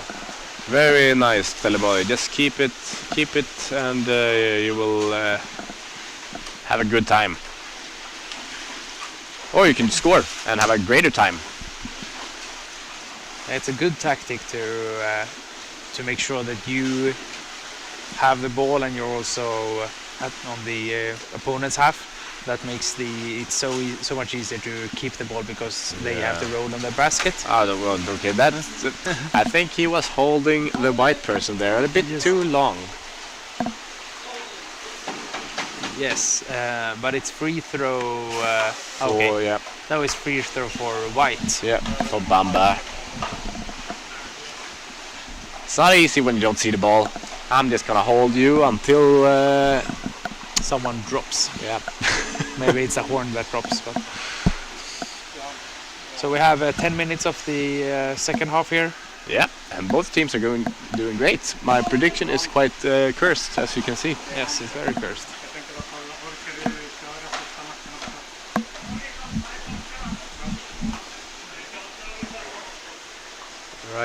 Right. So it's very difficult to coordinate these things when you are in the water, but for the Bamberg it feels like when they are reaching the Trelleborg basket, it's not with 4 people. I don't think it's with 2 people. It's usually 1 or 2 people who actually manage to go into this dangerous position.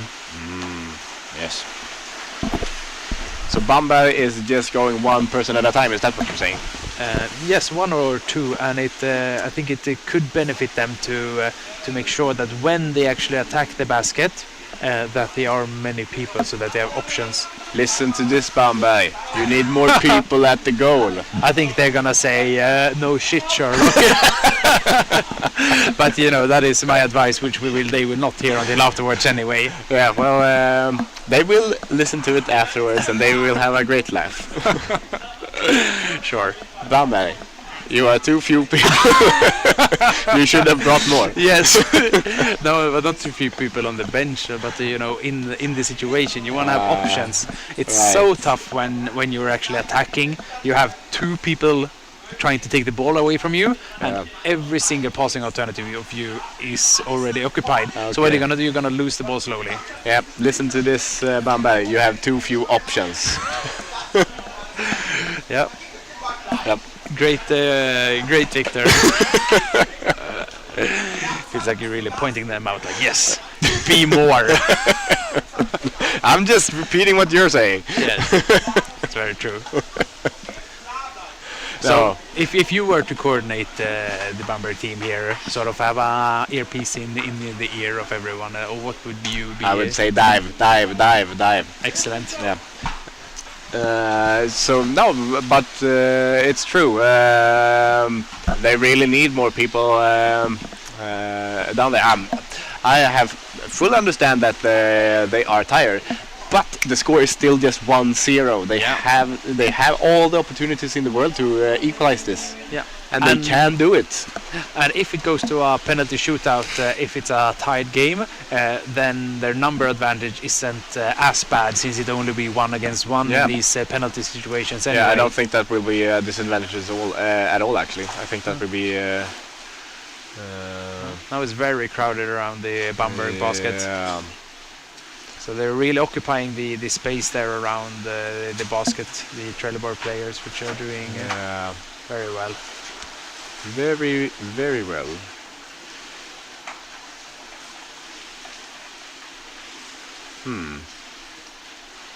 Lots of strong men grabbing the ball right there. Oh, I think he didn't quite hear the horn, that guy. No. And it's okay. Just keep fighting until you hear the horn. Like everybody else stopped playing. Yeah. That's another great opportunity to score. Yeah, exactly. It's a great thing to think about when you're playing the game. If everyone starts acting like a horn was sound, but you didn't hear it, then you should actually continue. You should playing. continue. It's a lot of times it might have been a mistake. Yeah, exactly, because one horn beep means start the game. It doesn't mean pause or anything. No. So if you hear one beep down there, you should continue playing until you hear a second or a third beep. Yeah. And usually if you continue playing too much, they just spam it. Yeah, exactly. And if they don't spam it, you're good to go. Yeah, because if you have this golden opportunity, because the opponents are sort of a bit stunned because they don't know what's happening, and you can score but you don't do it, that's a wasted opportunity, a huge wasted opportunity. Yeah.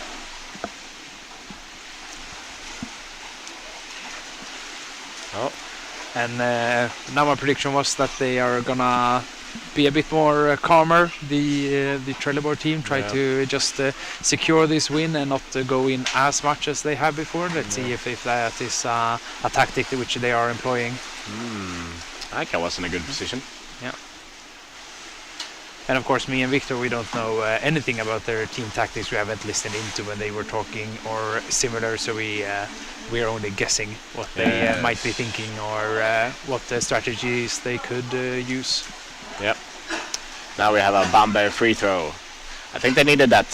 I think they need. Right now, Trelleborg is having a lot of time on the Bamberg side of the pool. So Bamberg really needs to get up there and do their thing.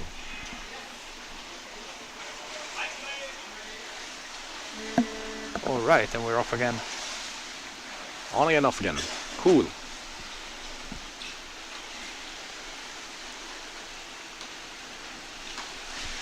And we were talking a bit about it before, that we want to see more players going into the basket at the same time. So now we have one player and they can't really challenge set defense, and it's good that they make this approach, but they so need these team players who come up and back them up afterwards. Now there are 3 people. Yeah, no, there are actually 3 people, which is something that No.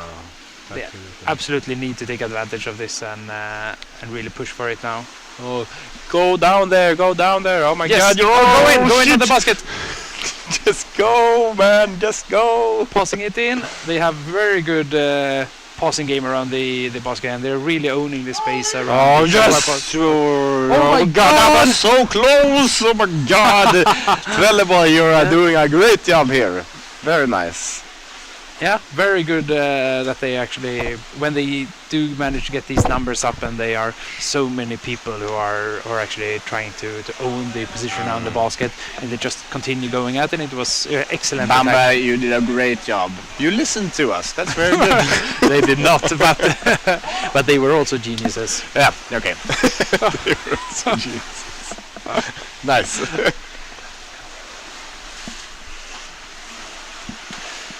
And now it's 5 minutes left, starting to, now it's only like 1/6 of the time left. Yep. Now, I would say the defender there should have gone out. He should have just gone out, gotten the ball, and then you wouldn't have to fight this guy. Yeah. And in these situations, you're losing by 1 goal. At some point, right, you want to start taking these risks. You really want to go out. You want to push for a tie or a victory. At what time would you suggest starting to change your tactic to be super offensive? Oh, Not it's, offensive as in insulting, but attacking. Yeah, I get it. It's 4 minutes left now. Maybe it's too soon because it's still quite a long time. Yeah. But then again, if you don't do it now, it will be quite hard to actually win. But maybe you don't want to win. Maybe you just want to equalize. Now they're screaming. Oh, okay. I think it's a power play. Yes, I think we got one player getting a 2-minute penalty. Number 41 is out from Bamberg. Yes. You can have a seat right there. Relax for 2 minutes.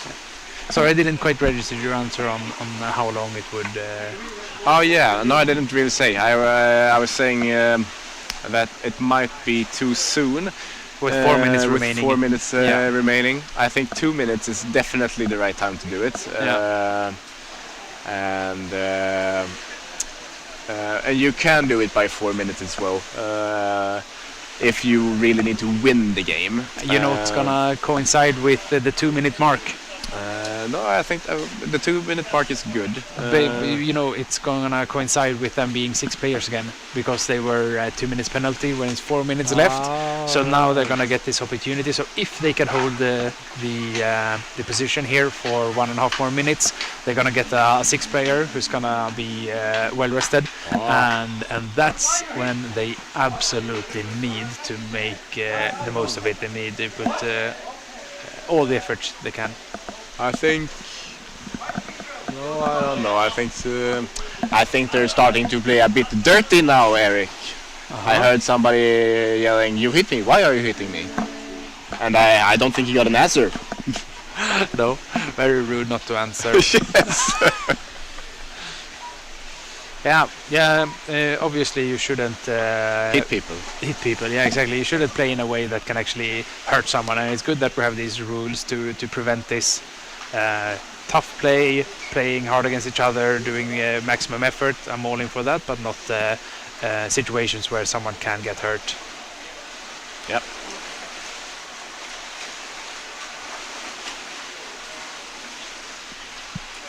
Well, these boys look hard and play harder, I say. They are quite massive.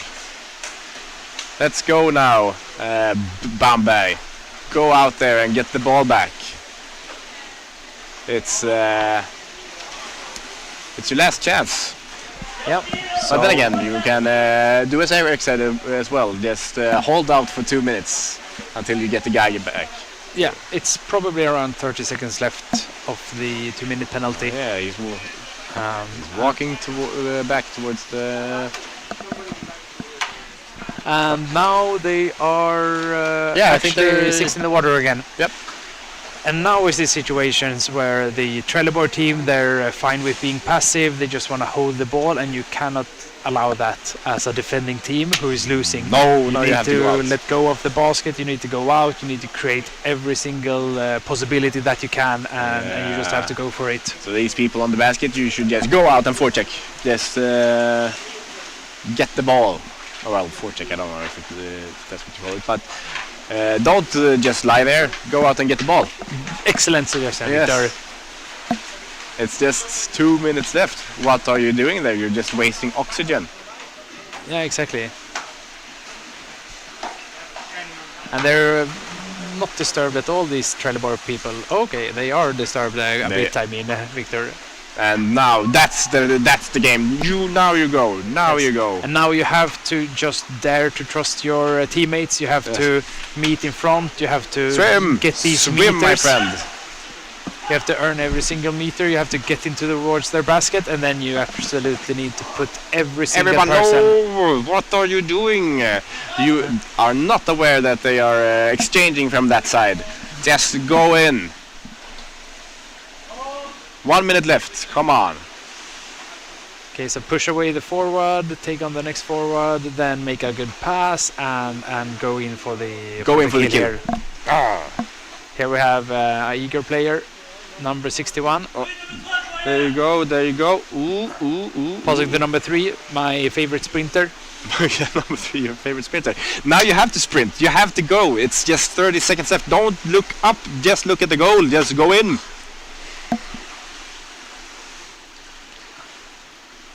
Okay, 20 seconds. come on. You have 20 seconds to make something happen. Don't look at that guy.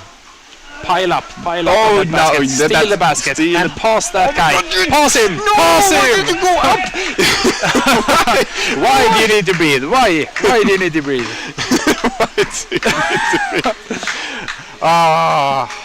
Well, Now it's a bit chaotic, low probability of chance of scoring, and that is game. that is the game. Good job, Trelleborg. You did a good job defending. Yeah. And Bamberg, I gotta say, you did a good job in the second half of the game.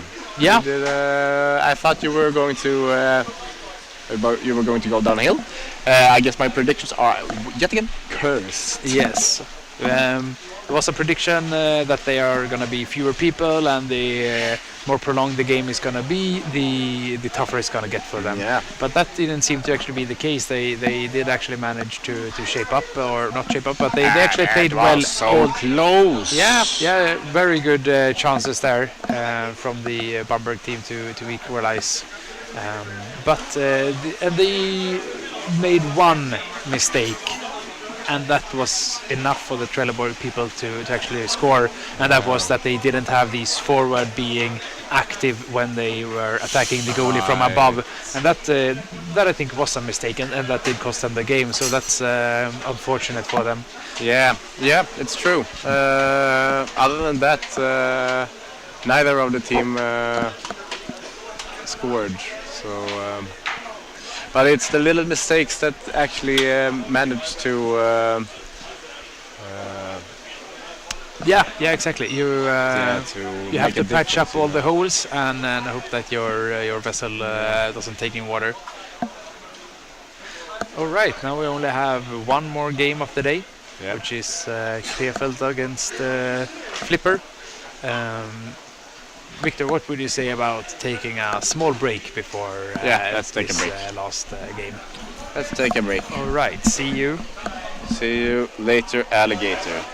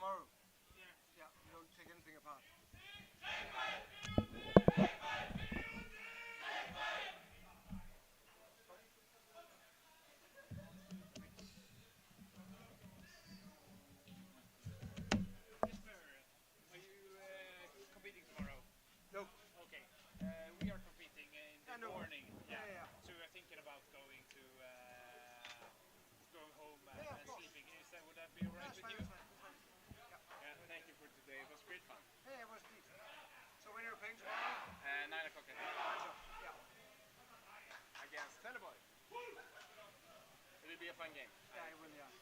Yes, will you be commenting it? I will. Oh, great. And you need to shout out, yeah, my homeboy, Eric, Victor, commentators. But the problem for you is I train together with Trelleborg. You do? Yeah. With Hempel and the Sons. No. But I will be impartial. Impartial, of course. Yes. And excited for whoever. Yeah. I will do the impartial when I'm lost. Tomorrow, drinking.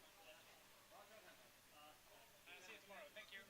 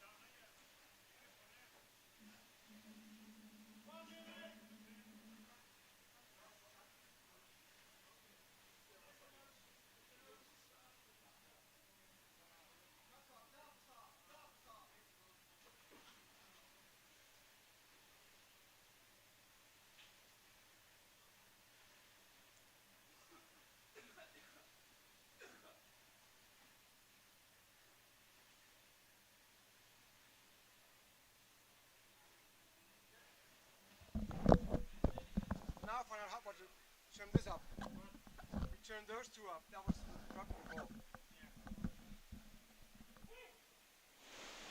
Hello, Sam. Hi. Then we are back in the game.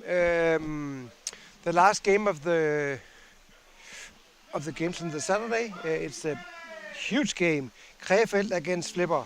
That was the final in Berlin in 2023. Actually, there was a draw there, and Krefeld, they won in penalties. So, two very great teams. And right now we had an exchange of water. Jan will come back now to commentate, and Hansen will go in the water. So right now we only have the two stationary cameras, but that will be changed in a few minutes. So the game is on. It's Flipper in white, the defending Danish champions, and Krefeld in blue, the defending German champions.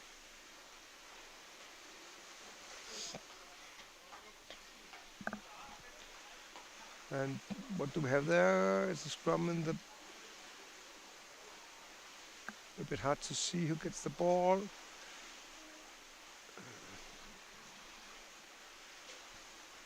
Flipper lost their game today, 1-0,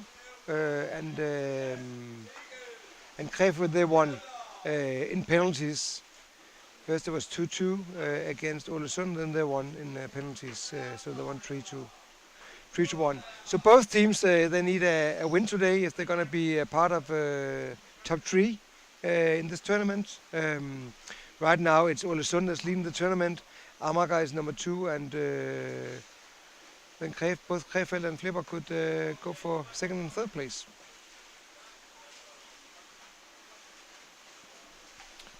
So Krefeld got the ball and moving it towards the Flipper side. And Jan is coming back now. He'll be a part of the commentating for the... Just get that on, and I'll turn up the volume, Jan.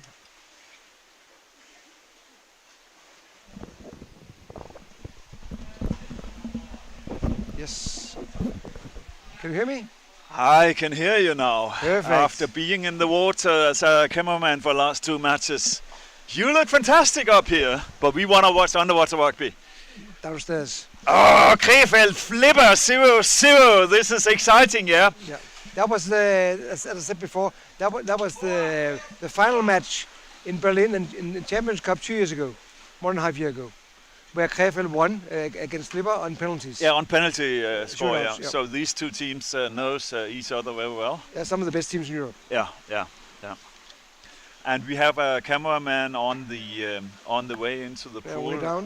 Let me see if I need to go and help him.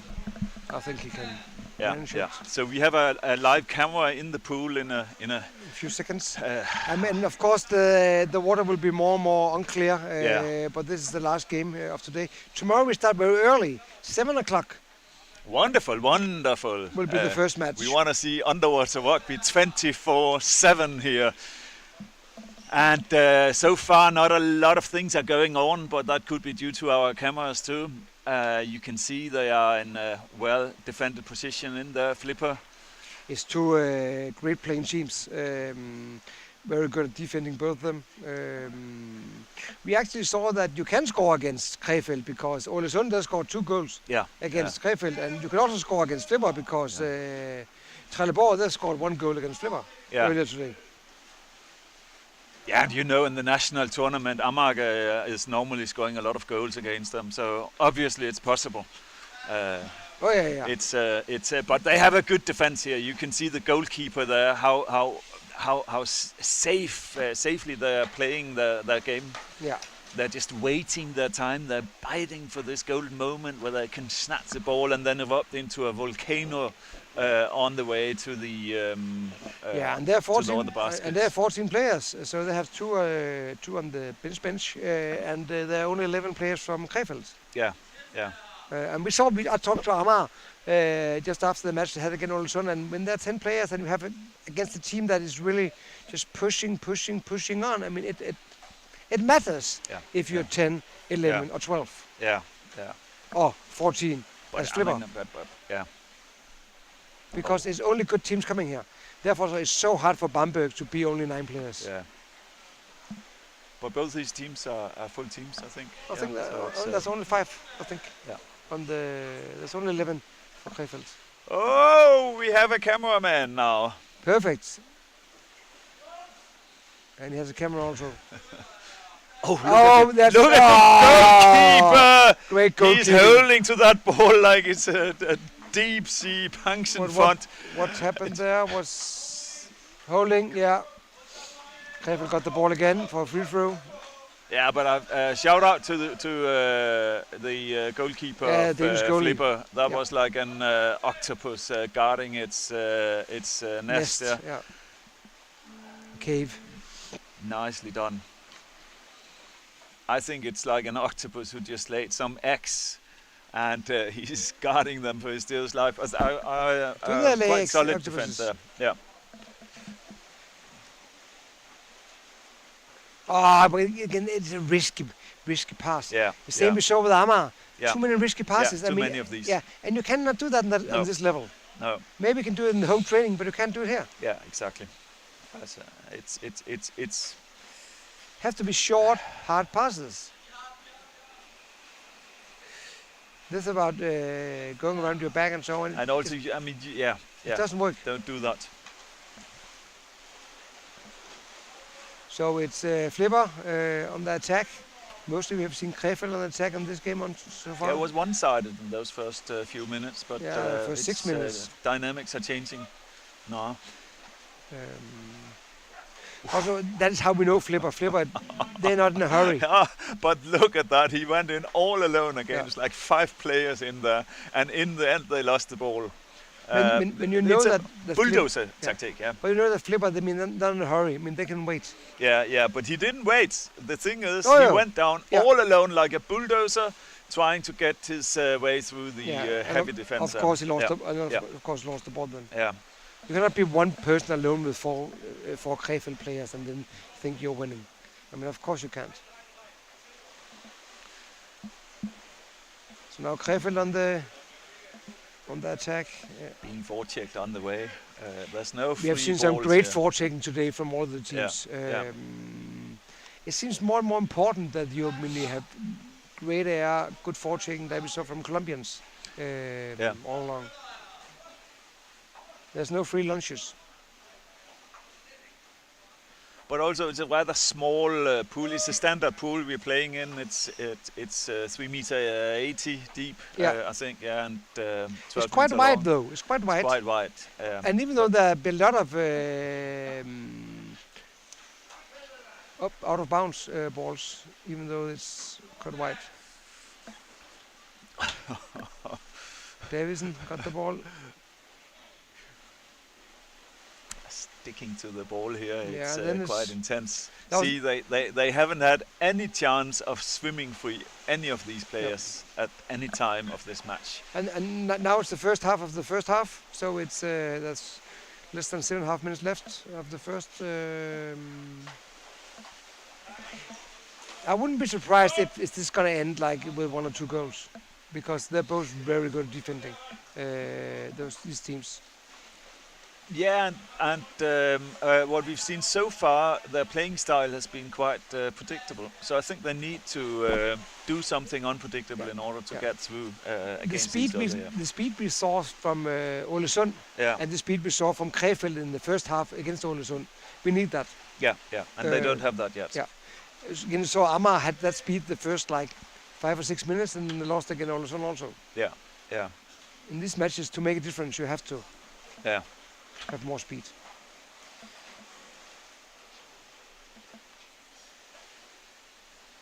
But of course, it's late in the day. It's 9:10 in the evening. It's been a long day for those teams. I mean, they have been here. They've been traveling here probably yesterday. I'm talking about Krefeld now, and they got early up in the morning from Yeah, but Danish teams. but this is not. This is, of course, they're fighting and they're forechecking, but there's nothing. There's nothing unique. That was that was a good finally a pass. pass. That was a good pass. I feel a little bit like eating pasta without salt or vinegar here. You know it's going down. You know you're going to get filled up, but it's not like giving you this extra pleasure or anything. They're just 12, a bunch of people fighting hard against each other. You can see whenever anyone gets a pass, they are immediately forechecked and held. The ball is going back and forth. I mean, we get so confused now. Blue has the ball, white has the ball, blue has the ball. But it's been the same all day. All teams is getting better and better at forechecking. They're getting more and more, and it's just about, how many do you have on the bottom? Because it's and you can say it's Colombia playing style, but Colombia, they are faster. Orcas. But Again, well- one person going along against 3 Krefelds, that is very optimistic. Have to be at least 2. yeah. But these teams, we have to admit, watching it, both these teams at least used to be very good. They used to be best in class, but be aware, Jesper, my granny, she used to look good naked too, So used to is not like gonna make the difference in this game. But So be aware. Krefeld was in the final also this year True. against Orcas in Champions Cup. So it's not like it's not your granny yet. I'm kind of okay. No more talk about naked grannies. It's a timeout called by Krefeld, I think. Yeah. Trying to organize the troops. Both teams are talking, and both teams are, of course, a little bit tired also. There's more than 10 minutes. It's been, even though they're not hard hitting. Intensive game. Yeah. People on the bottom. I can see the judges are talking.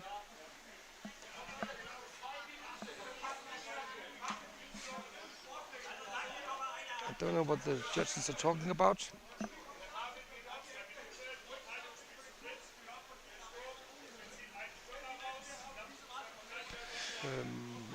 Yeah, we have a timeout here too. So Equal teams. there's 2-minute penalty for Krefeld. Oh, So number 3 from Krefeld is going to get 2 minutes. That's a huge. That's a huge chance for. yeah. Huge chance for a great power play for. But why did he get it? Yeah, that's So why what- you have, when you rewatch this on YouTube, you have the rewind button, which we don't have here in the commentator booth. Yeah. But there's a free throw for Flipper, of course, and now they have 2 minutes to get ahead. Yeah. Of course, we will now see 2 minutes with very aggressive. Yeah, There they're was- good. Oh, holding baskets. That's what he got his penalty for. And that was maybe the guy that went in alone then. Yeah. Then Could be, yeah. Yeah. So Yeah. that was actually good then. Yeah. He went in alone. And Flipper are normally quite good at Power when they have a plays. chance like this, Yeah. 6 against 5. They're making use of it. You can see now mentally there are a lot of players in there. And what we can see, and the others can see, we can see the surface. Yeah. I mean, they are. You can boil egg in this water now. Look at all the bubbles Oh, they have to there. get around. Oh, good defense from the Yeah. Krefeld side. Snatched it, and can he get free? Can he swim through now? Or will this just be one-on-one all the way through? think Krefeld will just he's hold the- holding to it for his dearest life. Hold to that ball, my dear. Squeeze it harder. He managed to get through. 3 Flipper players around him. He still has the ball. He don't let go of it. They can't get it out of him, and they look more and more frustrated. He Of just course, time is just running. keeps it like a it's- piece of candy on Christmas Eve. Could be the text. Free throw Flipper. The text. Could we delete that? And what is happening now? Could we delete the He text? is the letting top? go of the ball. Finally, Flipper got to get the ball somehow. I don't quite understand how they got it, but Perfect. That's holding. and time is going for the 6 against 5. Yeah, I think it's Not only like much 40, time 40 left. seconds left. Oh, he got it again. Oh, that's a great move. Oh, you're It's a stealing great the move. ball from them! Thief! And they still have the ball. Yeah, and then again, just time goes on. Oh, Yeah, and then it yeah, looks so easy. 5 seconds, and now there's 6 in the water in a second. 5, 3, yeah, and there it goes. So now there's 6 again in the water for Krefeld. Yeah, that was smart play of Krefeld. Yeah. They knew they. And stupid play for Flipper, which just yeah, gave- but gave that the ball. dear ball were taken out of the hands of them in the past twice. Yeah. That's so frustrating for a team. It takes all the energy out of your surplus of Yeah. men in the water.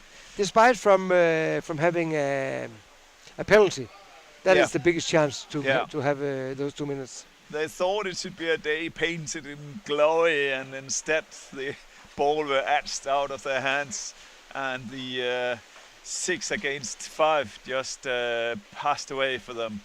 Yeah, because actually Flipper hasn't scored today at all. You just need to score once to win.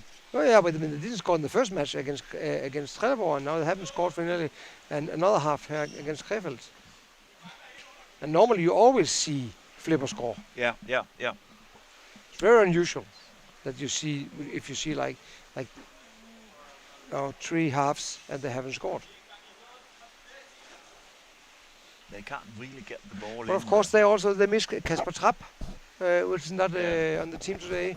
Tim, who has broken a finger, also he's not on the team this weekend. And both these teams, they have won for several years in a row, in the national championships, they're and national they met each other several times in at the championships Yeah. in Berlin. Yeah, Champions Cup. Yeah, And Champions then, Cup, yeah. And then one, yeah. in 23 it was like they were in the final together. So these are probably some of the very, very best players of the sport in Europe. Yeah, but also I believe that there are several German national players on the Krefeld team and several national players on Flipper, and they're going to meet in 5 nations in just 2 weeks. That's true. Where you have, Flipper is going to, where you have the. No, that's national teams. Yeah. Yeah, but see, there are national players on both teams. Yeah. But ain't Germany a part of the 5 nations? Yeah, I'm not sure they're participating this year, Germany. Isn't it Germany, Denmark, Sweden? Normally this. I'm not sure they're joining this year. We'll find out until tomorrow. You see, he snaps that area behind the goalkeeper, and he was just waiting there, the Krefeld player, but they couldn't get to him. Because when we're going to see Five Nations in 2 weeks' time, it's going to be 12 hours rugby each day. Yeah. So we're going to need somebody else in the commentary booth also. We cannot do that 24 hours in 2 days. Oh, he has a ball. He's under. Yeah, maybe I think the penalty. It's a penalty. It's a penalty. Gave a penalty for. Krefeld gets a penalty. No, it's halftime. It's halftime. It's halftime. Wow. So, no penalty. Just halftime. So this match it's not that lively, yeah. It's like a one-legged cheerleader on a trampoline, going a little bit up and down, back and forth, and you want to watch it. It's after all underwater rugby, but at the end of the day, it just goes nowhere. I'm not sure if they're going to exchange now. We have the players on the screen now. They have good players from both teams. But they have the possibility of changing 2 players. And Flipper, Krefeld, there's only 11 players, so they cannot change anybody. But Flipper, they are 14 players today, so they have the possibility of changing 1 or 2 players here at the halftime. I don't think that they're going to, though.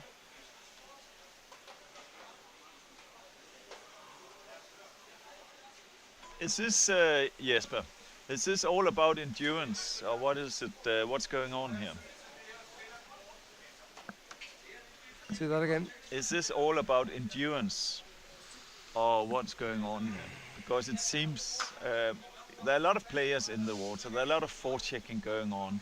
It goes back and forth, but something is not working here. I mean, you have some of the very best players in the world, and there are a lot of them in the water, so they're down there for a long time, and obviously that makes it hard to get through. At some point in the second half, it's all about who wants to win and who's afraid to lose. Yeah. Do you want to have a draw and go for a penalty shootout, or to go all in to win? And we saw that Flipper had the great possibility of going all in to win. Where they had the 2 minutes, the power play, and they didn't. But look at the names here. This is the stuff of legends. Many of these names are players who are scoring goals on the highest high level. They're used to score goals. They're used to play for their national teams, and they're used to get that ball into the basket. Yeah, and now none of the teams have been really dangerous around the basket. The two Krasik brothers, they scored both against Ålesund, and I think it was Philip that also scored on penalties afterwards also. So they can score. Both of these can score, yeah, but it seems that the moves are so predictable. It seems that none of them can get through. Of course, it would be great for the other teams if they make a draw, because then they only get 1 and. Yeah, but Krefeld, they have won on penalties today against Ålesund. There was a 2-2 game. I think now they would like to win straight against Flipper. And Flipper, they need a win to stay in the top. Because Flipper, they lost against Ålesund in the last leg. And tomorrow, Flipper is going to play Amager. But tomorrow, Ålesund against Tusen in the first match. Yeah, that's at 7. Tomorrow morning. So ladies and gentlemen, those of you who like to watch the sport, tomorrow morning after your daily fitness routine and your 10-kilometer run, you can sit at home, drink your orange juice and healthy smoothie at 7 o'clock, where this tournament starts. And see Ålesund against Tusen. After that is Krefeld against Bamberg. That's a German game. Then you have Swedish game, Trelleborg against Uddevalla, and then have a Danish game, Flipper against Amager. Yeah.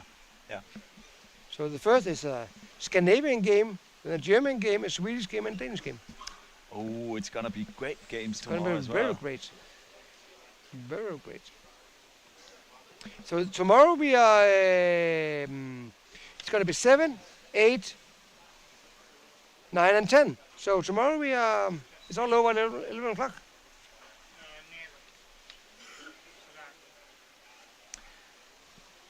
And then the last round will be the 3rd of April. No, the last round will be the 26th and 27th of April. That will be in Bellahøj.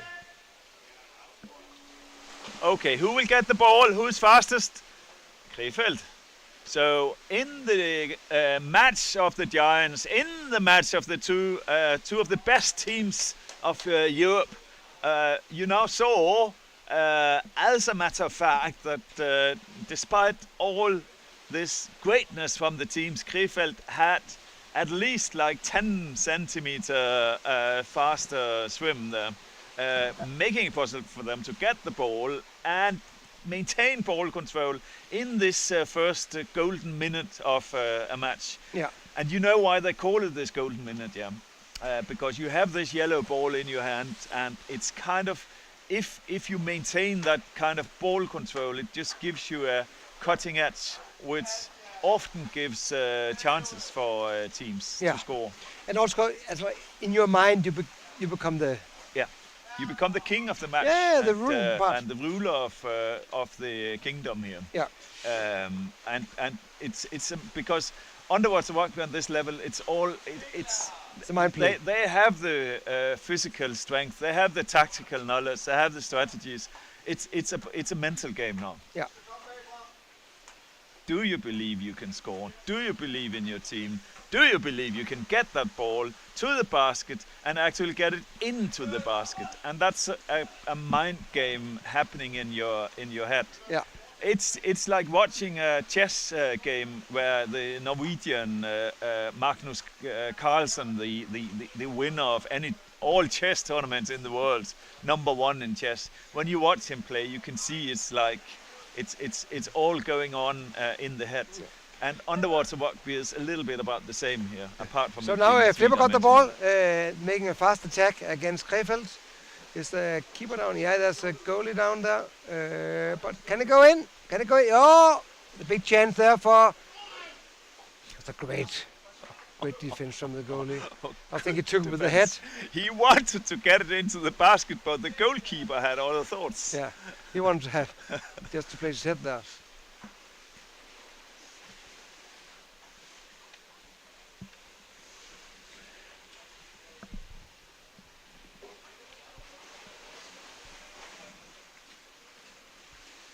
Yeah, now you can see how it goes back and forth. Yeah. Flipper.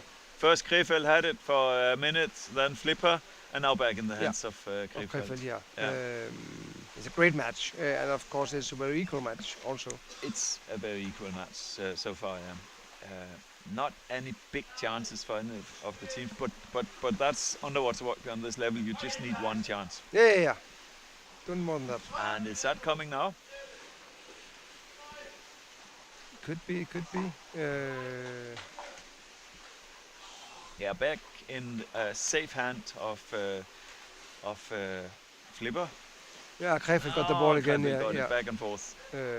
So now we're nearly more than 3 minutes down, and we haven't seen a bit of a chance towards Flipper, but I think that Krefeld has played good and Flipper has played good. Yeah, they're not gonna get goals on this. They're going in alone, and of course they can make a little bit of noise in there, but it's not great defense. helping them. Yeah, great defense.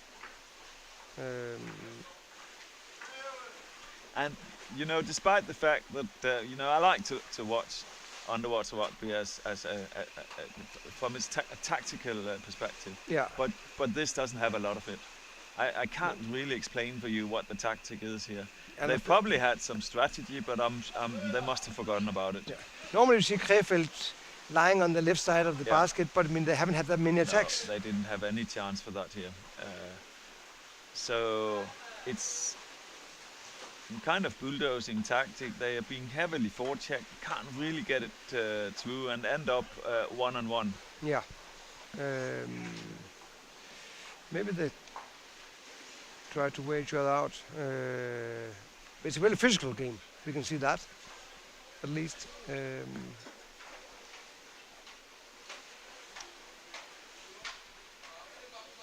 And back in the hand of who will get it now? 2 flipper players around him. Can he get through? Can he get? No. They got there. Go, go, go, go! Faster, yes! And he has one against 3. 1 against 3 Good again. defense Yeah, against 4. 1 against 4. Wow, that requires some strength to get back there and get down in order to protect your goal after you had. But there, I mean, But that's also the advantage of a small pool, yeah. you can get back quickly. So it's like, it's very good defensive from both teams. When you only we only 1 or 2 down, it's looked like you just miss 1 or 2 players in the water. That's the same you saw. I think it's because of the forechecking, Jesper. They need to go out there and help, and that makes it difficult for them to build up. But now they build up. There are 2 Krefeld players down there. They have a chance. He's under the goalie. He's trying to lift. But the ball is trapped. The goalie has trapped the ball. But again, the goalkeeper of Flippers, shout out to his skills. Very strong. He's snatching the ball so many times. Yeah. The octopusy, as you call It's it. an octopus, yeah. I think he put some X down there. He feels Well, now I like he's think that's protecting. who gets a free throw. Holding, free throw for Krefeld. Yeah. And we have 9 minutes left.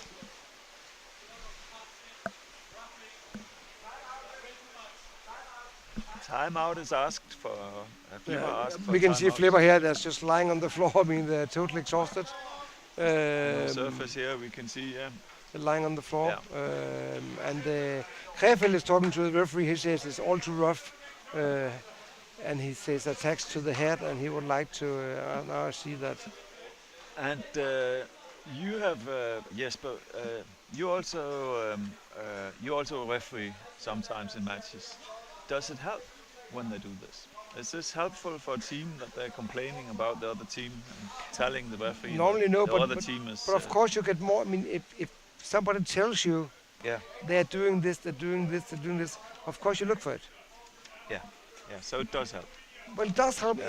If it really happens, then it helps. If it doesn't happen, it don't help. Yeah, we often see it with these teams, actually both teams here, that you see them complaining to the referee and talking to the referee about the other team. And obviously that can be part of the tactic too. They're like football. Yeah. In football, you see people just throwing themselves around and nothing happened. Yeah. You don't see that on the rugby. You cannot do that. No. You cannot fake something on the That's rugby. true. So I mean that's a different game. But sometimes the judge don't see what happens. Maybe that happens when the ball is not there. It starts it again. We are in Kristianstad, in the pool, in the final 9 minutes of Krefeld against Flipper. And it's a battle for the 3rd place Yeah. in this tournament right now. They're diving deep, they're trying to get down. There is a Krefeld player on the other side. Impossible for him to get to that player. And he knows the player's there, but he just can't get there. Which is he's still down there. He stays down there. If he stays down there much longer, I believe he doesn't have lungs. That player has gills. He's still down there. He's a fish. He must go up now. I don't believe he's down there anymore. No, he's not. No. He went off where? That was a long time. Yeah. And now he goes in alone. They don't really dare. They know they don't want to lose the ball either, so they're also a bit hesitant of going in there. Yeah. Yeah.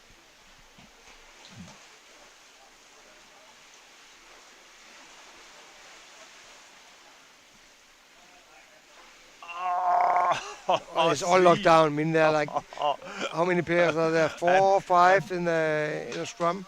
Oh, they're And in the meanwhile, now we are half past not letting go of the half ball. past Oh. through the second half, so we only have 7.5 minutes left. 7 minutes left soon. And Krefeld now they is have going in, chances yeah, on the but other we have to side. play There's ball one around. more. He's going in there now. He's actually on. No. Yeah, but there are like four flipper players down there. He had to get the ball around to the other side, Yeah. but there was nobody there. The flipper defense are well aware of that. Yeah, but there was nobody Yeah, there. no. But normally there would be, but because that's Yeah. how Krefeld plays, there would be one on the other side. Get around to number. Yeah, Oh, he has a chance. He's under the goalkeeper. He can't lift him. yeah, He that's a goal. did it. Goal, A goal. That is the typical Krefeld goal. You get it around on the right side and in it goes. Let's see there. There it goes. It's down. Yes. No, it's. But there's no Oh! defense. There's no defense there. There were the goalkeeper there, but he couldn't stay there That's forever. Piper that scored. Yannick Piper. Pieper. Piper, I don't know. Schönes goal and assisted by Kreisig. Kreisig. Beautiful what That he scored did in there. the first game. Um, So now it's quite simple. Now Flipper has to score for the first time today. yes, Their first goal today. Yeah, if they don't make it, it hasn't been easy for them here. It's no, they lost again. lots of forechecking and they are trying to bulldoze their way through, but you can see he's not really here able to move at all. It's a defense against. It's a wall of defense. It's a coal wall, or wall of defense here, and he just can't get through, despite the flipper players being strong, being big, being powerful. So when they came today, Flipper, they had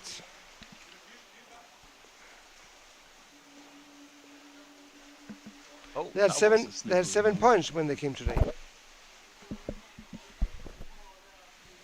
And what's going on here? And then they lost one That's a match, referee and they can call. lose again.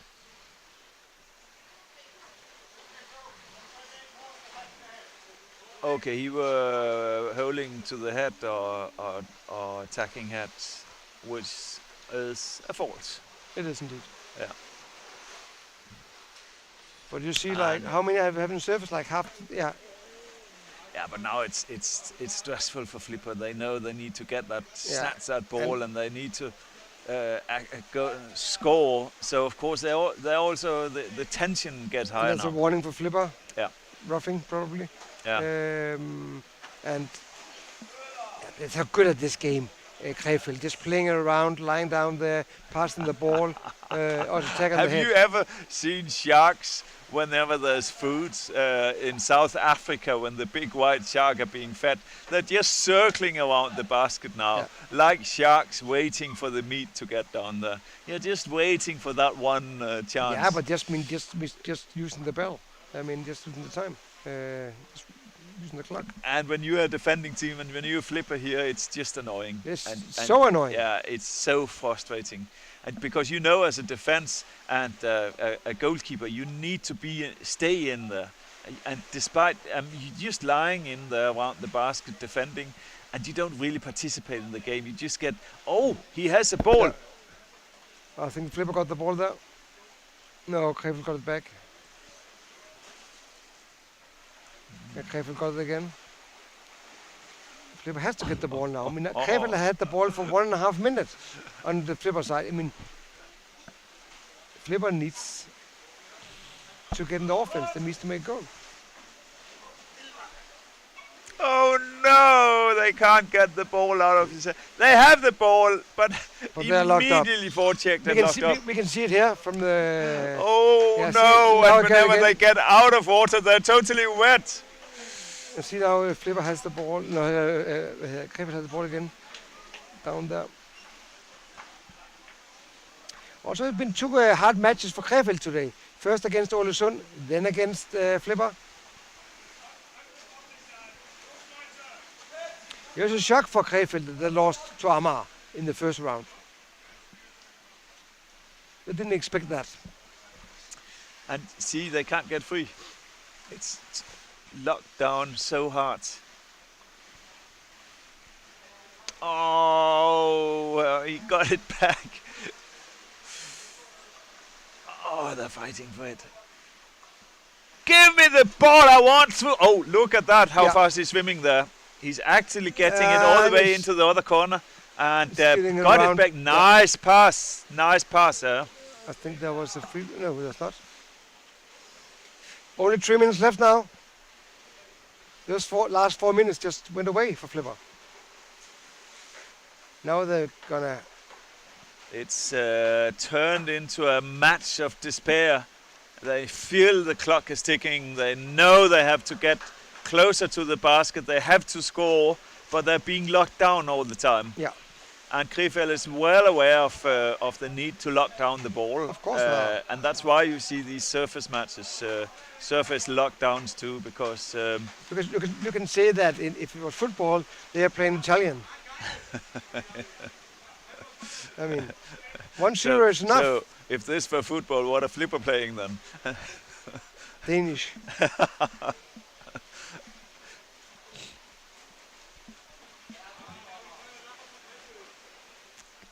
He has all the time in the world, the Krefeld player here. But he's not in a hurry.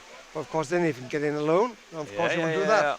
But there is a chance here, actually. And there is a Krefeld player on the other side. If you can get it to him, he would... Yeah, but he can't. The great delivery from Flipper to now Krefeld. Flipper starts playing with Krefeld and not against them. Yeah.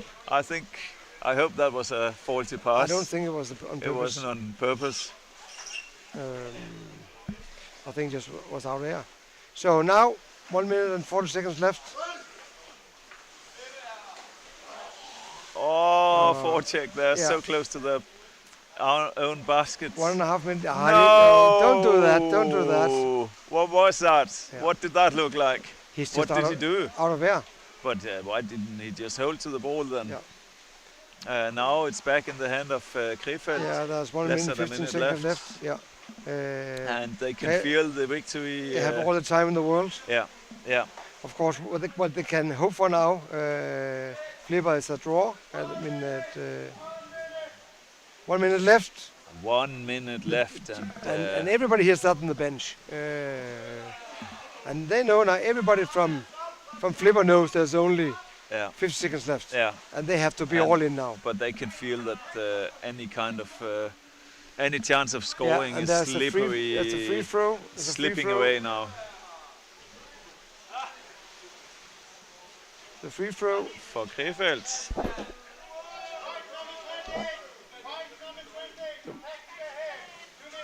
He got a 2-minute penalty for attacking head, so 2 minutes penalty for in the last 40 seconds. And you know, getting a penalty at this time of a match, that's so dangerous for your own team. That's not a penalty. Only a free throw. That was but they're missing him now. I mean, he let 5 of his own team members fight for him, all alone. He's not there. There are only 5 people now. It's so hard to watch, And this could very well be the reason they won't be able to score that goal they need so desperately. 20 seconds left. It's... for attacking head. But I mean, you need to do something now but to get free. They had a warning on attacking head. So that cost him. Yeah, and they're number 7. Oh, there they scored. There they scored. Yeah. So you could say that this penalty actually gave Krefeld 1 more goal. Because they were 6 against 5. And they had a power play. Yeah. 2 seconds left. 2 seconds left. Bastian, du er tilbage jo. Bastian, du er tilbage, de scorer.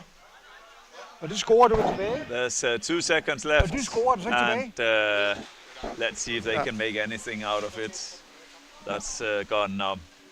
2-0, Krefeld against Flipper. A match which was as exciting as eating spaghetti without vinegar.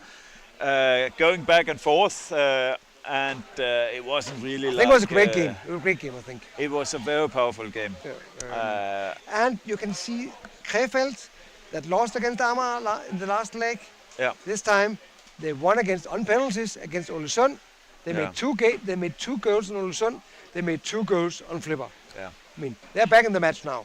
They had 3 points. Now they have 9 points. No, now they have 8 points after 4 matches. And that was the final match of today. Yeah. As you could see, the water was a bit more unclear in these last matches. Now the pool will get a proper cleaning and But also, we'll get it ready for tomorrow morning at 7. And the sun will come back. That's also part of it. Yeah. It's very dark outside, and therefore, So what a wonderful day here. So what if wonderful matches if we you have. should sum up the day, so who are the big winners of today? Krefeld, Yeah. they got 5 points. They won penalties against Ålesund, and they won against Flipper. Ålesund, they lost against Krefeld, but they won against Amager. Yeah. That's true. So the 2 big winners today, Krefeld and Ålesund. And probably, even though Ålesund lost, then they won against Amager, and Amager won against Krefeld in the first leg. So right now, it is Ålesund that has the upper hand in this tournament. But you know, the dice can change and everything can be turned around.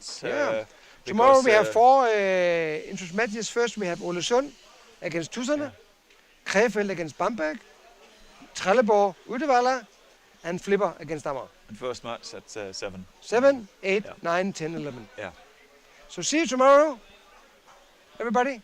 Been a great day. It's a pleasure being here. It will be a pleasure again tomorrow. So thank you from Kristianstad for now. See you again tomorrow at 7. Perfect. Thank you. Bye.